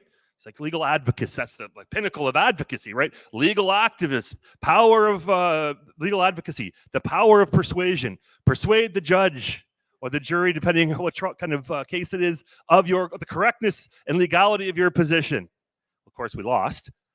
Marshall said, well, what if you organize those 4,000 participants and threatened that they were all going to file a separate action in court and clog the justice system with 4,000 lawsuits, all right?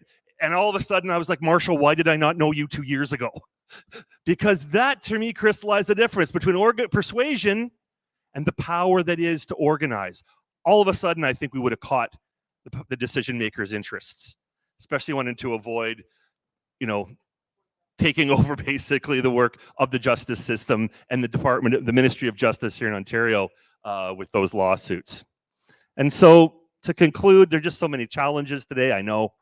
And I've mentioned there's hope. And to me, of what I heard before arriving before lunch, there certainly is a lot of hope in this room today.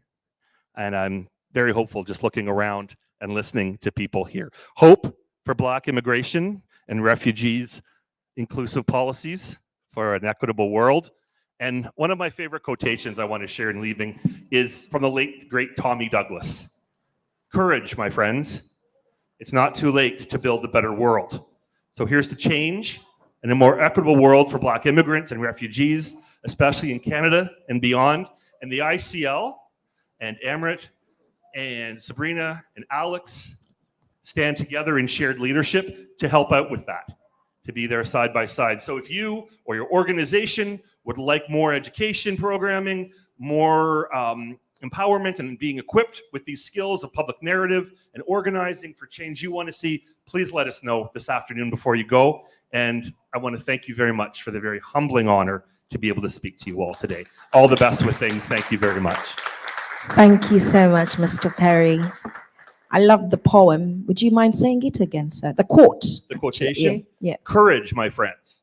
Notice he said he thinks he has to use the word courage. This isn't easy. As my father-in-law used to say, if it was easy, everybody'd be doing it. Courage, my friends. It's not too late to build a better world. You couldn't have said it better. Thank you so much. The hope. Thank you. Yes. Thank you, thank you, thank you. Courage, my friends. We got this. Yeah? We got this. Thank you, thank you, thank you. I know I'm chasing time.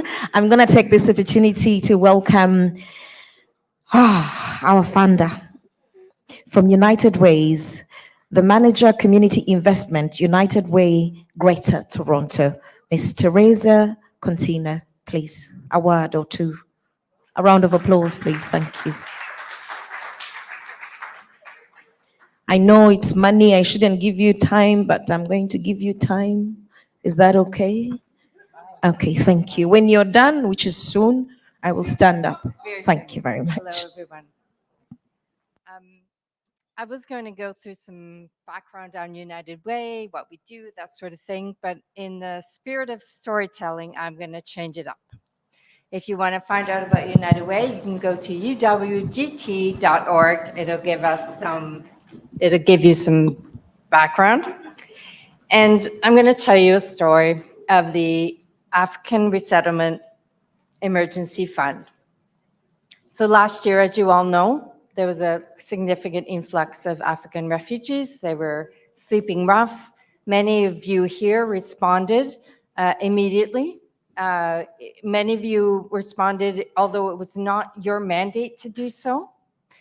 And so at United Way, we too heard about this crisis. We heard about it from our community of agencies, from the network tables that we sit at, and we too decided that we had to respond.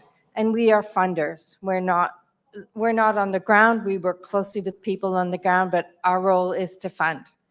And so we found within our pool of money, and let me just backtrack one moment to say that United Way is a charity itself, and we raise our money from zero every year. So we are not, unfortunately, a bottomless pool of dollars. So we secured some money from what we had in our community fund. And we also received a gift from the Miriam Asafeta Fund of $100,000, and we put together $400,000. And we launched in very, very quick order a grant stream, a rolling grant stream, and we targeted those of you in the community who were already doing the work. It was not an open call. It was not a start something. It was you're on the ground. We know you're already spending your resources. You can apply for a $10,000 grant. It was a rolling grant so that we could get the money out quickly. Normally in a granting process, this is boring, but everyone applies. You've all got a deadline. We assess everything. We send out the money.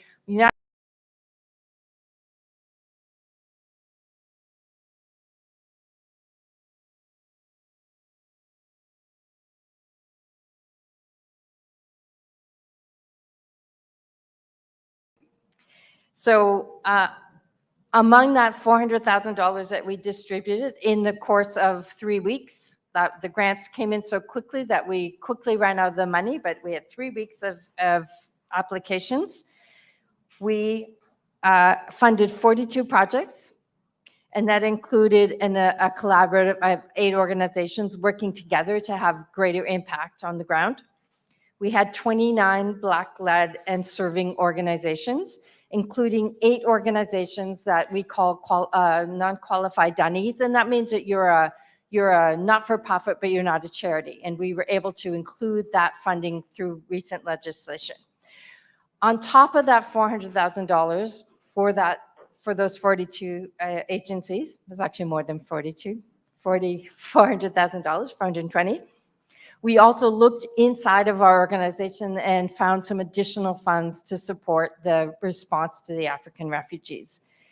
That included a $50,000 response in York Region to coordinate activities that were going on there. And through our Reaching Home grant, an additional $176,000 to support the shelter system in York Region. So that's in brief, because we've all been here a long time and there's more to come.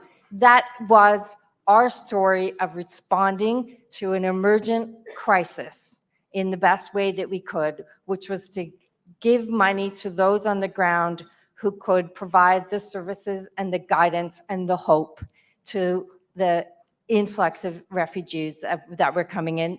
It's not over. We know there are many more asylum seekers coming in, but we were able to, at least in that moment, while the other levels of government figured out how to get money into the shelter system in particular, we were able to bridge a gap And that is one of the things that United Way is most proud of, is that we are here as a funder to fill some of the gaps that are there in the various funding policies and strategies and streams that exist among the governments, which is, let's face it, they are the biggest supporter of services and programs.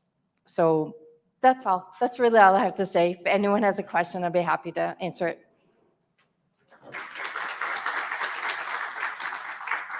Thank you. Question? Anybody? Question? Well, United Way's website is where you're going to get all the answers, yeah? All the answers. Another round of applause. It's all about, we need more funding next year, so we got to clap this year.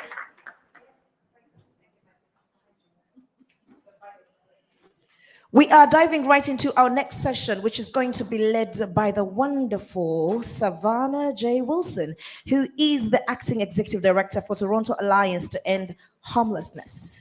Savannah grew up in the rural Saskatchewan, as we call it. Anybody do social studies back home?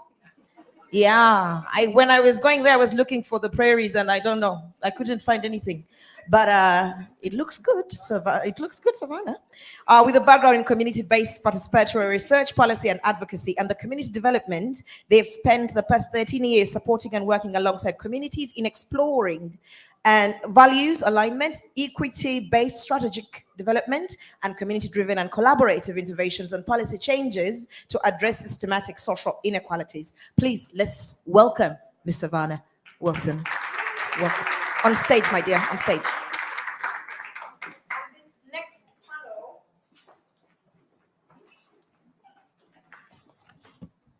I have the wonderful Mr. Barry Thomas. Where are you? Mr. Barry Thomas is the director at the Center for Advancing the Interests of Black People in Toronto Community Housing. Mr. Barry, please.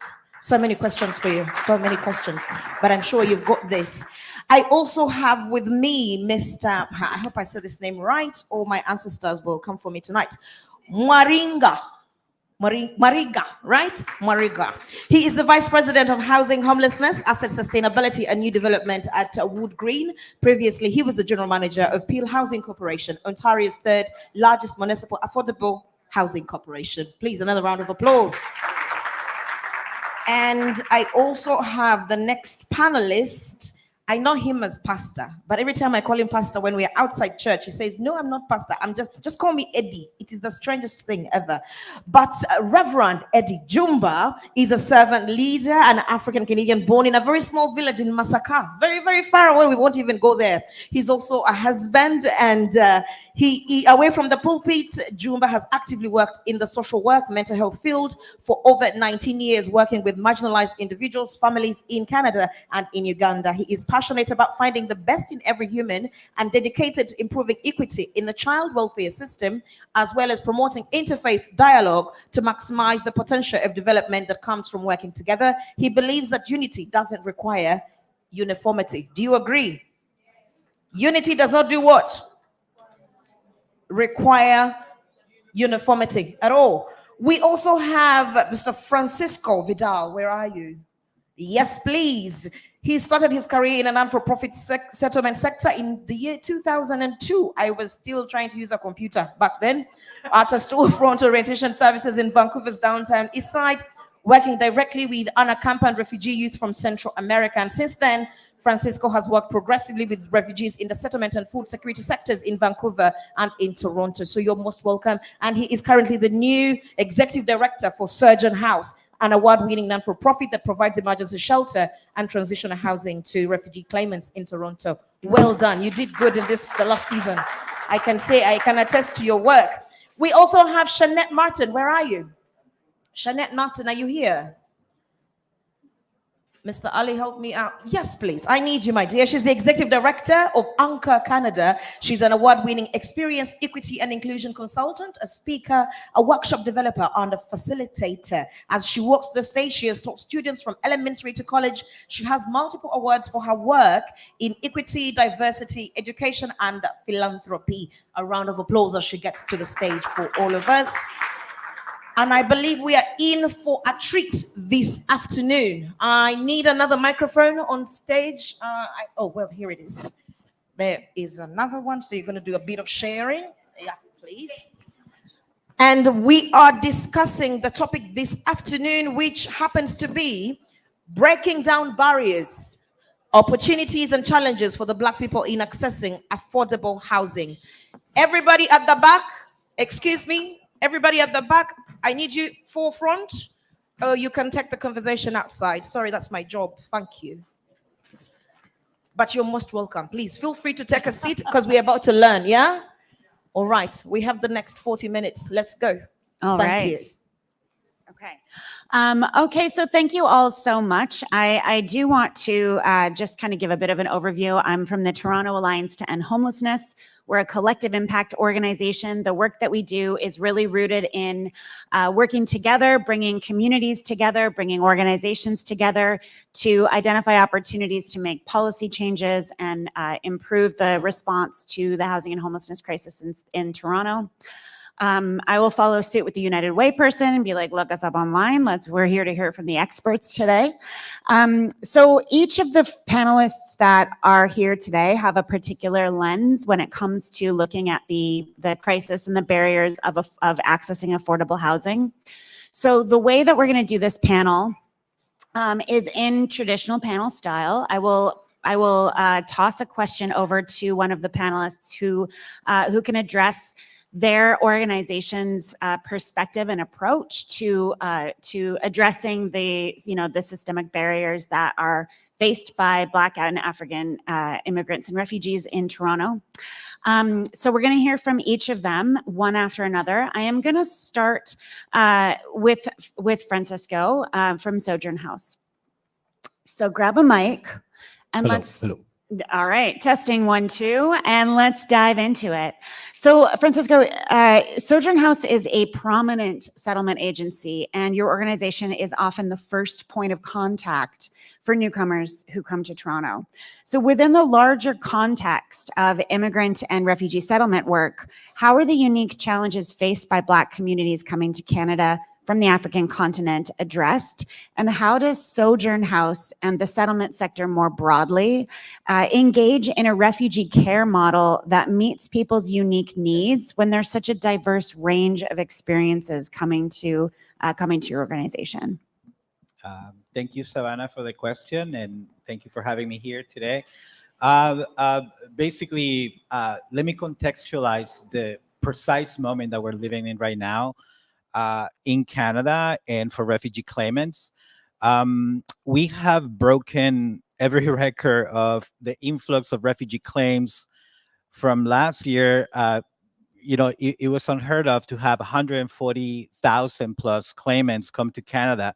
That basically is 50% of the previous year during the pandemic. And right now, the first quarter of this year, we have basically, if the trend continues, we're going to be breaking another record. We're going to have 185,000 refugee claims, the bulk of which are made in Toronto. At the same time, we have a housing crisis, an affordability crisis. And at the same time, sadly, for many refugee claimants, there has always been a host community here of immigrants who have been giving them help, at the very beginning on the first steps, when you don't have a family, when you don't have a friend. If you're from Mexico, country source number 1 of refugee claimants, there's a well-established Mexican community here that steps up whenever you come to Toronto or Ontario to lodge your refugee claim. That is not the case for continental African countries that have been coming since 2003. And as part of this political economic moment that we're in, basically there's no well-established host community that can lend a hand because of the affordability crisis and housing crisis. The 72 shelters that the City of Toronto runs are at capacity. And so what we have now is the unique needs of this particular moment is to help people get on their feet from the very get-go of their refugee claim in Canada. If you don't get it right from the very beginning, many bad things can happen to you, from being denied protection status or refugee claimant status. There's no continuum of primary care. people are basically were sleeping on the street in Toronto in front of Peter Street last summer, which is incredible for a country like Canada that has so many resources and so many communities of Black African origin, you know, and nobody stepped up except for the Black-led communities and churches, right? So what I'm trying to say here is that the unique needs have not changed. The unique needs are the same. You need orientation, you need expert advice on how to get connected with legal counsel.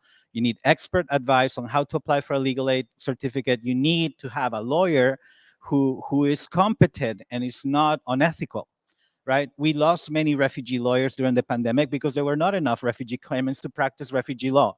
And so they have moved on. So now we have a gap in refugee lawyers who are willing to take on complex cases. We have a situation whereby the refugees keep on coming. From January to April, we're already breaking a record, but you don't see them sleeping on the streets because IRCC, Immigration Refugee Canada, is bussing them out to other communities. And imagine Toronto, which is the largest city in Canada that has a community of immigrants from every country in the world, and then all of a sudden you're bused to Cornwall or you're bused to Niagara Falls. What are the chances that you're going to have some sympathetic, you know, solidarity, you know, of your own community there? So what we're seeing is a lot of people are coming back from these other municipalities because of lack of resources, lack of, you know, culturally appropriate things that everybody needs from the very beginning. So technically, the unique needs have not changed. But what has changed is this particular political economic moment that we're in.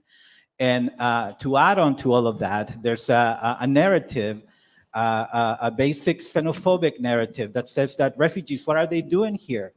Why are they taking spaces from all the shelters that are, you know, equipped to cater to the needs of people with addictions, mental health issues, all the local, you know, challenges of the homeless population? And they end up at a place where there's no expertise of a refugee care model, which is basically what Sojourn House has, but we have been at capacity for months and months on end, no turnover, not everybody's house as expediently. So the crisis goes on, but I believe that, you know, catastrophes and crises call for drastic solutions, and I think something's got to give. And definitely it's going to be a hard year again for refugee claimants, particularly for continental Africa. But at the same time, I'm very happy that people here in this conference have stepped up to the challenge. And I applaud that because, you know, otherwise who would have done that? You see a big difference on the response for Syrian and Ukrainian refugees who have access to settlement services funded by the federal government. Refugee claimants don't have that. And that's a big ask that could, you know, remediate some of the problems. So in terms of unique needs, they haven't changed. What has changed is that there's no political will. There is no solidarity among all the communities here in Canada that can step up like they did with Ukrainians and Syrians. And definitely there is no continuum of care when people are put in hotels or end up in places where there's no wraparound services. And the outcomes are very bad because of that situation. Thank you. You know, at the Toronto Alliance to End Homelessness, we often say that the only solution to homelessness is housing. And what we're faced with right now is no housing. So we can say, you know, the solution and the response to the experience of homelessness has to be to house people, but when there's no actual buildings, then what do? So your hands are tied. But I do, you know, I want to pick up on something that you mentioned, Francisco, about the response coming from Black-led churches, Black-led faith groups, other community organizations that that really stepped up to the plate, and turn to Pastor Eddie. So when the system fails, as it has in the last, you know, number of years, and government funding conflicts, as we saw last summer, led to hundreds of African asylum seekers sleeping outside of Peter Street. It was a groundswell of Black-led initiatives and community groups who stepped up to provide food and resources and safe places to sleep. So your church and many others really played a critical role in welcoming and supporting folks during that time and continue to play a critical role today. So in the face of these system failures and gaps in supports, what lessons can be learned by the housing and homelessness services sector and by the folks in this space that could catapult our system to better readiness to support Black refugee communities that come to our city, and the role that community-led initiatives play in responses to the support needs?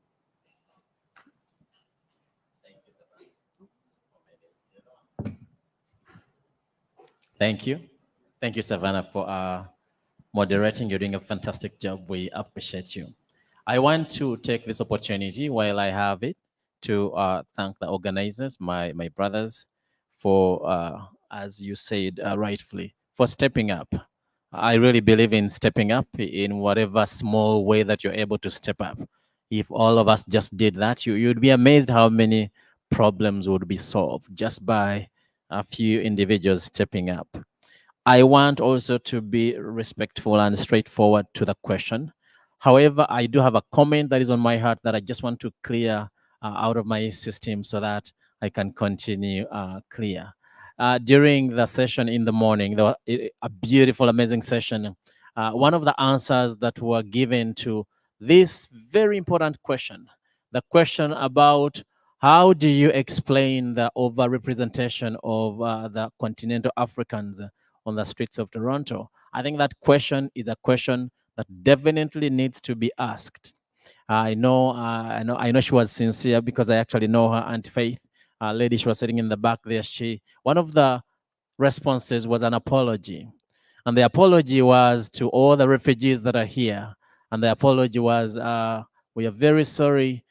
The reason as to why you experienced what you experienced, which is literally being on the street, is because we were not expecting you." So I know that a lot of you know me now because of this. Some of people call me a pastor for the refugees. Yes, I'm a pastor for everyone, but I want to highlight this kind of work has given me the opportunity to sit in similar conversations, Savannah, for at least the last 12 months. For the last 12 months, I find myself almost on a weekly basis in conversations like these. And this is one of the things that I have learned out of the many.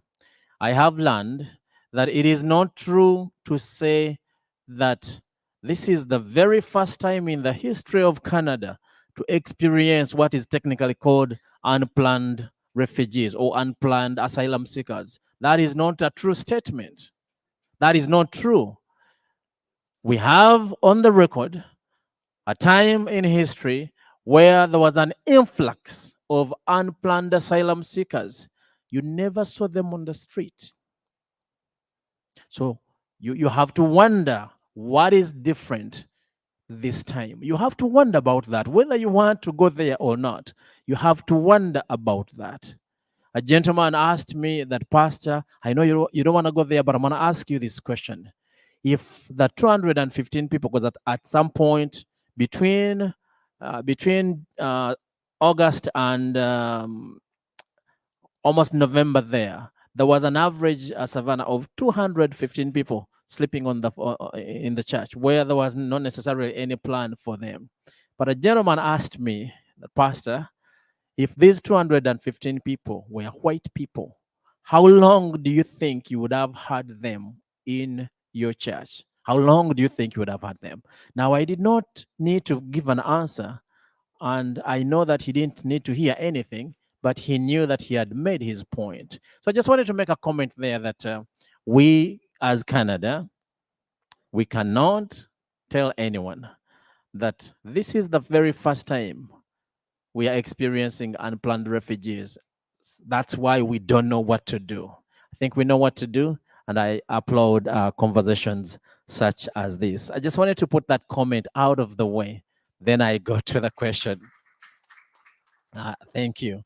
So the question is, what can I say about the role of community-based organizations such as mosques, churches, sometimes even individuals, Savannah, just individuals that just won't go to bed until they have done something. This is what I'm going to say. What I have experienced is if you're here on behalf of the government or for the city, like my sister there at the table, what I want to say is that somehow people trust these organizations. Somehow people trust these organizations. So I don't know if Mr. Perry is still here. So I'm gonna go along his line of thinking. I'm gonna say, if I was the government, if I was the powers that be, and I have what it takes to make decisions, I would consider it to be in the best interest of our nation to work with the community-based organizations, because somehow people just trust them. I don't think there's any church that was at Pearson with a big, what are these things called?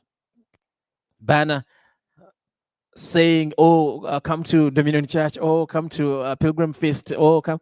I don't think there was any church. I know that our church wasn't doing that, but somehow people came. The amount of phone calls that I get and the type of questions people ask me, sometimes I have to pause and think, do they know that they called a pastor, not a lawyer, not the prime minister? Do they know who is on this end of the phone? Or do they know that they didn't call the boss of Surgeon House? Do they know that they called just a regular pastor? But what I interpret from that is that people have this deep trust for these community organizations. So it is in the best interest of the government to establish, if it's not already there, a relationship and maintain and nourish that relationship. One of the ways to nourish that relationship is to actually fund these organizations. And we are not even asking for like big amounts of money, but just to get the sense from the government that the government acknowledges that these people actually they make a difference in the lives of the people that arrive in this land. And when we do that, then we are partners. We're not beggars. We had to do deputations to the city of Toronto to be reimbursed. And don't hear me wrong. If anybody here talks to the mayor, don't say, oh, that person is ungrateful. I'm actually extremely deeply grateful to the mayor of Toronto, Mayor Olivia Chow. Deeply grateful. I know, and I have many reasons to say what I'm saying. I know that she works with her heart when it comes to this matter. I have good reasons to make that kind of conclusions. But I have to say that it took us to the level of having to literally cry out to get a reimbursement. Now, a good working relationship would have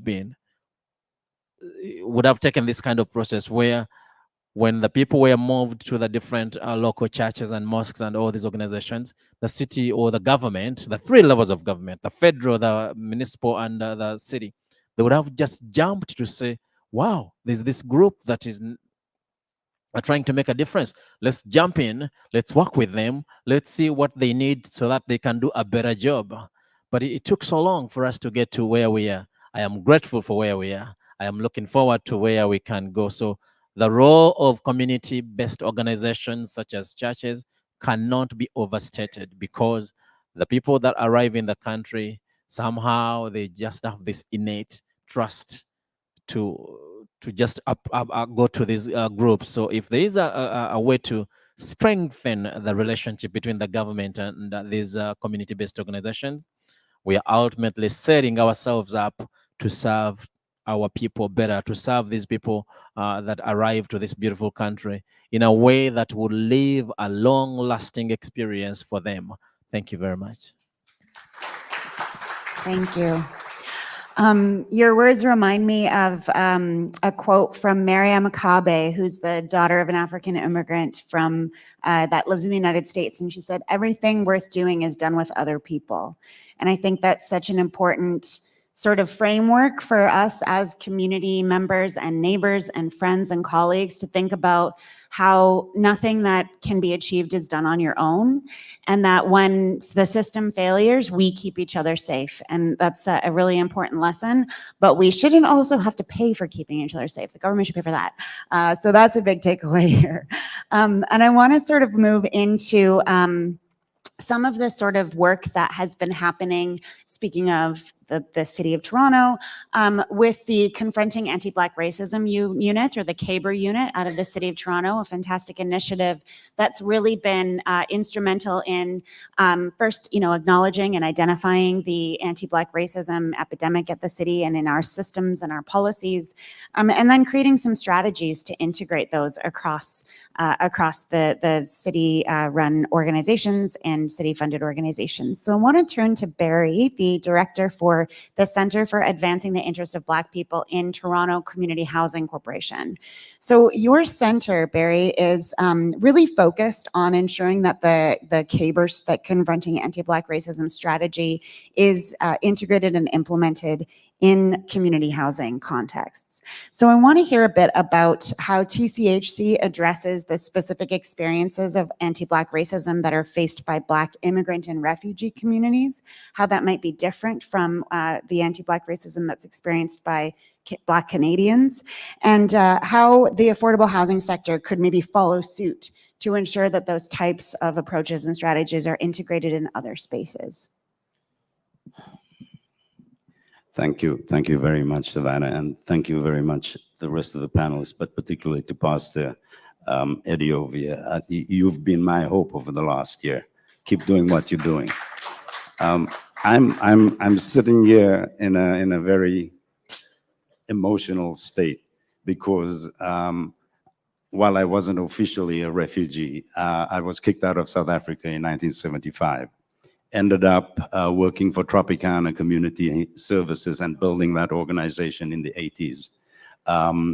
Talking about new immigrant settlement services in those days, and talking to the immigrants who were arriving then and rephrasing the state that, listen, my good immigrant brother, you come from a society where you exist in mutual peril.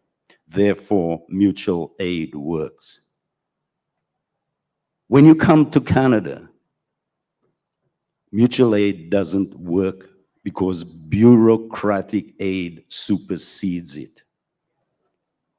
And when I was listening to these well-meaning bureaucrats like myself talk this morning and explain what you need to do to be a new immigrant, to get a job, to get housing, what forms to fill out. You need to go to goddamn university just to figure out how to fill out those forms. And then there's still how to eat. I'm going a bit off on a tangent because I'm trying to contain the fact that 50 years later, I don't think much has changed. In fact, when I got here in the early days and I would speak on a podium like that, I would often talk about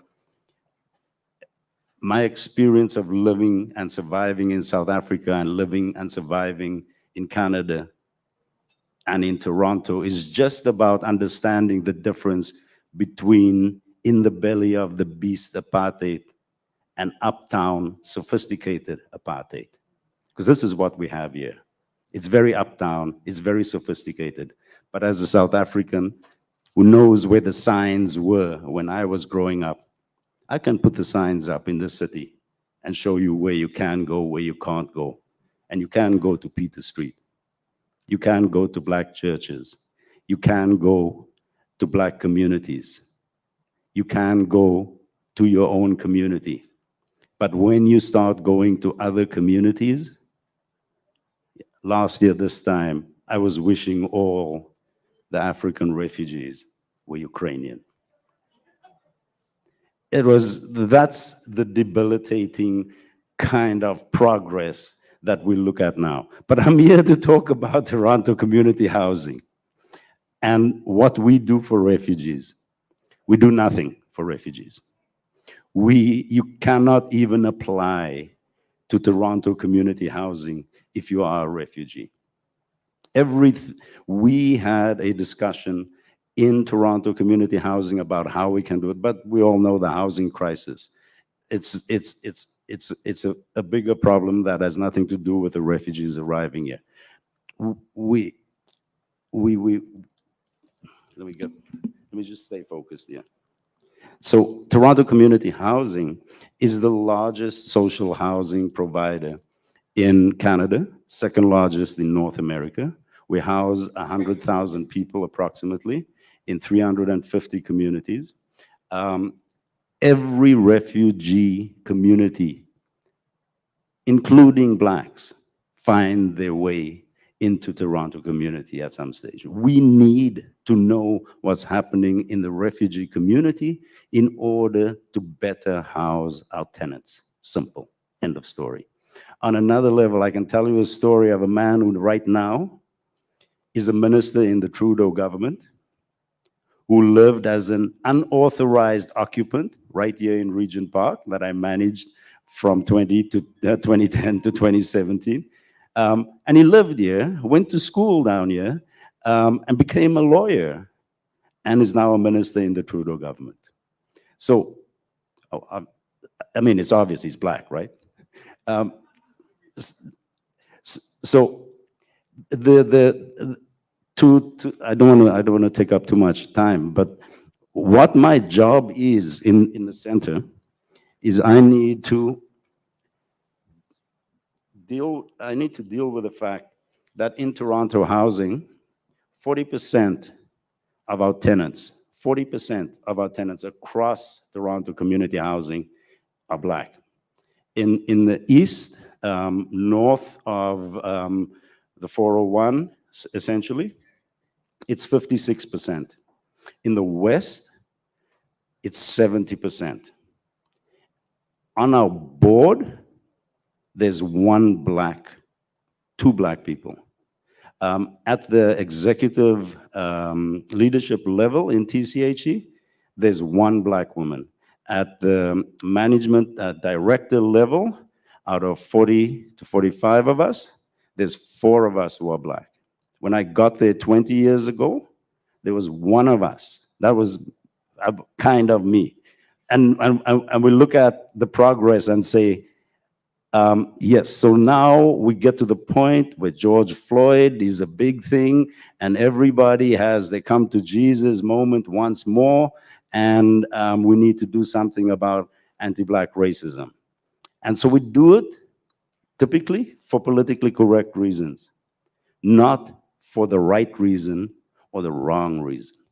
And because we do it for politically correct reasons, and this is what happened in Toronto community housing, you give us a whole bunch of tasks to deal with, look at our policies, look at our processes, look at blah, blah, blah, all of those kinds of stuff, but never really pointedly telling us, look at the people. Who is in the leadership position? Who's in the communities? Where do they live? And what do we need to do? My job through the center is to work through specific issues. Yeah.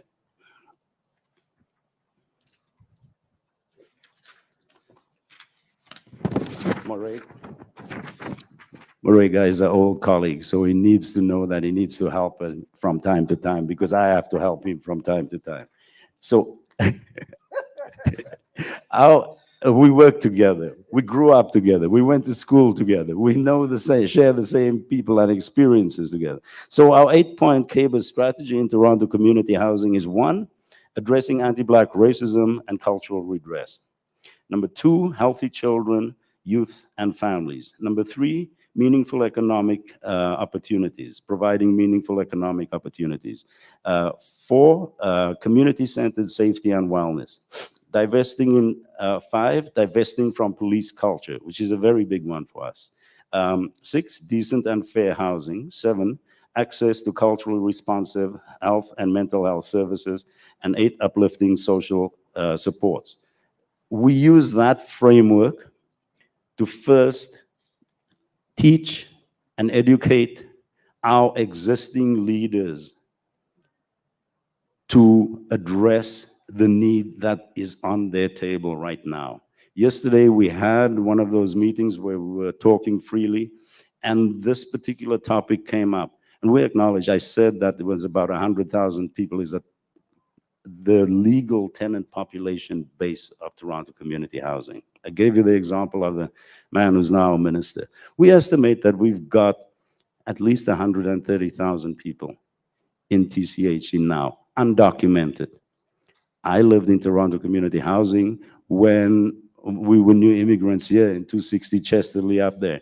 And I remember going to the airport and picking up Ethiopians and Eritreans and asking, where are you going to stay? Well, nowhere. Well, you got to come and stay in our basement, right? And it would be, come for a couple of days. And the next thing is 3 months, 4 months. And it wasn't once, it was 15, 20 times over a span of 5 or 6 years. That is still happening. That still needs to go on. But the fact of our nice, polite racism is what keeps us in the situation we are in.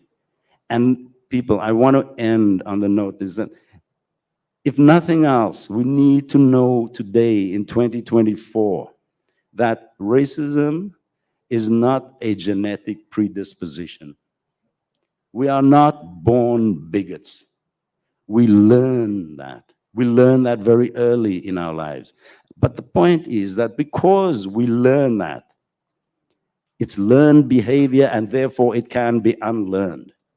And when you compare it against other learned behaviors that I have had to encounter in the 50 years or so that I've been here, I think of the no smoking campaign.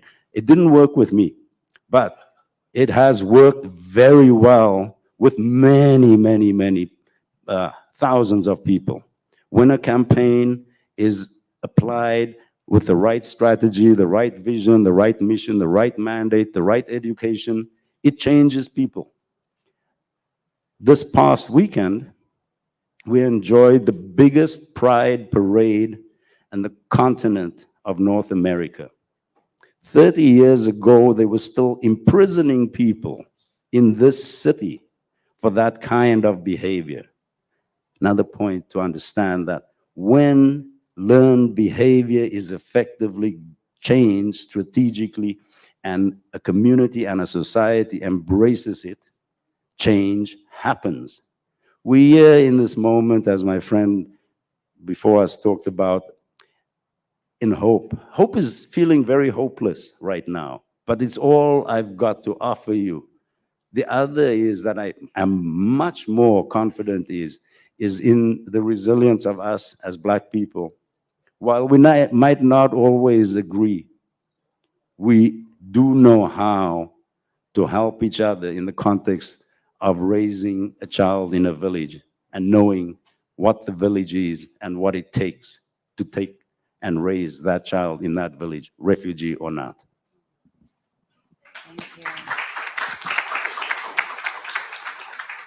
Thank you very much. I'm gonna, you referenced your background of working with Mariga, so I am gonna go over to Mariga. I also want to give Mariga an extra round of applause for finding his way here. There was some traffic issues and he made it, and we celebrate. we don't celebrate traffic in Toronto, but we celebrate making it through the Toronto traffic. So really happy to see you here, Mariga. Great. We got some applause for you. I do, Wood Green is one of the largest nonprofits. We heard a little bit from the government side, from the community housing. Want to talk a little bit about nonprofit housing. And, Wood Green does not just do a bunch of multi-state service work, but also does development, also builds housing, which, as we mentioned at the beginning of this panel, the lack of access to housing is also a result of the financialization of the housing market, but the fact that there isn't enough brick and mortar actual physical housing. So Wood Green is doing a ton of work in building affordable, deeply affordable and supportive housing as well, as one of the largest multi-service agencies in the city. So I want to hear a bit about the history of the interventions within the context of refugee support services and how Wood Green has pivoted to meet the needs of African refugees in Toronto, and then maybe opportunities on the horizon to improve the affordable housing sector's opportunity to access housing for folks. Thanks very much, Savannah. Can you proceed? Am I loud enough? Okay, good. Actually, Savannah is being really nice because what happened is there's actually 2 Regent Streets in town. It's not even Regent Avenue and Regent Street. There's another one that's about 20 kilometers from here. So, and I made the mistake of you know how Barry was talking about bureaucrats and so on and so forth. I made a mistake of not trusting my instincts and going to my GPS. And that's where it took me. And it was somebody else's house. And I knew this was the wrong place. Anyway, I'm part of the reason I'm actually also wanting to say this is I found myself, as I was now trying to trek back very quickly, tracing my own history as a refugee and an immigrant about 30 years ago, maybe slightly more than that. And I, at that point, one of the things that you learn is how to get somewhere fast when you need to get somewhere fast, with all the traffic that there was. And I found myself, because I remember when I first came to Toronto that I lived in that part of the world. And so I know all the routes, how to get into town quick enough. And I had to go back into because I don't live in that area anymore. Anyway, I made it interesting for myself. I gave myself the challenge that I was going to make it here on time, even though I was going to be there half an hour early. So that was what was really helpful. I've worked in housing all my life here in Canada anyway. The first thing I just want to say, it's actually never been as bad as it is today, right? So it's not always been this bad. So that's number one. As a matter of fact, not just in the housing, the system's response to refugees and immigrants has also not been this bad. And it's very, very unfortunate that in fact it had to come to this. And I want to say, for me, it was just it was a very, very, very emotional experience to see on the news every day. And we're trying to do this, work with the city and advocate for this, how hard it was for us to get a response when 25 years ago, it wasn't that difficult. And we can talk about why that happened, and I'll speak to it towards the end. But let me start off with Wood Green. So Wood Green is a community organization that's been around here, around Toronto for the last 80 years. It is, by all standards, establishment. It has one of the biggest housing providers in the city of Toronto that is a community-based, but most of that housing, like Barry said, is not actually eligible for refugees. You kind of have to go through the waiting list and stuff like that. We are, in recent times, trying to make some adjustments, and I'll speak about some of those adjustments, which is an obligation that all of us have when we work for some of these organizations, to try and create the flexibility so that we can solve the kind of problem that the African community faced.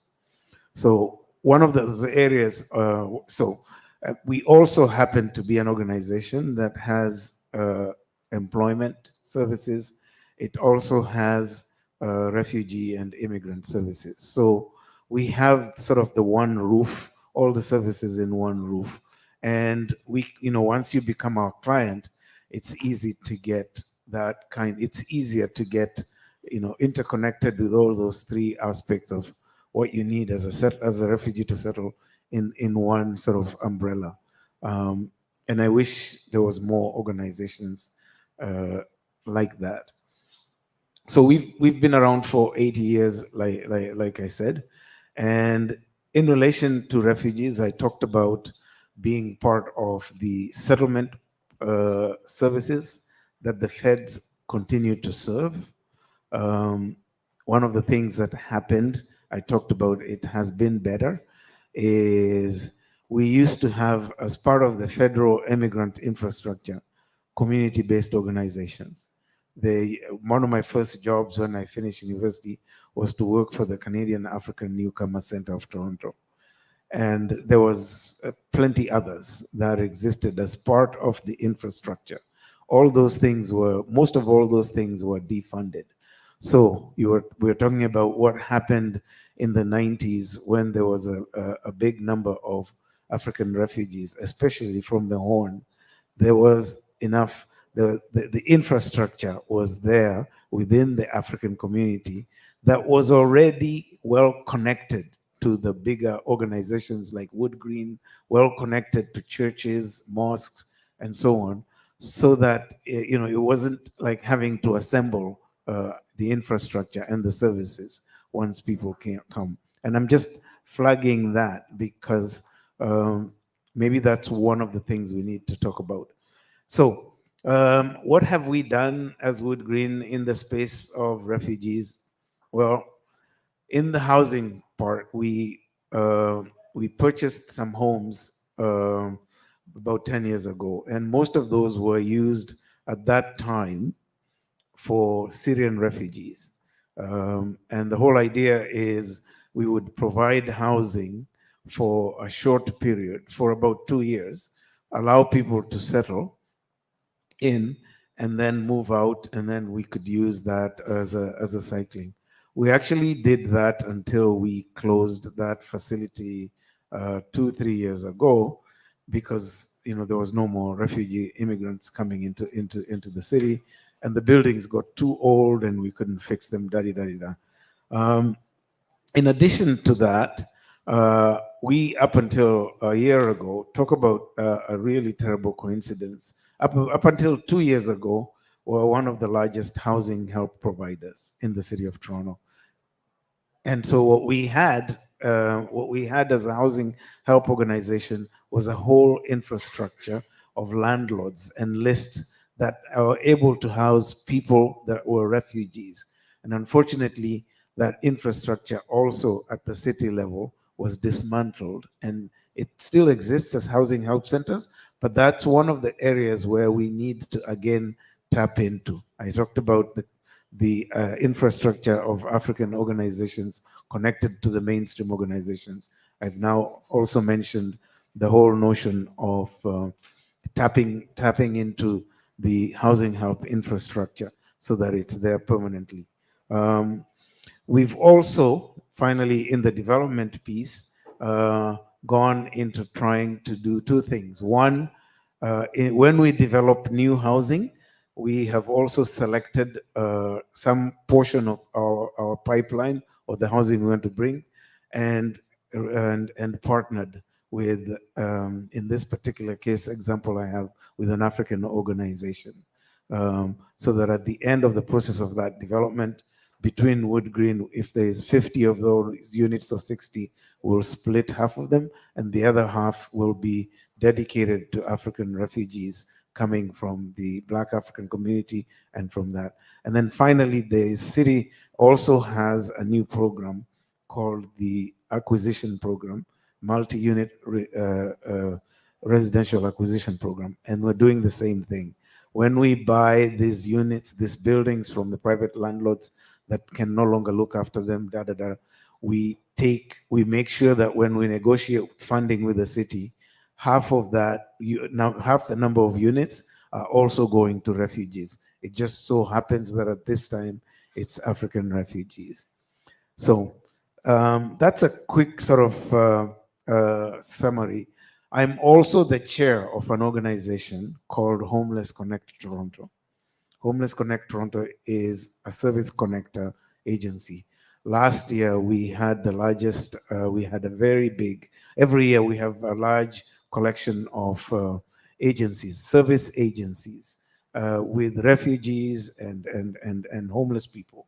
And last year in October, I believe we saw the largest number of African refugees coming to that event. And I hope that they were able in that way to connect.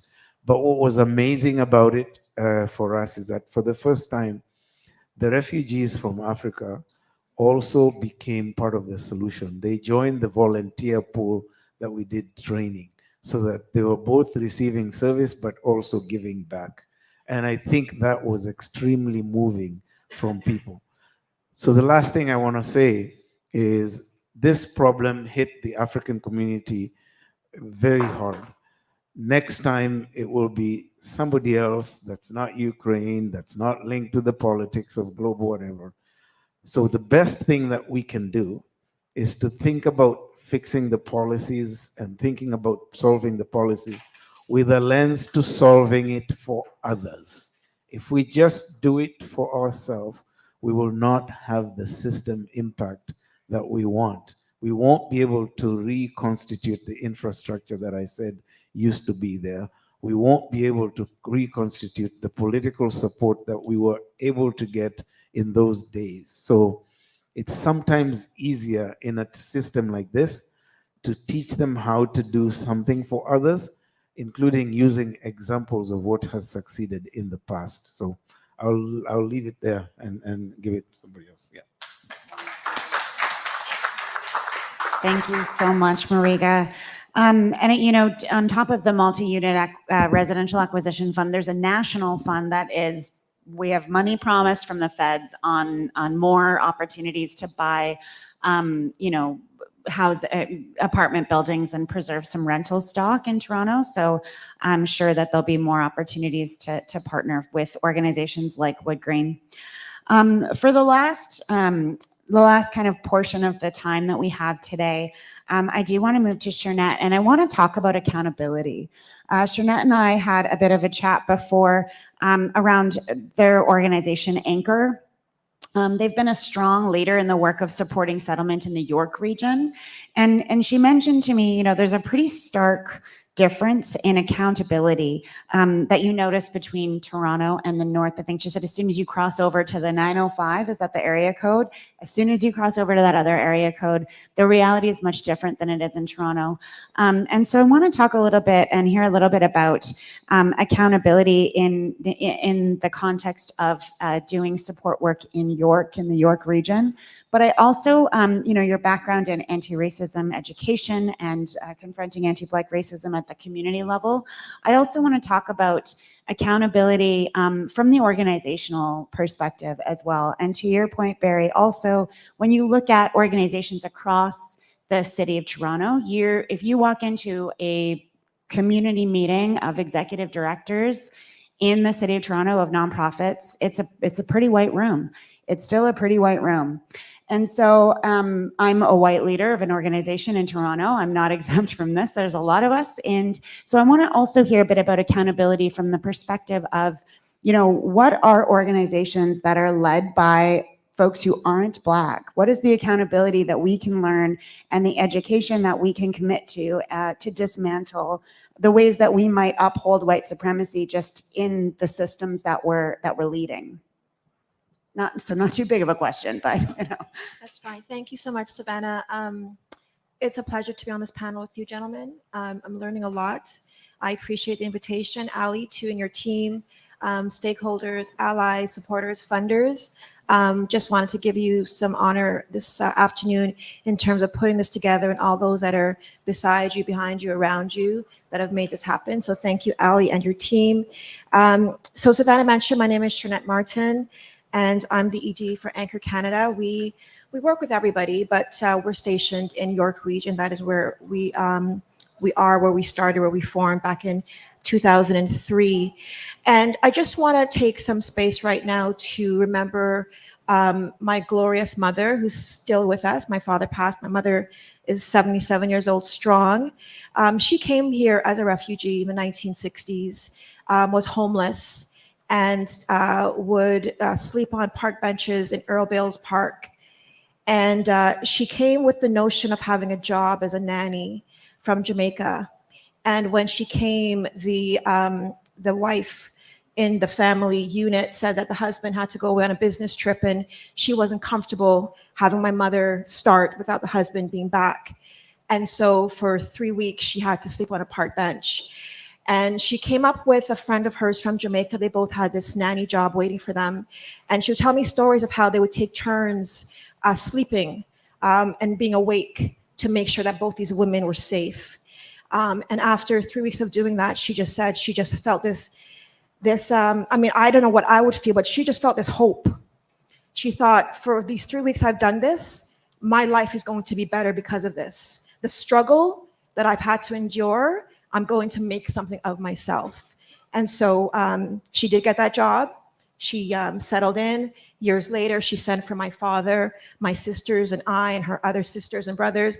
By the end of it, my mother had brought up probably 10 of 12 of her brothers and sisters from Jamaica to Canada. So I wanted to start with that because I think we all have those stories.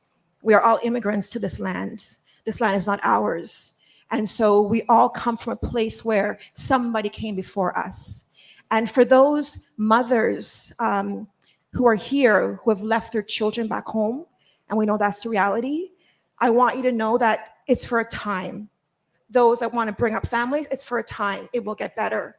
And for those families who I've seen that have brought their children up, there is trauma in transition. And I want you to remember those children and to reach out to organizations that talk about mental health. We as a Black community don't really talk about that. We know we go to our pastors and our church leaders and our families, but this country's different. It's wired different. And so back home, when your neighbor, you could go and get food and get this and watch my kids, it's not wired that way here. So I encourage you to reach out to your children. Don't assume because they come home with a smile, they're okay. And like back home when your teacher was like an auntie, that's not the case here. The teacher does wrong.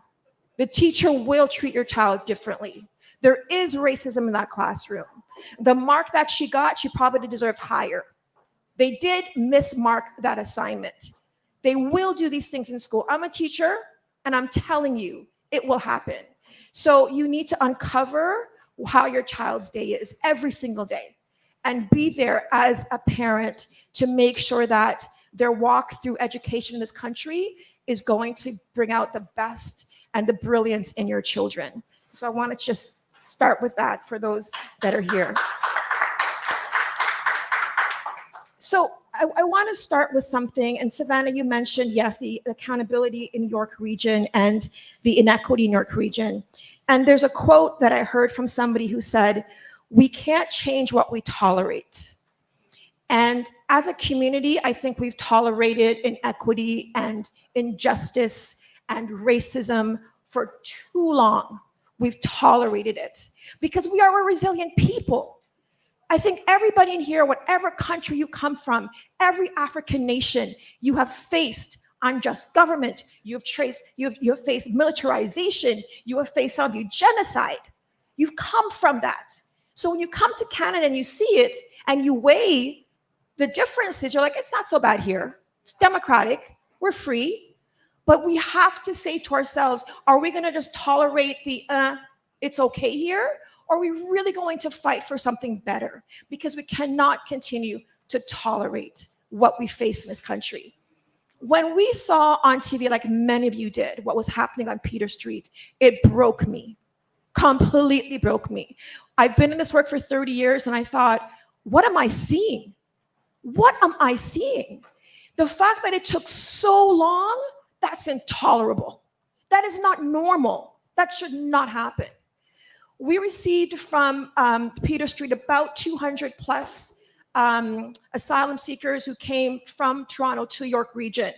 And I remember I got a call one day from the city of York or the region of York, somebody working in I think it was like policy and homelessness department. And they called our office and said, Shernette, did you know that we have asylum seekers in Vaughan? And I said, what are you talking about? No, I just see Toronto. We're helping the Toronto. She goes, no, they're here, just down the road from where I live. That same day I called the church, was Miracle Arena Church, and I said, my name is Shernette, this is what I do. Give me your address, I'm coming to see you. I came the same day. What I saw was intolerable.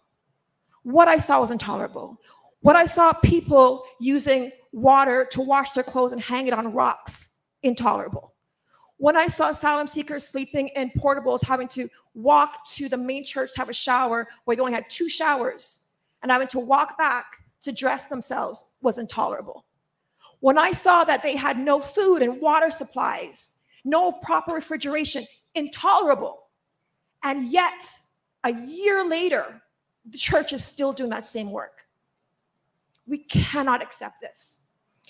In York Region, unlike Toronto, who is so blessed with Mayor Olivia Chow, who's fantastic, great organizations like the Front Anti-Black Racism, like the BRC, like the Secretariat, all of these groups that are here, it's difficult, but you have at least some allyship. In York Region, it seems like they want to hide the nasty truth that they have Black people that are seeking asylum. They don't want the politicians, they don't want to look at it, they don't want to see it. But yet, quick story, when the Ukrainian refugees came to Canada, and again, we're not here to weigh whose trauma is worse, who experienced what, but it's just truth. It's factual and it's truth. I remember getting all of this information from the agencies that work with us. Hey, Shunette, do you have anybody who has a basement to rent out? Do you have anybody who will take families in from Ukraine? Can you deliver food? And we did what we could. The same place where I'm from, where the Africans now are with us in York Region, they managed to get 1,700 jobs for Ukrainian refugees, 1,700 jobs at our local IKEA. They were trained, coached, mentored. The government told us to open our homes to bring in people to take care of them. They were new to our country. I went to do a deputation at Regional Council when this first started. And I remember asking, and I said, hey, guys, remember a couple years ago when you said that you're going to work with employment job services to create opportunities for the Ukrainians, and you got those 1,700 jobs at IKEA, and you guys mentored and coached them, and people were making like 6 figures within 6 months of coming to Canada? Hey, can we just do that for the Africans? I'm happy to go in and modify the program. I'll help. Can we do that? No response. The same IKEA that gave out mattresses and furniture and beds and children's cribs, I thought, well, they've done it before. They're going to do it again. I wrote a letter to the head of IKEA. I'm not saying that IKEA, but they did us wrong. I wrote a letter to our local office, our local IKEA in Vaughan, to our politicians who even signed the letter. The mayor put his name on the letter for me. Can we have some donations of mattresses, sir? No, they don't have any. We're not doing donations anymore. I could sit here for an hour and tell you all of the places that we went knocking on doors for water to be donated, furniture to be donated, mattresses to be donated, food to be donated, that we were told no. I could tell you for hours in York Region. So in terms of accountability and differences, it exists. And what I want to leave with you guys is this. Somebody in the front, when I first walked in, I saw a friend, and we're talking about, we have to pull it together as a community. The difference between us and everybody else is we don't work well together as Black people. And I said, that's hogwash. I don't accept that. I will not ever accept we don't work well together. Nonsense. Nonsense. We as a people do work well together. That is a narrative that we didn't start that narrative. We do work well together. It's just that you don't know me. You don't know there's a group in York doing this work. I don't know about your group in Hamilton. I don't know that you're in Durham already started this work. I don't know what you're doing over there. So all that's a matter is just coming together. That's all it is. It's coming together. It's coming together as a Black community and saying, how are we going to approach this crisis as one? How are we going to get the most amount of resources together as one? And it can be done. Because I'll tell you, sister, brother, all of you, you're family to me. I don't care what country you're from or what language you speak. We share a DNA. You are my family. We share a DNA. We are melanated people. You can knock at my door and say, my sister, I need something to eat. Will you come? Come and bring your family. I will feed you. That's how we were raised. Regardless of being from the Caribbean, my ancestors are African people. So my grandmother in Jamaica taught me the same stuff your grandparents taught you on the continent. What we learned is what you guys are already doing. The weddings, the ceremonies, honoring, all of these things, respecting our elders, education. That was learned from my grandmother who was taught by her grandmother and so on from back in Africa. I'm not just a Jamaican woman, I'm an African. I'm an African. And once we have that knowledge of self and community, we can go places. This crisis can be, I wouldn't say to stop all of the different things that are happening and the things we've gone through. We can all talk about all of the ills and things that went on. But this crisis could have been so much better discussed and challenged and put together and organized if we came together, if we knew who we were, if we pulled together as a community. The fact that it's 1 year almost to the date that I first saw those that came into Vaughan, and we're still feeding, clothing, trying to get water for people is intolerable. It needs to stop. So this, Ali, is the beginning of community togetherness. This is the beginning. I don't know if you're live streaming or you're posting, but this is a conference telling the policymakers, change makers, and funders that we need help and that we have seen how others have been treated. And we have experienced how our people have been treated, and we're not going to stand for it. We're not going to stand for it. So I leave you guys with a couple of things. Reach out to community organizations doing the work. Those of us that are in community trying to write grants and find money, if you are a grant writer or you know how to write these grants and where to go, help other people to do it. If you're organizing conferences or meetings or Zoom calls, bring people in. Let us not stay scattered into our little silos of what we're doing. Let us come as a community, because I promise you, just like how we saw buses leave Toronto to head to Ottawa to discuss anti-Semitism in this country, so too can we get buses going to Ottawa to discuss the asylum seekers crisis. Let's do that. Thank you so much. But Shana, we didn't answer the question about white accountability that Savannah asked. And so I'm going to take it and give you my perspective, but everybody else, if you want to chime in, please do so. Number one, you mentioned the family thing. Yeah, you know, we're all related. If you want to do the math in the world, everybody's about 150th to 170th cousins. So what are we talking about when we talk about race? You are my sister. When we talk about dealing with race and addressing it, and black and white, listen, stand next to me, not in front of me or behind me. Allow me and us to articulate our pain and validate it. And together is the only way we are going to overcome racism.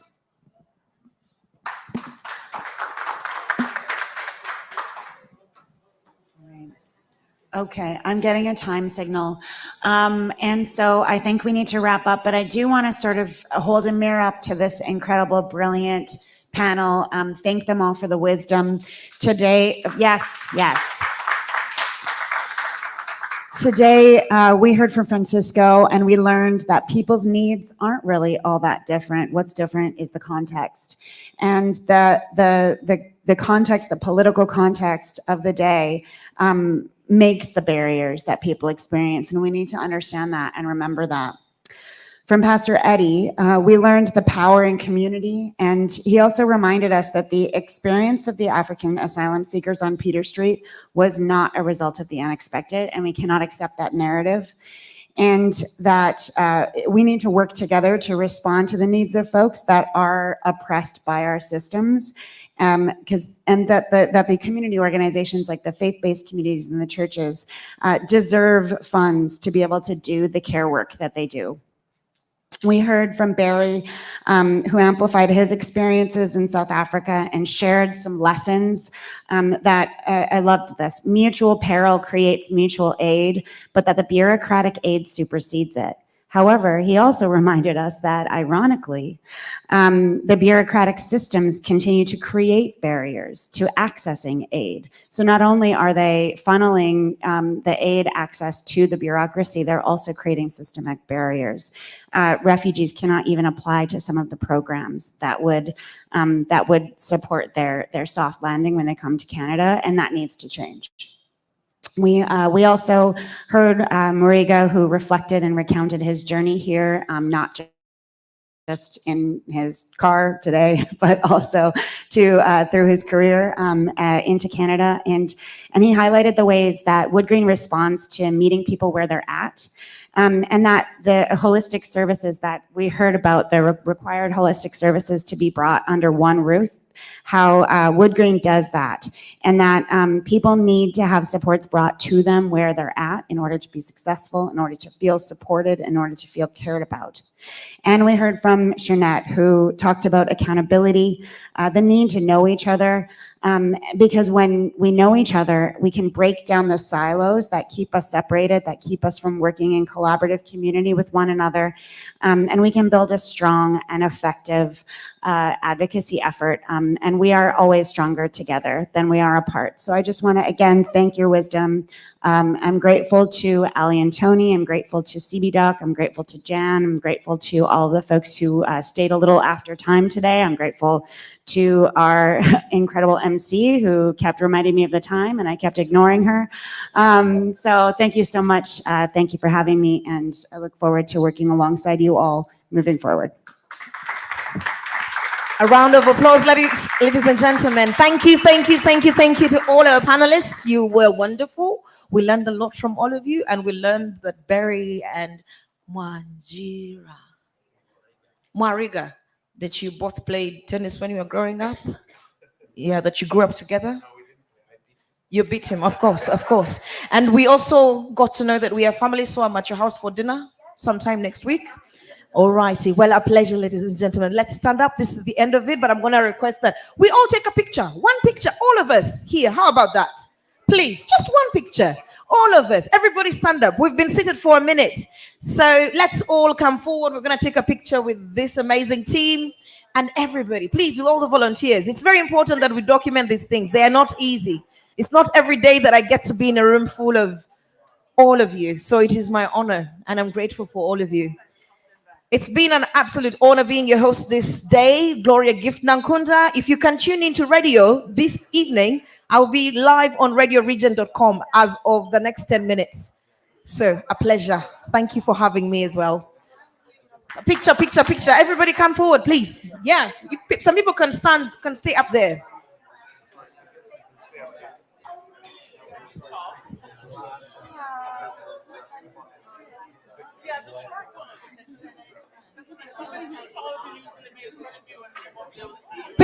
Picture, everybody. I'll be the last one to join the picture.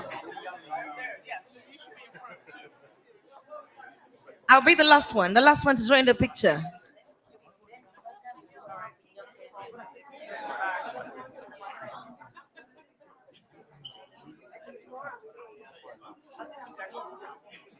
Move backwards, move back. There's space. Let's move. Move together, come forward. March, everybody. Let's push back a little. Why don't join the podium for those, there are stairs over there to your right, to my right.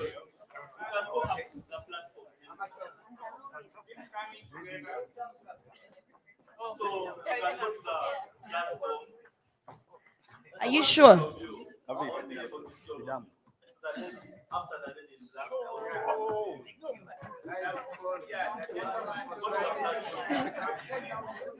All right, are we ready?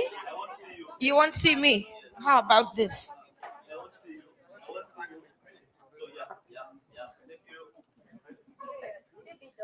CB Doc. Everybody CB Doc. Day one. Everybody say day one. Day one.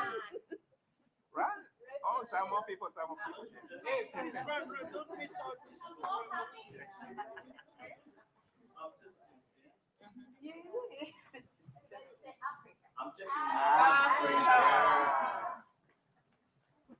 Say, we are the voice. We are the voice. We are the action. We are the action. We are the ideas.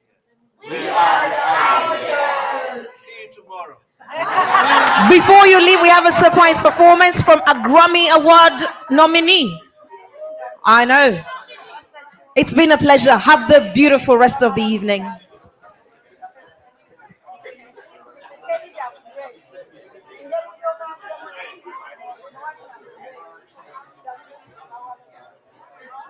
Where are you?